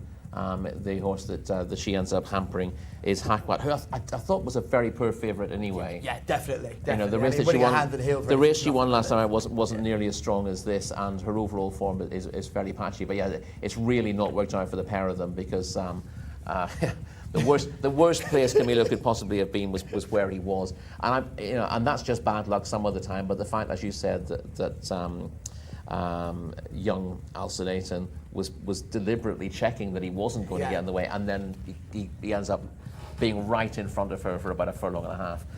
So that was rather unfortunate, almost comical. I don't think it's cost. I don't think it's cost Hackwatt. Hackwatt's run on quite well actually. She's run on but I think again, she's passing time. but what's happening? Yeah, because she's not able to make her effort for a long time because she's got nowhere to go, which means that as the stablemate is belatedly eased up, she begins to pick up places. But that's just because she's not made her effort when others in front of her have, so she's able to pick up the pieces. But she's a long way behind the leader, and she's in no way lucky here, no way unlucky. Yes, she might have finished a little bit closer. Had the race panned out differently, but if she was travelling strongly, she'd have avoided that trouble as well. You know, horses who get in trouble are usually horses who are not travelling well enough to avoid it. Yeah, take nothing away from our winner though. She's only 3. She's still got plenty of room to grow into that frame as well. She's very mature still. She's a nice looker. I think she's my highlight so far. I don't know whether you agree with the same thing. She would be for me, yes, yeah. Hugely exciting horse here in the Parade Ring. But we must move on to race number 10. The horses are already in the paddock behind us, but if I just had a quick look at this contest, I could tell you that Rory Delagi, you quite like horse number 12 in this one. Apparently so, yes. Apparently you do. I'm only going by what you've told me. What a maze. Yeah, has been running well in very good races. Finished second to Riyadh Central in a really competitive Sultan Ray Al Ghouda Cup. And then was fourth to Al Waji in the Ministry of National Guard Cup over course and distance last time. Those are 2 solid efforts to defeat and could well be good enough to win this slightly easier race. Anthony Ellis is our man in the sky, our voice from above, and you can give us those runners and riders for this, the Saudi Broadcast Authorities Cup. I will do, Callum. I've got to be a bit more on my mettle here. Bigger field for me to call. Had some small fields today, but we step up in terms of numbers here for the Saudi Broadcasting Authorities Cup, being run over 1,600 metres the mile on dirt. Number 1 is Abrik Al-Khail for Khalid Al-Mamoni. Number 2 is ACs, ridden by Abdullah Al-Khamis. 3 is Al-Kimar for Ahmad Al-Tayyar. 4 is a scratch. 5 Attack, Farhad Al-Faradi. 6 Blue Power, Abdullah Al-Fayruz. 7 Chukotka is now ridden by Thab Al-Timyat. 8 Jeddah Beach is Camilo Ospina. 9 Mekhled, Ricardo Souza Ferreira. 10 Mahali is ridden by Mohammed Aldaham. 11 Mostaheb America, Naif Al-Anazi. Number 12 Motta Maze for Alex Moreno. 13 Scratched. 14 Neom Al-Muhammadiyah is written by Abdullah Alorfi. Number 15 Saudi King is written by Nawaf Al-Mudiani. 16 Sayar is Rayan Al-Toesh. 17 Shagran is written by Feras Al-Sunaitan. 18 Suhail is written by Adel Al-Faradi. 19 The Gate, Eddie Castro. And 20 Wizari, Mohammed Saeed on board. So they are the runners and the riders for this, the Saudi Broadcasting Authorities Cup. It's due off at 7:30. Runners just coming into the paddock here. So let's go and join Hannah for her thoughts. Thank you, Enzo. Well, we've got a very busy paddock, plenty of horses in the parade ring. And the first one we're going to look at is horse at number 1, Abrik Al-Khail, who has been on his toes ever since he came into the parade ring. Flashy sort, almost like to say fancy pants. He looks quite a fancy one. Very shiny in the coat. This was the horse that caught my eye as I walked in. 2 runs, but looking rather well. Very race fit indeed. I like the hind end definition. Also, hard to comment on the walk as he's been jig jogging. Has the noseband and a large loose ring snaffle in as well. Hopefully he can contain the energy he has. Number 5 is the next horse we're going to look at, Attack. Let's have a look at this 2-year-old who's a lot calmer than our previous one we had a look at. Standard egg butt snaffle in. Having a little look around at the crowd, but nothing exciting. Walk-wise, he's not walking too bad, actually. At hind end, you can see the fitness line as well, and looking very well in the coat. Number 8 is the next horse we are going to look at, and that is Jeddah Beach for the White Stable. A very relaxed looking chestnut, and the stable hands have done a very good job with the quarter marks on the hind. Walk-wise, not actually walking too bad. Looks quite loose behind, which is what we like to see. Head bobbing as well. Nice active walk. Very chunky sort, but nice muscle, particularly on the hind end. And it's quite got a deep girth. Plenty of room for the beating heart. Number 10 is the horse we're going to look at next. That is Marley. This one's just having a little look around at the public that have gathered around the parade ring. Got the the headgear on, but actually very nice in the coat, very shiny, a nice looker. Again, this is another one with a deep girth, so plenty of room in the chest. I'd like to see this horse front on, but from what I can see on the side view, it looks very good, very defined on the hind end. Finally, we're going to look at horse number 12, Motamiz is our final horse. A different sort, this one just taking it all in, very chilled out and relaxed. Another horse that looks very shiny and well in the coat, has the noseband on, has been grinding the teeth just a tad, but nothing to worry about for this colt. But again, another nice one in the parade ring. There's plenty with lovely coats, which is of course great because they're all in fine health indeed. But yes, this one, I'll actually comment on this one's walk as well, because this one looks quite stiff behind. This isn't the best walker in the paddock, that's for sure. But that's a little look at some of the contenders in our race 10. It's back to you guys in the studio. Thank you very much, Hannah. This is a corker of a contest, and there's so many of these I want to talk about. Let's start with horse number 2, Athi, who comes here with a rating of 80 after the 3 starts. What do we make of this one, who won on debut at Taif? Yeah, he's coming off a break now, I see, so we know that he can go well fresh. He ran very well in his second start as well, behind Ez Al Rafiq. That was in the Taif Sprint Cup prep. He's well beaten in the Taif Sprint Cup itself behind Riyadh Central, but given a break since then, could easily bounce back. Let's have a look at some of them in action. This is Motamiz, the first horse we're looking at. I know this is one that you liked earlier on. Yes, as I said, Motamiz makes eye-catching progress in the light green sleeves here, the white colours with the light green sleeves and the stripe. He's very, very consistent thus far, as rating of 78, and run on nicely to be fourth in a cup contest over course and distance last time out. The winner, different class here, but you've got to sort of look at the rest of them as a whole. And he's won his usual solid race, was second in the Sultan Real Gouda Cup before that as well. And the next one to look at is Jcsa, who's making this eye-catching progress all the way around the outside. And I thought with another horse that was just in a good race, ran well. Yeah, there's nothing negative to say about this. Jcsa keeps on very willingly. Just comes off a straight line, I suppose, in the straight, hanging to the left a little bit, but keeps trying. Slightly ungainly stride, but does run all the way to the line, and this attitude will hold the horse in very good stead here. And then finally, the most controversial horse in this race, Jeddah Beach, who won on debut, but let's not lie, was going to get beaten if the other horse in second had been given a ride. Yeah, it looked like he was going to blow the race apart for a long way here, Jeddah Beach. He went clear in the straight, but he just begins to tire. He's quite a big horse. I'd imagine it was difficult to get him fully fit for this. Looked different class, but got tired in the last 200 metres. The horse he moves into second now is clearly travelling better. He's got about 5 lengths to make up, but his jockey is not really helping him in the closing stages. Clearly, with a more vigorous ride, he would have got up to win this race, but Jeddah Beach has won it. He actually takes a pull there, doesn't he? He almost does. I mean, wow. They do come clear off the rest. And Jeddah Beach, listen, he looked the best horse in the race. He just got very tired late on. He will benefit from the run. He deserves a go at a race like this, but the bare form that he showed isn't good enough. But you can see, I get a little idea of his physique from that race, that he's a type he should improve a fair bit from. But yes, it was a rather controversial win, because I think everyone could see that the runner-up should have won under a more judicious ride from the second jockey. Just wonderful to see members of the Saudi broadcasting authorities really enjoy the racing today.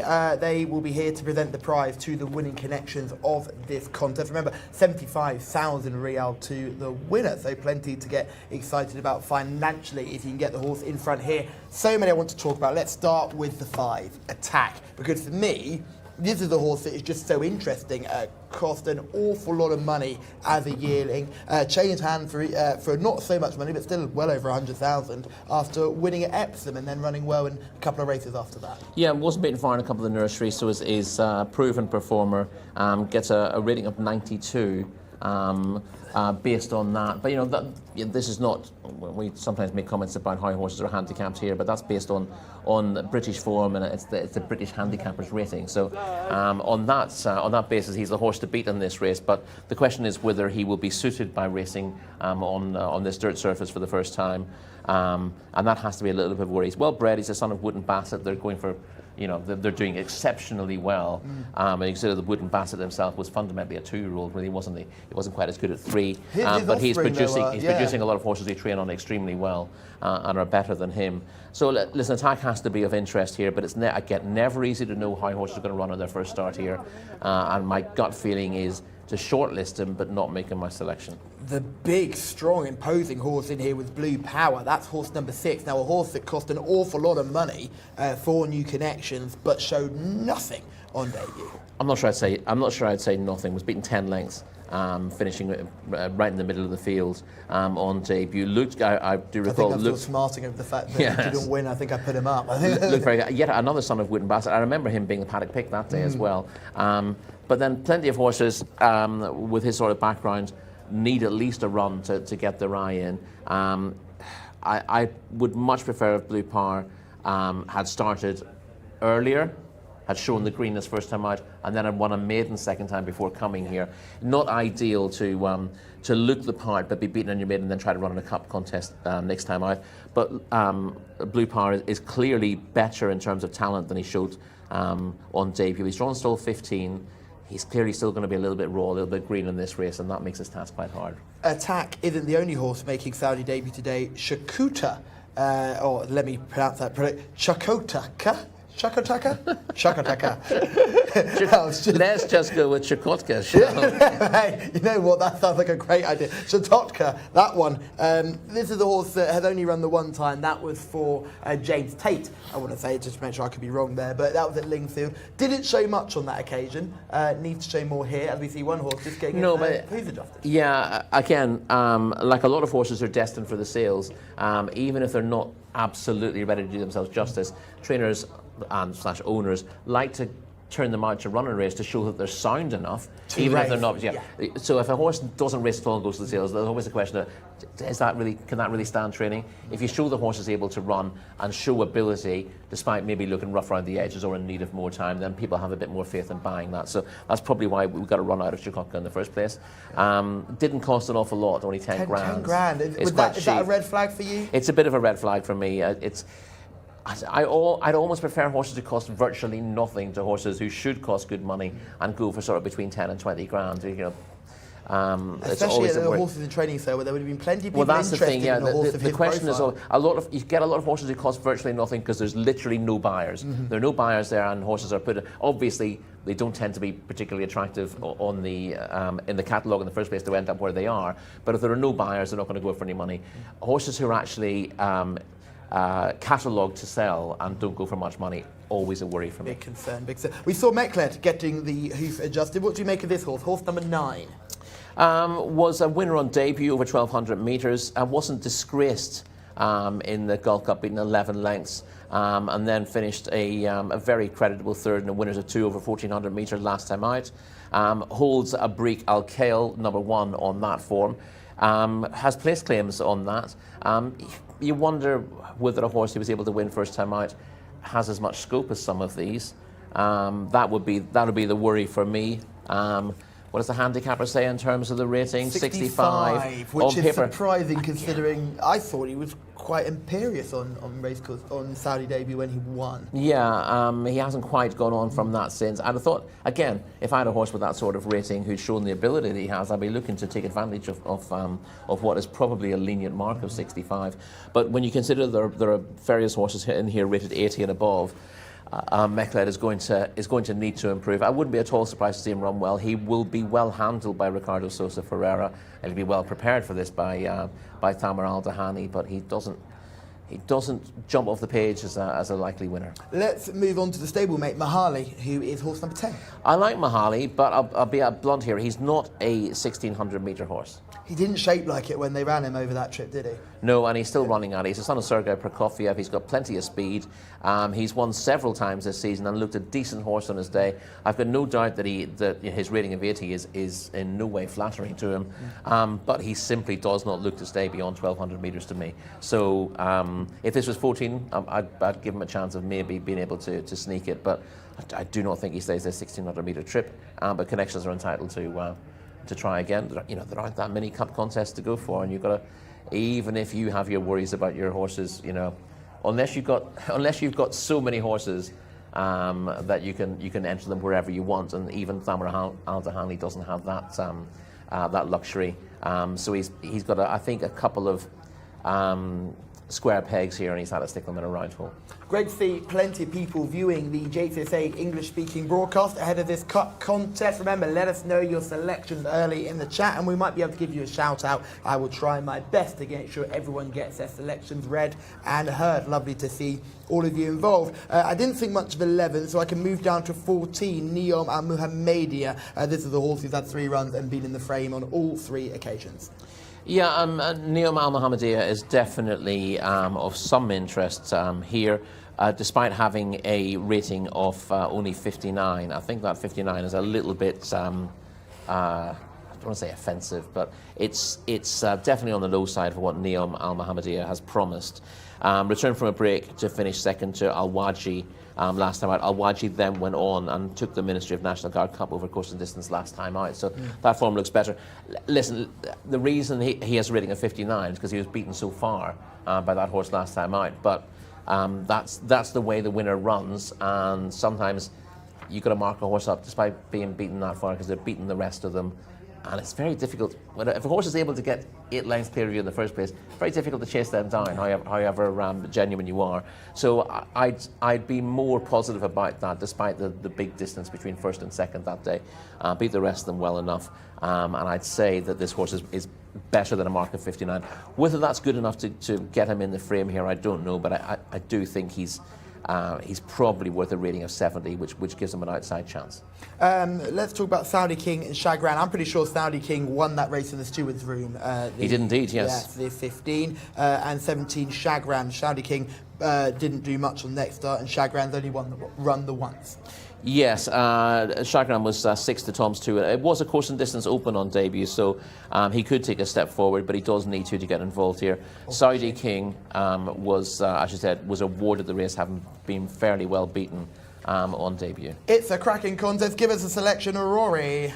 I am going to go with horse number 12 here, as suggested earlier on. That's Motamaiz. Horse number 12, Motamaiz, for yourself. I am absolutely stuffed here. I'm going to hope that Blue Power can do something better than he did before, but everything... In fact, no, Mechled. I'm going to go Mechled. Go for a sensible selection, Callum. Mechled for me, and number 12 for Rory, who is Motamaiz. Anthony Ellis, they're already loading so quickly here in Saudi Arabia. It's all yours. Thank you, Callum. Yeah, runners are going forward here. There's been money for Rory's fancy, no surprise there. Motamaiz, 8 to 1 opened international market, now 5 to 1. So, bit of money for the 12. Motamaiz, Alex Moreno comes at a stall 2, so a good draw towards the inside. Last 3 to go in. Mostaheb America, one of those to load. And goes forward now. I think we're almost set apart from this one. So just waiting for the spotted jacket of Naif Al-Nazi on board, number 11. Into 8:14 here, this is Mostaheb America.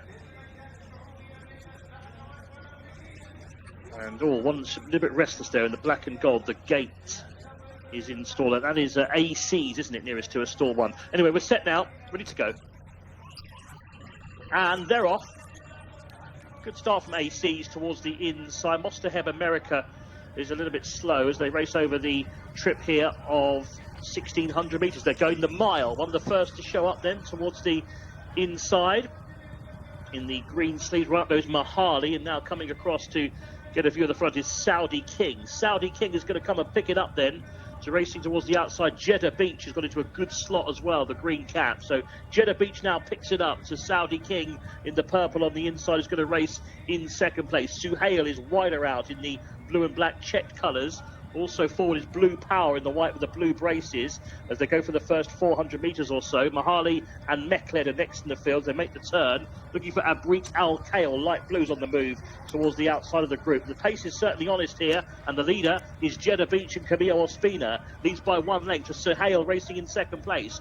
Blue Power sits in third, and then back towards the inside, trying to get a bit closer is Mechled now as they come around the home turn. But Jeddah Beach is still doing it nicely at the moment. Leads up here by about 2 lengths. So it's Jeddah Beach going strongly And all of a sudden, ups the ante here, Jeddah Beach, giving chase his Blue Power in second. He's running a good race today, Blue Power. Staying on his Abrik Al Kale right down the centre. Nothing else from off the pace. And the leader may have gone here, Jeddah Beach. Gone 6 lengths clear with 200 metres left to travel. It's all Jeddah Beach. Well on top here with the green cap. Running on from the back of the field towards the inside is Mahali, staying on well, might get second, but Jeddah Beach for the main prize, and Camillo Ospina gets his winner. Jeddah Beach is too good. From the back, Mahali on the inside, joining number 6 Blue Power second and third. It's tight between those two. It's either Mahali or Blue Power for second, but no doubt about the winner. Number 8, Jeddah Beach, Camillo Ospina for the White Stable. This horse travelled well on the front end, quickened turning for home and kept up the gallop. Drifted off the rails, but still going forward here. And this 2-year-old colt does the business to win the Saudi Broadcasting Authorities Cup in good style here. And this big prize. Jeddah Beach, number 8, the winner. It was fairly close for second. The winner's time, 1 minute 41.89 seconds. See Mahali on the inside there, number 10 was running on.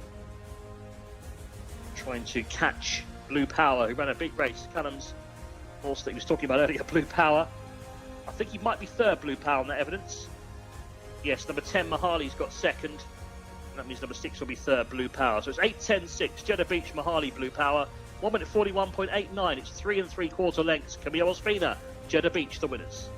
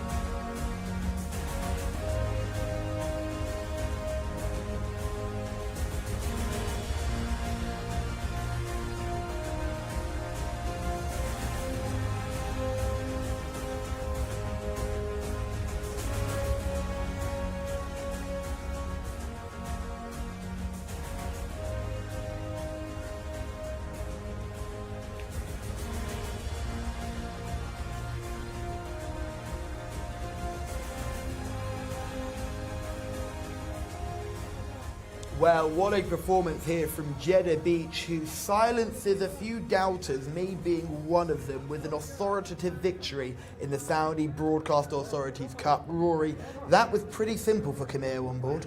Yeah, I mean, it should have been simple on debut as well, but clearly he wasn't quite as fit as Connections thought he would be for that maiden. He looked different class to his rivals all the way through, and then got very, very tired later on, just emptied very quickly. And I think that was down to a lack of fitness, particularly when you get a horse who's quite big like this. Once they get tired, they can stop fairly quickly, and he should have been caught that day. But at the same time, he also still looked a class apart from his rivals. Mm-hmm. He just wasn't fit enough to put the race to bed. He certainly was fit enough second time out, and he's shown what he can do. A similar story with the third Blue Power, of course, who he cost a lot of money and would have been very well fancied for that debut and could only finish midfield. He's come on an awful lot for that as well. Which is, again, what I'm saying, I'd love to have these horses not going straight into cup off the back of a maiden run where there's no chance to sort of fix things. I'd rather both of these, had a run first time out and then could go and win their maiden impressively and come here on a high to win this. Both of them obviously our winners now unbeaten in 2 starts, but we know that he really ought to have got turned over first time out, and that was a race that provoked quite a lot of reaction. But this is what they thought he was first time out, and he's proven it today. Certainly has. And the man on board is Camillo Ospina. He's about to weigh in, and he will catch up with Hannah. Indeed, yep, he's just about to weigh in. What a run from Jeddah Beach. Definitely silenced any doubters with you guys. That horse did look really good in the parade ring. But let's hear about the race. Camillo, congratulations. That looked no problem at all for that horse. Obviously a winner on debut, but looked far fitter today. Yeah, thank you very much. Always thankful with the Prince Mita bin Abdullah. for giving me support. Talal bin Sharain, our manager, and the white stable, Ahmed Neheri and the whole team. Thanks God he's good horse. The first race he won, he's still not 100%. He need race, but today he's coming much better.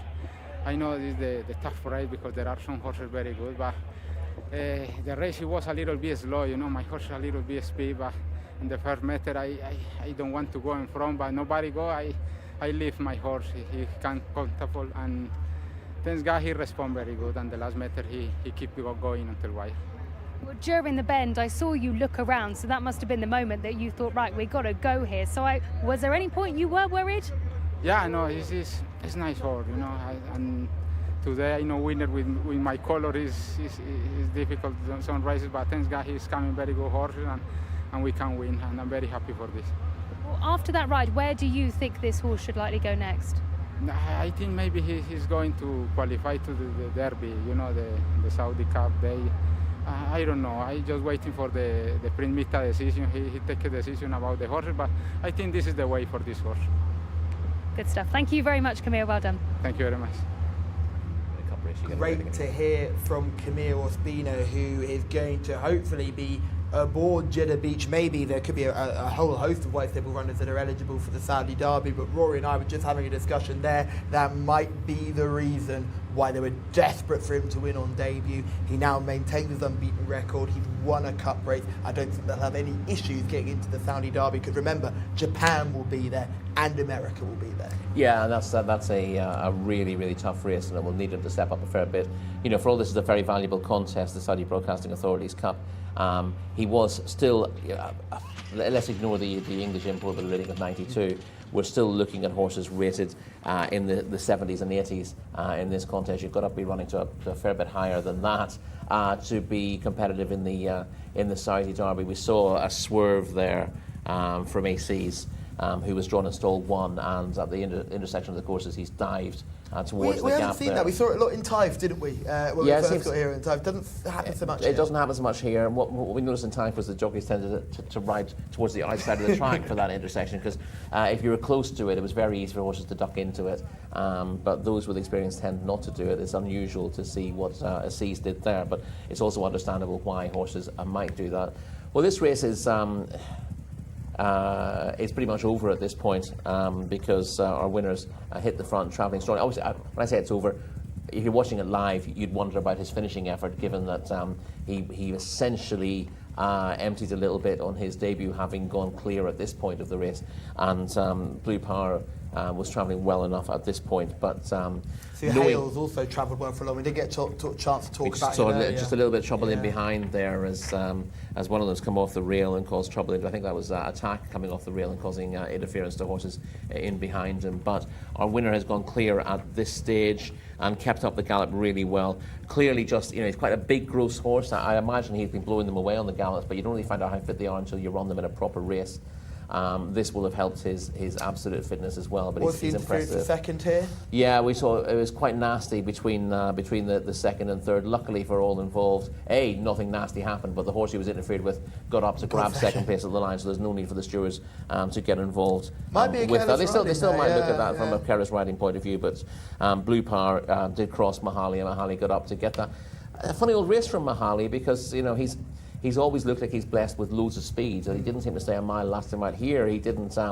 He never looked like winning the race, but he rallied strongly to get up for a second.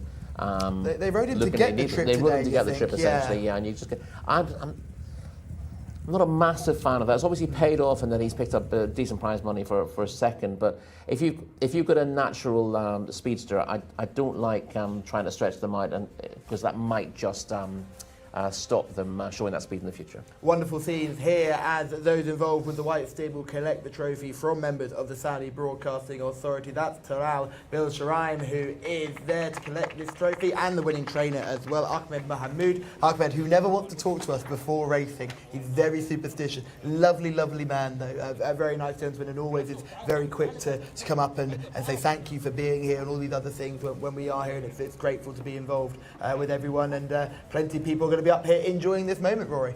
Indeed, yes. It's always a moment to be shared when the White Stable have a big winner. And it's been a good day for them, really, hasn't it? We were talking about the season being a little bit underwhelming for the White Stable. 1 or 2 disappointments in earlier races, but they've won 2 big races on the night, and Connections will be very happy. And Talal bin Shraim looking quite a relieved man there. Yeah, take a deep breath out, and you wonder why. So let's move on to race number 11. The horses are already in the parade ring. Rory, I found a good thing. And I think I've already got the winner of race number 11. Anthony Ennis can take us through the runners and riders. It's 7-2 the field international market. Monsieur Jumbo and Sultan Alanaya towards the top of the betting for this one, Callum, as we go through the runners and riders then. Number 1 is out. So number 2, Monsieur Jumbo, is written by Mohammed Aldaham. 3, Wild Rhythm for Ahmed Al-Azari. 4, Carabino for Khalid Al-Mamoni. 5, Mahatu, Camille Ospina looking for a quick-fire double. 6, Sultan Alanaya, Abdullah Al-Fayruz. 7, Al-Mutib, ridden by Ali Al-Mutib. 8 is Ifraz, Tariq Al-Mansur, over the page. Find number 8, which is Ifraz. Number 9 is Canood for Abdullah Al Hussein. 10 is Night Moon, Eddie Castro. 11's been scratched. So 12, Salam Al Ayez, Adel Al Faradi. 13 is Thebe Al Widyan for Ayad Al Tarisi. And it's then number 14, Union Strength for Thab Al Timyat. And over the page to find 15, Daklat Noura, Nawaf Al Mudiani is on board. So they are the runners and the riders for this contest. We have 13 without number 1, Mighty River, going 1.5 miles. We're going up in trip this time around. I think we're going to go across and join Hannah. Thank you very much, Enzo. Yes, we are. We're in the paddock and we're going to have a look at some of them. Number 2, Monsieur Jumbo in the parade ring is who you're looking at right now. Does carry some condition, quite a bit actually. Will need far more work, I would say. Has the noseband in, but looking very alert and looking around the parade ring. Number 4 is the next horse we are going to be looking at. We've got a bit of a gap in the parade ring. But number 4 is Carabeno, who is definitely having a good look around the parade ring. He's got the blinkers on, so having to do the extra work, but looking very alert. Ears are pricked and looks good for the job. Now, very muscular on the hind end. That belly would need to come up though some, but nevertheless it's still a very muscly type, very strong and thick and very defined in the shoulder also. Not bad of a walk actually either. The next horse is number 6, Sultana Alanaya, who's making lots of noise, grinding the teeth there. This horse is looking very muscled on the hind end. My goodness, the coat very, very shiny, and those obliques are on show also. Playing with its tongue, sticking its tongue out, and also has the headgear on as well. Number 12 is the next horse, Salam Al Ayez. We're dropping back now, a bit further down the parade ring field, let's say, a horse number 12. Who has got a lovely head on him. He's really having a good look around. He's a very sweet looking horse, but massive. This is why I wanted to show you actually this horse. He is a real big looking horse. Nice hind end. The muscle on that engine looks great, and as you can see, it's starting to jig jog. It really highlights the muscles on those abdominals, the obliques in particular. A nice shine on the coat. And the final horse we're going to look at is the horse just behind. Number 13, you thought the one in front was big. This horse is even bigger. Thebe Al Widyan. I noticed this horse because it's absolutely ginormous in height, not width or anything like that. And considering the trip, I think it's going to eat up the ground with its legs, its body, the lot. Huge advantage here.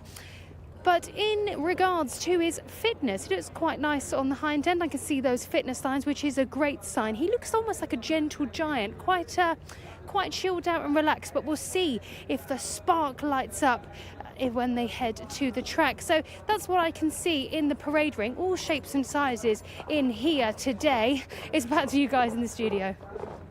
Thank you very much, Hannah. Yeah, really looking forward to this one. I'm going to put my head on the chopping block straight away. I think Salam Al-Ayez is an absolute good thing in this race, Rory. That is an exceptionally bold call about a horse who's never won a race. Exactly. And that's why we're here, Rory, to make the bold calls. You won't see me jumping on the Monsieur Jumbo train anytime soon.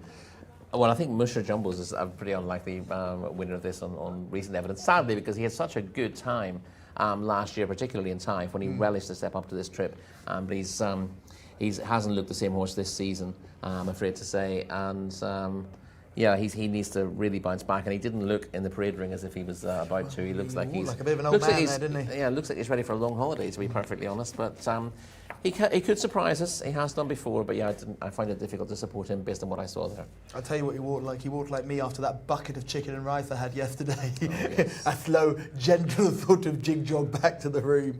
But yeah, he's an interesting run here, Monsieur Jumbo. We know plenty about him. Going down there, I thought Mahatu, number 5, was another horse that showed plenty of promise last time out. Ex-William Haggas hasn't got the head in front in Saudi yet, but I thought was shaping better last time out. What have I told you about backing William Haggas horses? They don't improve. they don't improve when they leave the yard. If you're looking to buy a horse from an English stable, William Haggas is not the best person to go for it. Not because he's not a good trainer, for he's exactly a very good the trainer. opposite That's reason. the problem. He's a very hard man to improve a horse for us. So what you need to do, basically, you've got to get that horse down the handicap a little bit, get him a slightly easier task, and then maybe you can sort of pick up there. It was placed over this trip in his time in the UK, has largely struggled locally, but he did run a little bit better in an 1,800-metre handicap last time out, and not to 80 affair. On the ratings, he's got a decent chance. I thought he shaped like he could go further as well, because we've got that knowledge of what he did at Lingfield. Exactly, yeah, we know. He's a son of Roaring Lion as well. He should be getting this kind of trip, and yeah, if he can find, if he finds his best form, he wins off this mark. But if he runs to the best we've seen him from recently, then he's dangerous, and he's certainly one to bear in mind.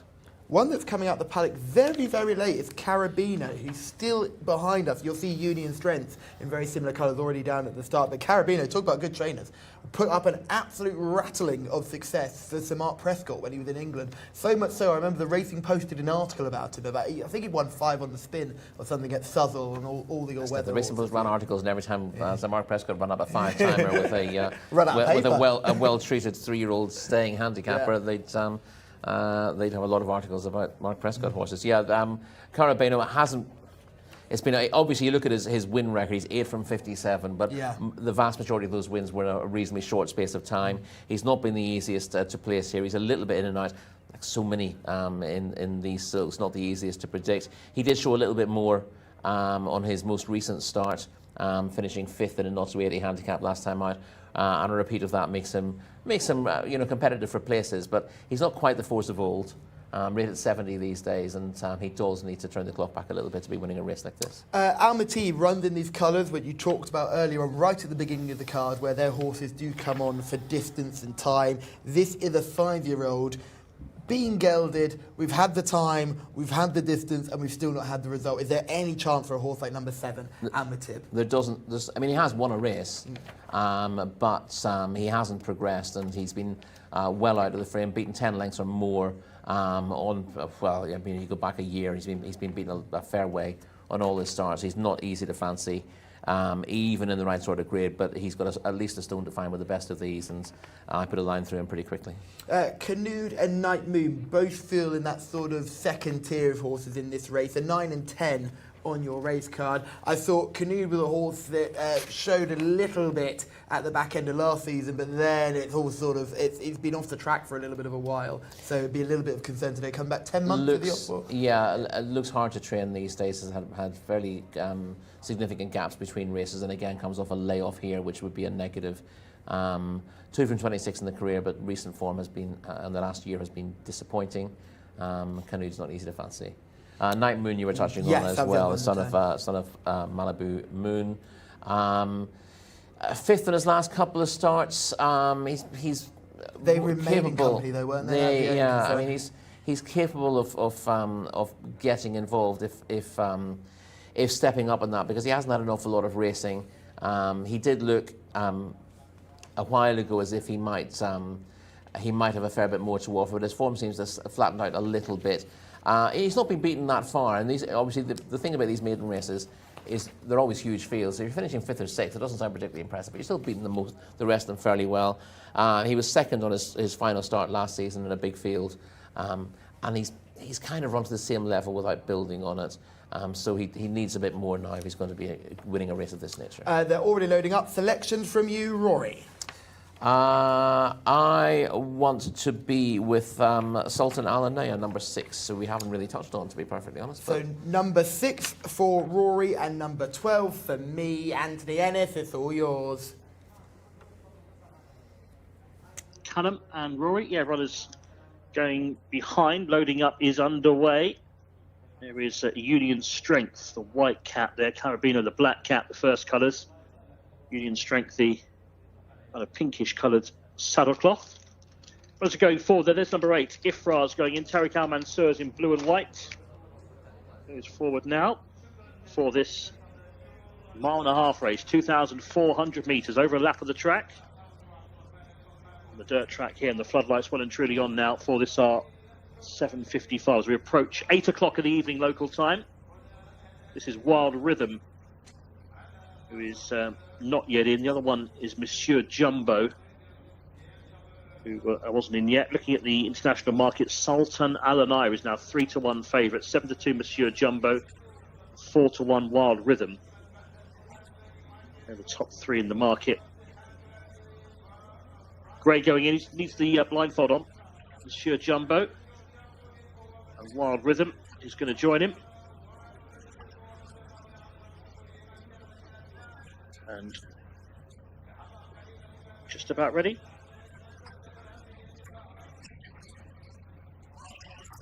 And they're off. Starter caught them in a pretty good line this time around, just over a lap of the track as they race up past me with a circuit to go. It's Monsieur Jumbo in front, the grey early on, to racing in second position. Ifraz in the blue colours.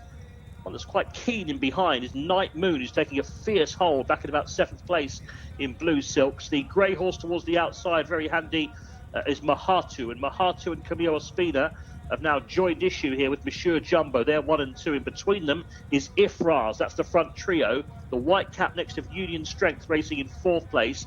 So that one's outside in that blue and white colours. That is Canood, who's getting into it as well. Behind Canood, then is number 12, Salam Alayez, who's racing in the red and white silks. Back towards the inside then to find Sultan Al Anaya. Carabino is next with the black cap from Night Moon, who has now settled a bit better. But certainly they have used up a bit of petrol early on. Daklat Noura is the early back marker in red colours as they make the run down the back straight here in a 5-way go for the lead.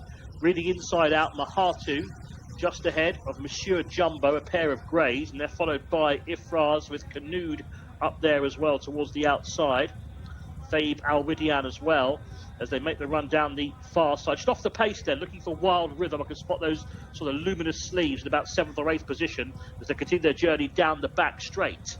It's Mahatu, the grey on the rails, narrowly. The other grey is Monsieur Jumbo in the yellow and black colours. 3 wide. Ifraz has never been too far away. Canoe to make a line of 4 now as Union Strength just drops off them in 5th. Carabeno is getting a bit closer on the inside. Wild Rhythm has lost ground, if anything. That marker is still Daklat Noura, and also Sultan Al Anaya has just lost a few positions. They start to quicken the tempo around the crown of the bend. So they're heading for the final 700 metres, and up front with the lead now, Monsieur Jumbo has had enough of Mahatu and has gone on. So Monsieur Jumbo's the leader by about a length, giving chase into 2nd place, trying to get a bit closer again is Ifraz towards the outside there for Canood. Nothing at all from off the pace at the moment. Carabeno has gone into 4th place. The leader, though, is travelling best here, Monsieur Jumbo, and he may have just given this field the slip around the turn. Monsieur Jumbo in front here for Mohammed Aldaham. Leads by about 5 lengths at the moment.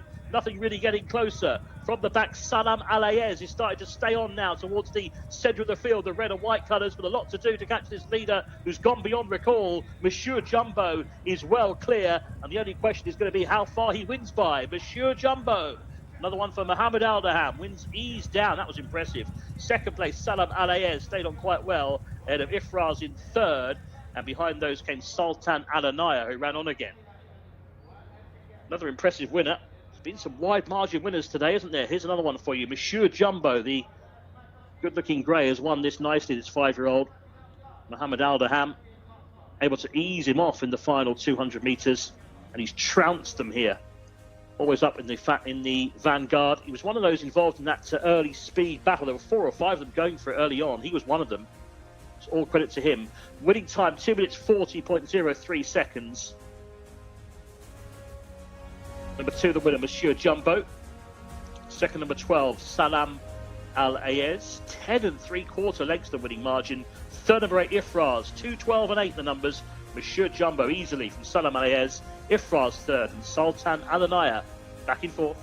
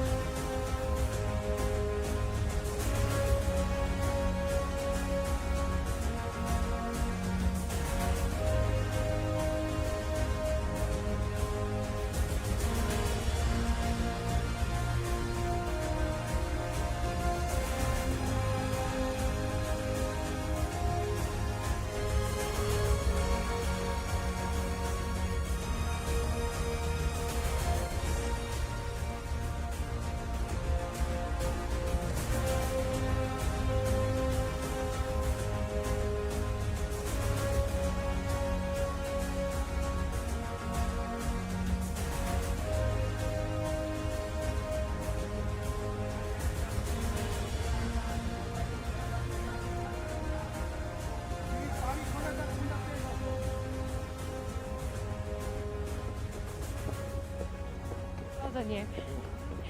Well, we are joined with Thama Al Dahani. Easy job there, wasn't it? Yeah, he's a good horse, but he have a problem in Taif. He slipped in the room, and since that day we try hard to retain his back again because he have a little problem in the muscle in the back. And we run him no good. We give him a rest really for 1 month and we retain him back last week. I know he's good. Yeah. But I give him gallop last week, only easy gallop. I don't want to kill him because I want this race for him. Okay, so that makes sense. So there was something wrong, and then you had to resolve that. But obviously you have. Yeah. We make so many medicine for him, but he become good now, and his progress. He run. This is my horse. I know him. He won 4 times or 5 times here. Today he returned back again. Yeah. Well, you've got him back on track, so that's a great thing. Well done. Congratulations. Thank you. Well, there we go. I do have an update, though, for you on horse number 13. So that's the horse that didn't go. And the reason for that is because it was lame. So obviously in the paddock it was fine, but the jockey did think there was something wrong going to post. So dismounted and they've trotted him up, but that is why the horse didn't go. But I did see the horse coming back in walk. Nothing, I would say, too drastic because it looks okay. But of course the vets are here and they will have a good look at him. So that's horse number 13, and I'll get the name for you, but just so you know what is going on, and if we get any more updates I will let you know. But until those updates, let's enjoy the winners here, because it's a great atmosphere, of course, always in the winners enclosure, and we will just be in time hopefully to grab Mohammed Al Daham as he weighs in now. What a marvellous job that was with Monsieur Jumbo. He wasn't a paddock pick for me, but listen, he defied all the odds because he won that race magnificently. Tremendous job. Looked very easy for you towards the end. Yes, alhamdulillah. Thanks the owner, the dad and the owner and the trainer. Nice horse. Yeah. And you were in quite a good position as well. He was very keen to go. Yes, yeah. Race a little bit slow, and I see my horse a little bit. He pulled me, and I kept him close. Thama did say interestingly that the horse had been off in a few runs, and he's got him back now. And he said this is his horse. He knows him well, so we're going to see more of this by the looks of it. Yeah, I hope inshallah, because this horse Taif a little bit tired, and when come here, just 1 time here, but they run very good. 2 times before this race. One time he ran first season too much bad, and he give the trainer, he do it with this horse something like doctor, he help him and he give him vacation and come back again. Now come very good. Thank you very much. Well done. Welcome. Monsieur Jumbo is your winner here. Always looked comfortable involved. And before we go through the race, let's shout out Semistocles Kyros in the comments, who didn't just have the winner. You had the first and the second Semistocles, who like number 2 and number 12, first and second. So well done to you, good sir. You're also part of the Camille Ospina fan club. Camille Ospina didn't get the nicest rides on Mahathu, who the saddle looked to have slipped on that occasion. Yes, but Camille's got 1 ride in the last as well. So hopefully he can give the Colombian Panamanian fans another big winner. But take nothing away from our winner of this race. Monsieur Jumbo clearly had issues earlier on this season, tight back. Yeah, so you want to get Thammer before the race to get the low down, because I just thought he'd lost his way a little bit, Monsieur Jumbo. No obvious reason why he's not been showing the form this year that he did last, other than that, you know, he's out of sorts for whatever reason. But as you heard from Thammer, he's been dealing with a back issue, which the horse has suffered after slipping in his stable. And he was very well. He was the top-rated horse in this race, but you needed to go back to last season's form to really fancy him. But he was running to marks in the 90s last season. A real revelation, he particularly put at times. Run of seconds together, didn't he? And then once he won, it was over. Yeah. But he was a horse who raced a fair bit in the UK, and he usually raced sort of 7 furlongs. He's, you know, you might remember a horse called Mr. Jumbo, who was a really good sprinter for Kevin Ryan. Well, this horse also ran for Kevin from the same family, and he looked a sort of 6-7 furlong horse, but absolutely mopped up when he was stepped up to 1.5 miles. You wouldn't have thought he was an obvious one for the trip, but he stays really well, and he enjoyed himself. So he had a really good season last year, and I was just disappointed with how he's done. You see, he's just sitting in behind there, going through the gap that Mohatu leaves on his outside. That horse ends up with a slip saddle, as you said, and is eased right off by Camilo Espina. But Monsieur Jumbo gets himself to the front here and never really looks in trouble. We also had an eye on your confidence selection there, Salam Alays. Oh, the good thing. Who's run very well to get second, but he's this just a is little... the point here. Switch, Adele. Switch, go around the outside of Carabino. Clearly made absolutely no difference to the result, it has to be said. We're not catching. Monsieur Jumbo got right away from them, but Salam Alays has been building on the promise of recent runs. He caught the eye a little bit last time out, not knocked about, having met a bit of trouble in running in a stronger race. And he just isn't fast enough to take the gap on the inside here that Carabino's He wants that leaving. 3,000 metre turf race. That's what he wants. He wants 3 days to get going. It does take a while to get going. Well, calculation needs 3,000 metres on turf, and he didn't do too well given that yesterday. But Salam Alays runs on strongly from this point, just staying from this point onwards. But as you see, Monsieur Jumbo has worked himself 7 lengths clear of the others, and 10 lengths clear at least of Salam Alays, who is the only horse who makes any inroads. But the winner's right back to form. Was such a likeable horse last season, and it's good to see that the issues that have stopped him from showing his form this season have been rectified. Yeah, and certainly a horse to look forward to now. He seems to be in a good place physically, and hopefully he can continue to improve, because over this trip, the 2,400 metres, the strength in depth isn't quite there as we see down at a mile or 1,800. So there's plenty of opportunities for a horse like him, rated in the low 80s, to really start climbing. You want to start looking at the programme book and see if there are any 2,400 metre handicaps, because that will suit him well. He's a horse who could switch to turf as well. You've got plenty of turf form in the UK, so that wouldn't be an issue. 2,100 metres on the turf would suit him these days. And the trainer is more than happy to switch them between dirt and turf. Absolutely, We've seen yeah, it already, yeah. so it certainly wouldn't be a surprise to see him do that. However, after that impressive, imperious, slightly heartbreaking performance from Monsieur Jumbo, we move on to our final contest of the day, Roy de Laghi. It is the Ministry of Sports Cup. It is a good race on paper. Looking forward to going through it. And the man to take us through the runners and riders for the final time, Anthony Ennis. One more list of runners and riders for you. It's over to you. Thank you, Callum. Yeah, for the final race coming up then, the Ministry of Sports Cup over the 9 furlongs. Number 1, Al Nawaya for Fahad Al Furedi. Number 2, Alamya for Abdul Ella Al Hussein. 3 is Al Jude Ali Al Matib. 4, Al Reem for Abdullah Al Khamis. 5, Consoling Alex Moreno. 6, Corinthia Palace, Ayad Al Tarisi. Over the page to find number 7, one of the favourites, I think second favourite currently, Dance Desire, Ricardo Souza Ferreira, in those white colours with the green sleeves and cap. That will be over the page, number 7. And then it'll be number 8, Diamond Shadow for Abdulaziz Al Furedi. And also over the page will be number 9, who's the big outsider on the international market here, Madak Karim, number 9, 66 to 1 I saw last time I checked the international markets a few moments ago.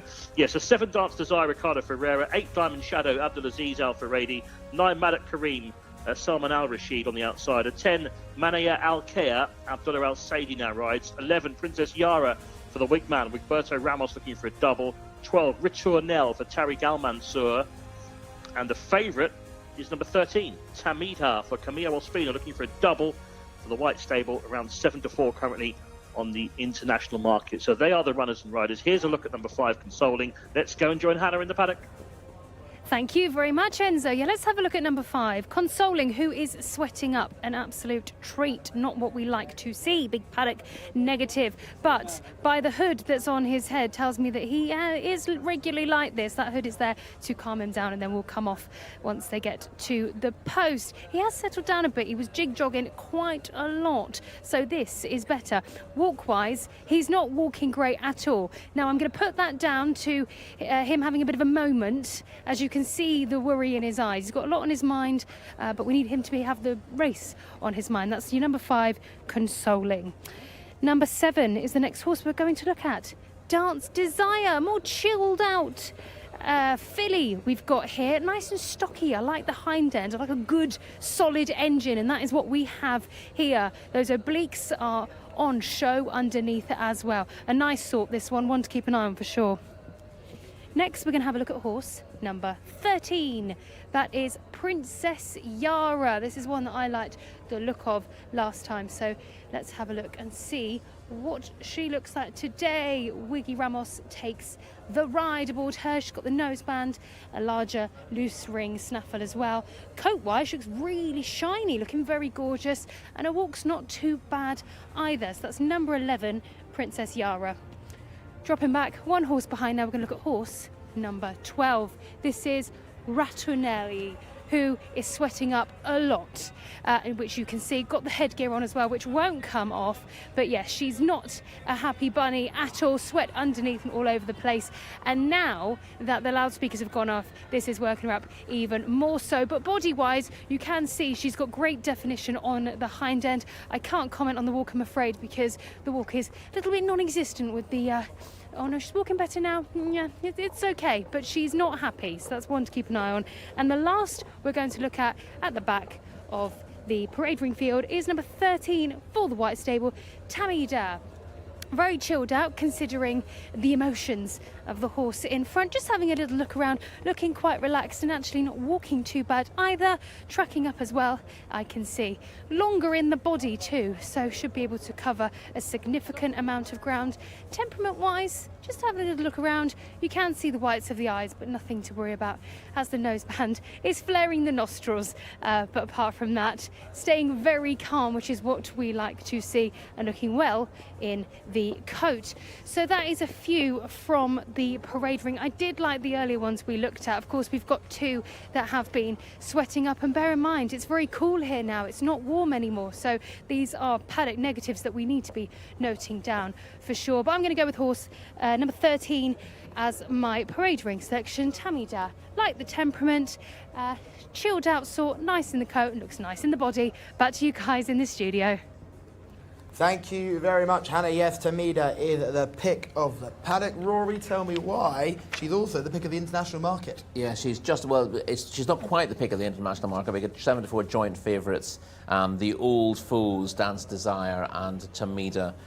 They've met each other twice recently, and Dance Desire has won the both times, well, not that recently. They've met. Tamida's last 2 runs have been against Dance Desire. She finished a close second last time out, and that was a really good race. The pair of them settled down to battle it out. I thought Dance Desire was going to win fairly easily, but Tamida dug in really gamely to go down narrowly. That was the second time this season that they finished first and second, and there's clearly not much between them at all, and we see that. Let's see it right now. VT. This show doesn't throw itself together. Let's see it right now. This is Dance Desire versus Tamida, round 2. Yeah, and we had another couple of these in the race as well. So with the form of this ties in very closely together. So Dance Desire came with a strong run down the outside, looking sort of blind side to Tamida. And I thought she was going to go on and win by a length or so here, but bless her, Tamida digs in really gamely. And you've got the 2 the Almond Deal horses in behind there, Consoling and Returnell, to give a little bit of depth to the form. So all 4 of them meet again. There wasn't a huge amount between first, second. The third was closing again at the line as well. But I loved the attitude that Tamida showed, despite despite getting beaten last time out. She's the really lightly raced one in the field. She's had 7 career starts, winning 3 of them, and she's gone from strength to strength, even at a time when some from the yard have been struggling for form. So she's obviously she's got a tiny bit to find with Dance Desire, but not an awful lot in the grand scheme of things. So it'll be interesting to see how the pair of them get on. But it's, you know, because Dance Desire won a little bit more easily, won by a length and 3/4 in the previous start, but it was only, I said, half a length and neck officially last time out. Yeah, it's tight, very tight between the two of them. Consoling, like you mentioned, was behind them that day. Any chance that Consoling can turn that form around? It would be a tough ask on paper. It's possible, and there's, you know, she doesn't have an awful lot to find on paper, but there was a slight sense of her sort of picking out the pieces late on in the day. Clearly, if they go hard in front and she's produced late, then she's got a chance of winning. But I think if you run that race a few times, I think mostly Dance Desire wins it, and if anything else wins it, it's Tamida. Aina Weyer was a horse that captured the imagination of the team, winning back-to-back contests in very impressive style. She's number 1. She was behind a few of these last time out, though hard to see her turning that form around too. Yeah, she won over 1,600 metres, as you said, in her penultimate start. It was 5th behind Dance Desire last time out. So we've seen the top 5 of that race essentially reoppose. And no obvious reason why she should turn that around. But clearly, you know, she was going forward before that, and she didn't run below par last time. Right. It's just that, you know, you basically look at that race and go, well, you're held on that form. The step up in class. I don't like, yeah, I don't like knocking horses for and say, well, they clearly can't win now. But you know, she needs to improve a little bit to be turning the tables. It's not beyond the realms of possibility. But I thought, I just think the front 2 are particularly reliable types, are liable to stay in form after that.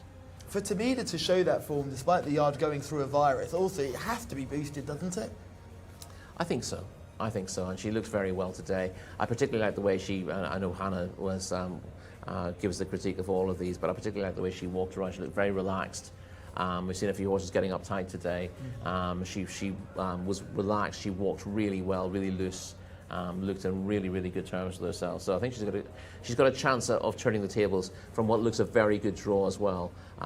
You know, I'm not the Dance Desire is badly drawn in stall 6, but I think Tamida, you know, things are set up nicely for her for a revenge bid. Here's my point. Are we looking at another Halar situation, where we see a horse who's already been beaten by the same rival twice, and that same rival reaffirms that form on the next start?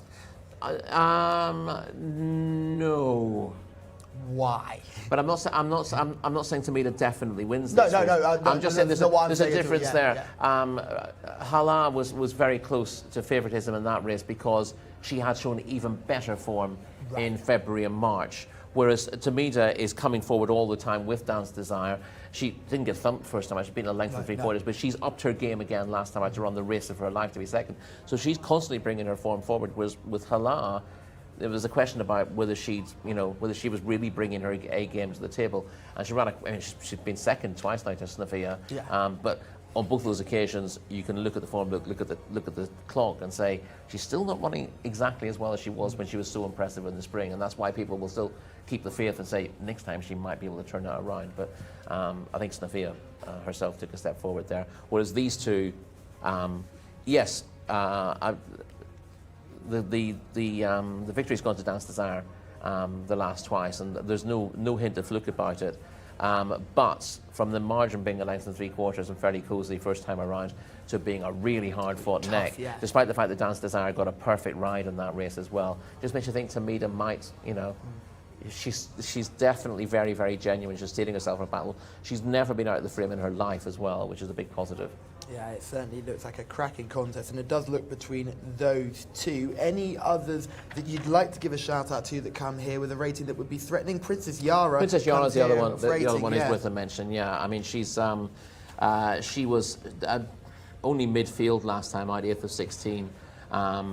In an open contest, and you can say, well, you know, that kind of marks her down as not good enough for this. But that was her first run in a couple of months, and I think she would have needed it. She was in decent form at Taif when she beat Desert Jewel in a handicap company, and then stepped up in class to run in the Taif Cup, where she finished second to Tamida. So she does tie in that. She's been 5.5 lengths by Tamida, and Tamida's improved again since. So I'm not suggesting that she should be winning this, but she was going the right way when we last saw her in Taif, and she was entitled to need to run after break. So I can see her running into the frame for all. She's not an obvious one to turn the tables. She bumped into Adat as well, didn't she? She did, yes. It's never to be disgraced to finish behind Adat, who has proved to be an incredibly prolific performer. Yeah, she's won 4 Cup races this season. That was the King Despite Khalid, the virus. the King Khalid Racetrack Championship, where Adat beat her, and then has gone on to win a couple of regional cups since, and just gone from strength to strength. 3 regional cups, in actual fact.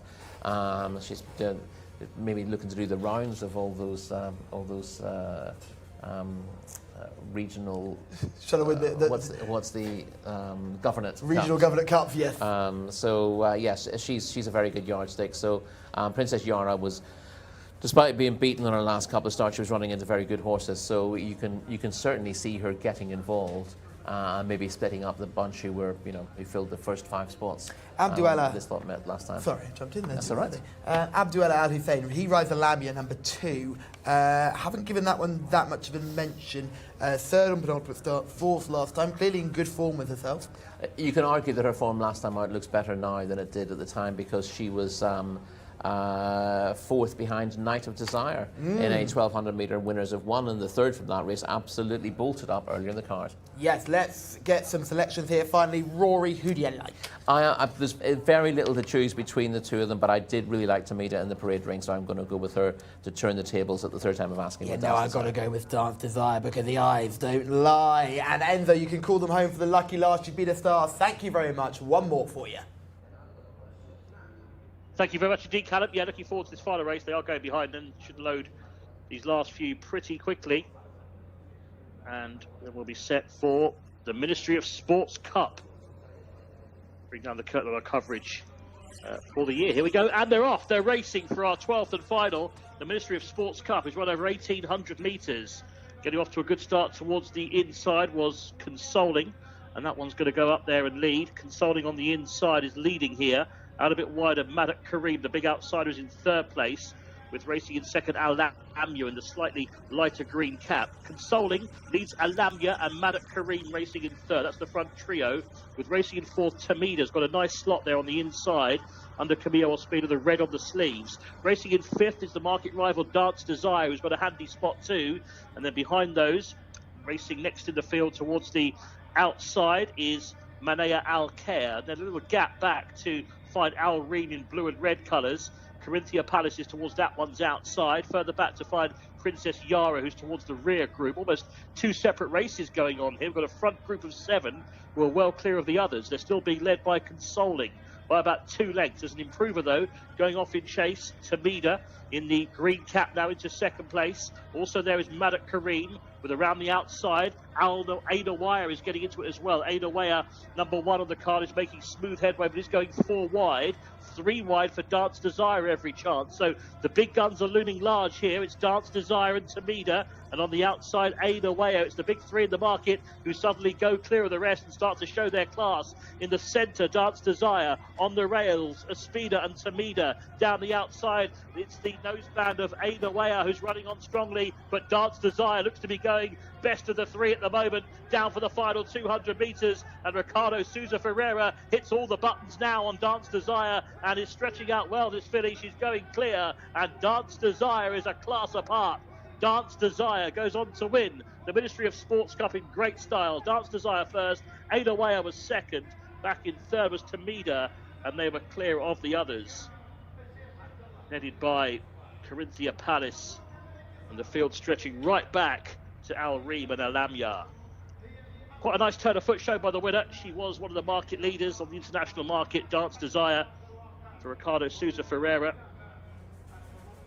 And she stepped away from the others in the final 200 and did this really nicely in the end. They tried to go with her, but they were no match for her in the end. 1 minute 55.96 seconds the winner's time. Dance Desire the winner, and does it very nicely indeed in our finale. 2nd, number 1, Ada Wire, and 3rd, number 13, Tamida. 3.5 lengths, the winning margin.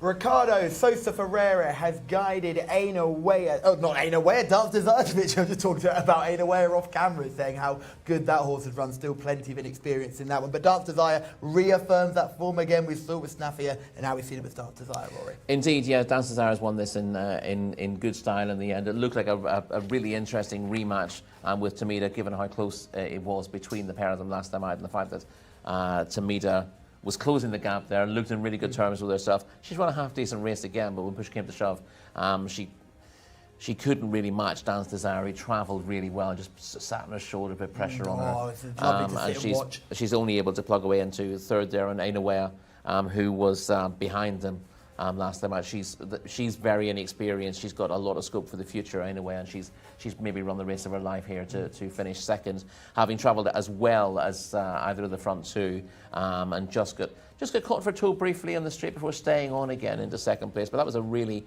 promising run from her. She was drawn the worst of the three and stole 10. She had to go three wide through the bend, so lots of positives for her. But Dance Desire has been very impressive of late. It's now 4 from 11. Including 3 wins over Tamida, who herself has been a bit of a progressive star this season. So another very good day at the office for Tamar Al-Dahani and Ricardo Sosa Ferreira. A very good day at the office for both trainer and jockey, but they are not responsible for our highlight of the day. That came in race 9, Rory. What a performance. Yes, I mean, this is a filly I like in this race. I'm not suggesting this was the best performance of the day. It's just a race that's well worth picking apart. Al Mosahema has come from virtually last on the bend to pass the entire field in a matter of strides and run out a very impressive 5 1/4 lengths winner from Mawakit. It's not too hard to knock holes in the form if you want, but hopefully the handicapper won't be impressed by it, because I think this filly, who's very unexposed, is going to make hay over this 1,800-metre trip. Her previous effort came over 1,200 metres when she made eye-catching late headway to finish third. That form's already been franked, and she showed improved form to pick up this race, stepping up and trip. It wasn't the deepest open on paper, but she was the massive standout in the race. The way she put the race to bed was very, very impressive. And I'm hoping the handicapper's looking at the second and third and thinking, maybe that isn't quite as impressive. But she monstered her field today. She's got the scope to do better. She's going to progress all the way through the season, and she could be an awful lot better than the mark of 68 she carried into this race. Yeah, she's a hugely exciting filly, and we saw her walking past us afterwards, and the way she performed, and as she comes by, she's still got that frame to fill. Really worth mentioning Simostaklis Kiros, who again pointed out horse number 7, Dance Desire, and a few others to look forward to in the last race as well. Well done to you, and well done to Chang Che Chang, who was also well involved in those comments as well, looking for winners. Brandon asked where you can find local prices. I think it's very clear to see that the international markets are available in many different racing jurisdictions. So if you are outside of the Kingdom of Saudi Arabia, you are able to bet on this contest, just like you are able to do with the Saudi Cup and racing from other parts of the Gulf. Indeed, yeah, you got to look around for that, and obviously there's no betting available in Saudi Arabia as you would expect with the local laws. No betting available in Saudi Arabia, but plenty of fun to be had with plenty of exciting runners today. It's been a mad week for the entire team. We spent the first half of it on a plane, and we're still clutching at straws here at the end of the day. Massive thank you to Hannah, who's been a fantastic paddock reporter. Huge thanks to the Jockey Club for not only providing all the equipment, but giving us unparalleled access to this wonderful racecourse and these wonderful horses. And massive thanks to everybody at home that's been viewing the channel. It's been a big week, and we're looking forward to doing it all again next week. I can't wait to get stuck into the racing here at Saudi Arabia at King Abdulaziz Racecourse. Thank you for watching, and we'll see you next time.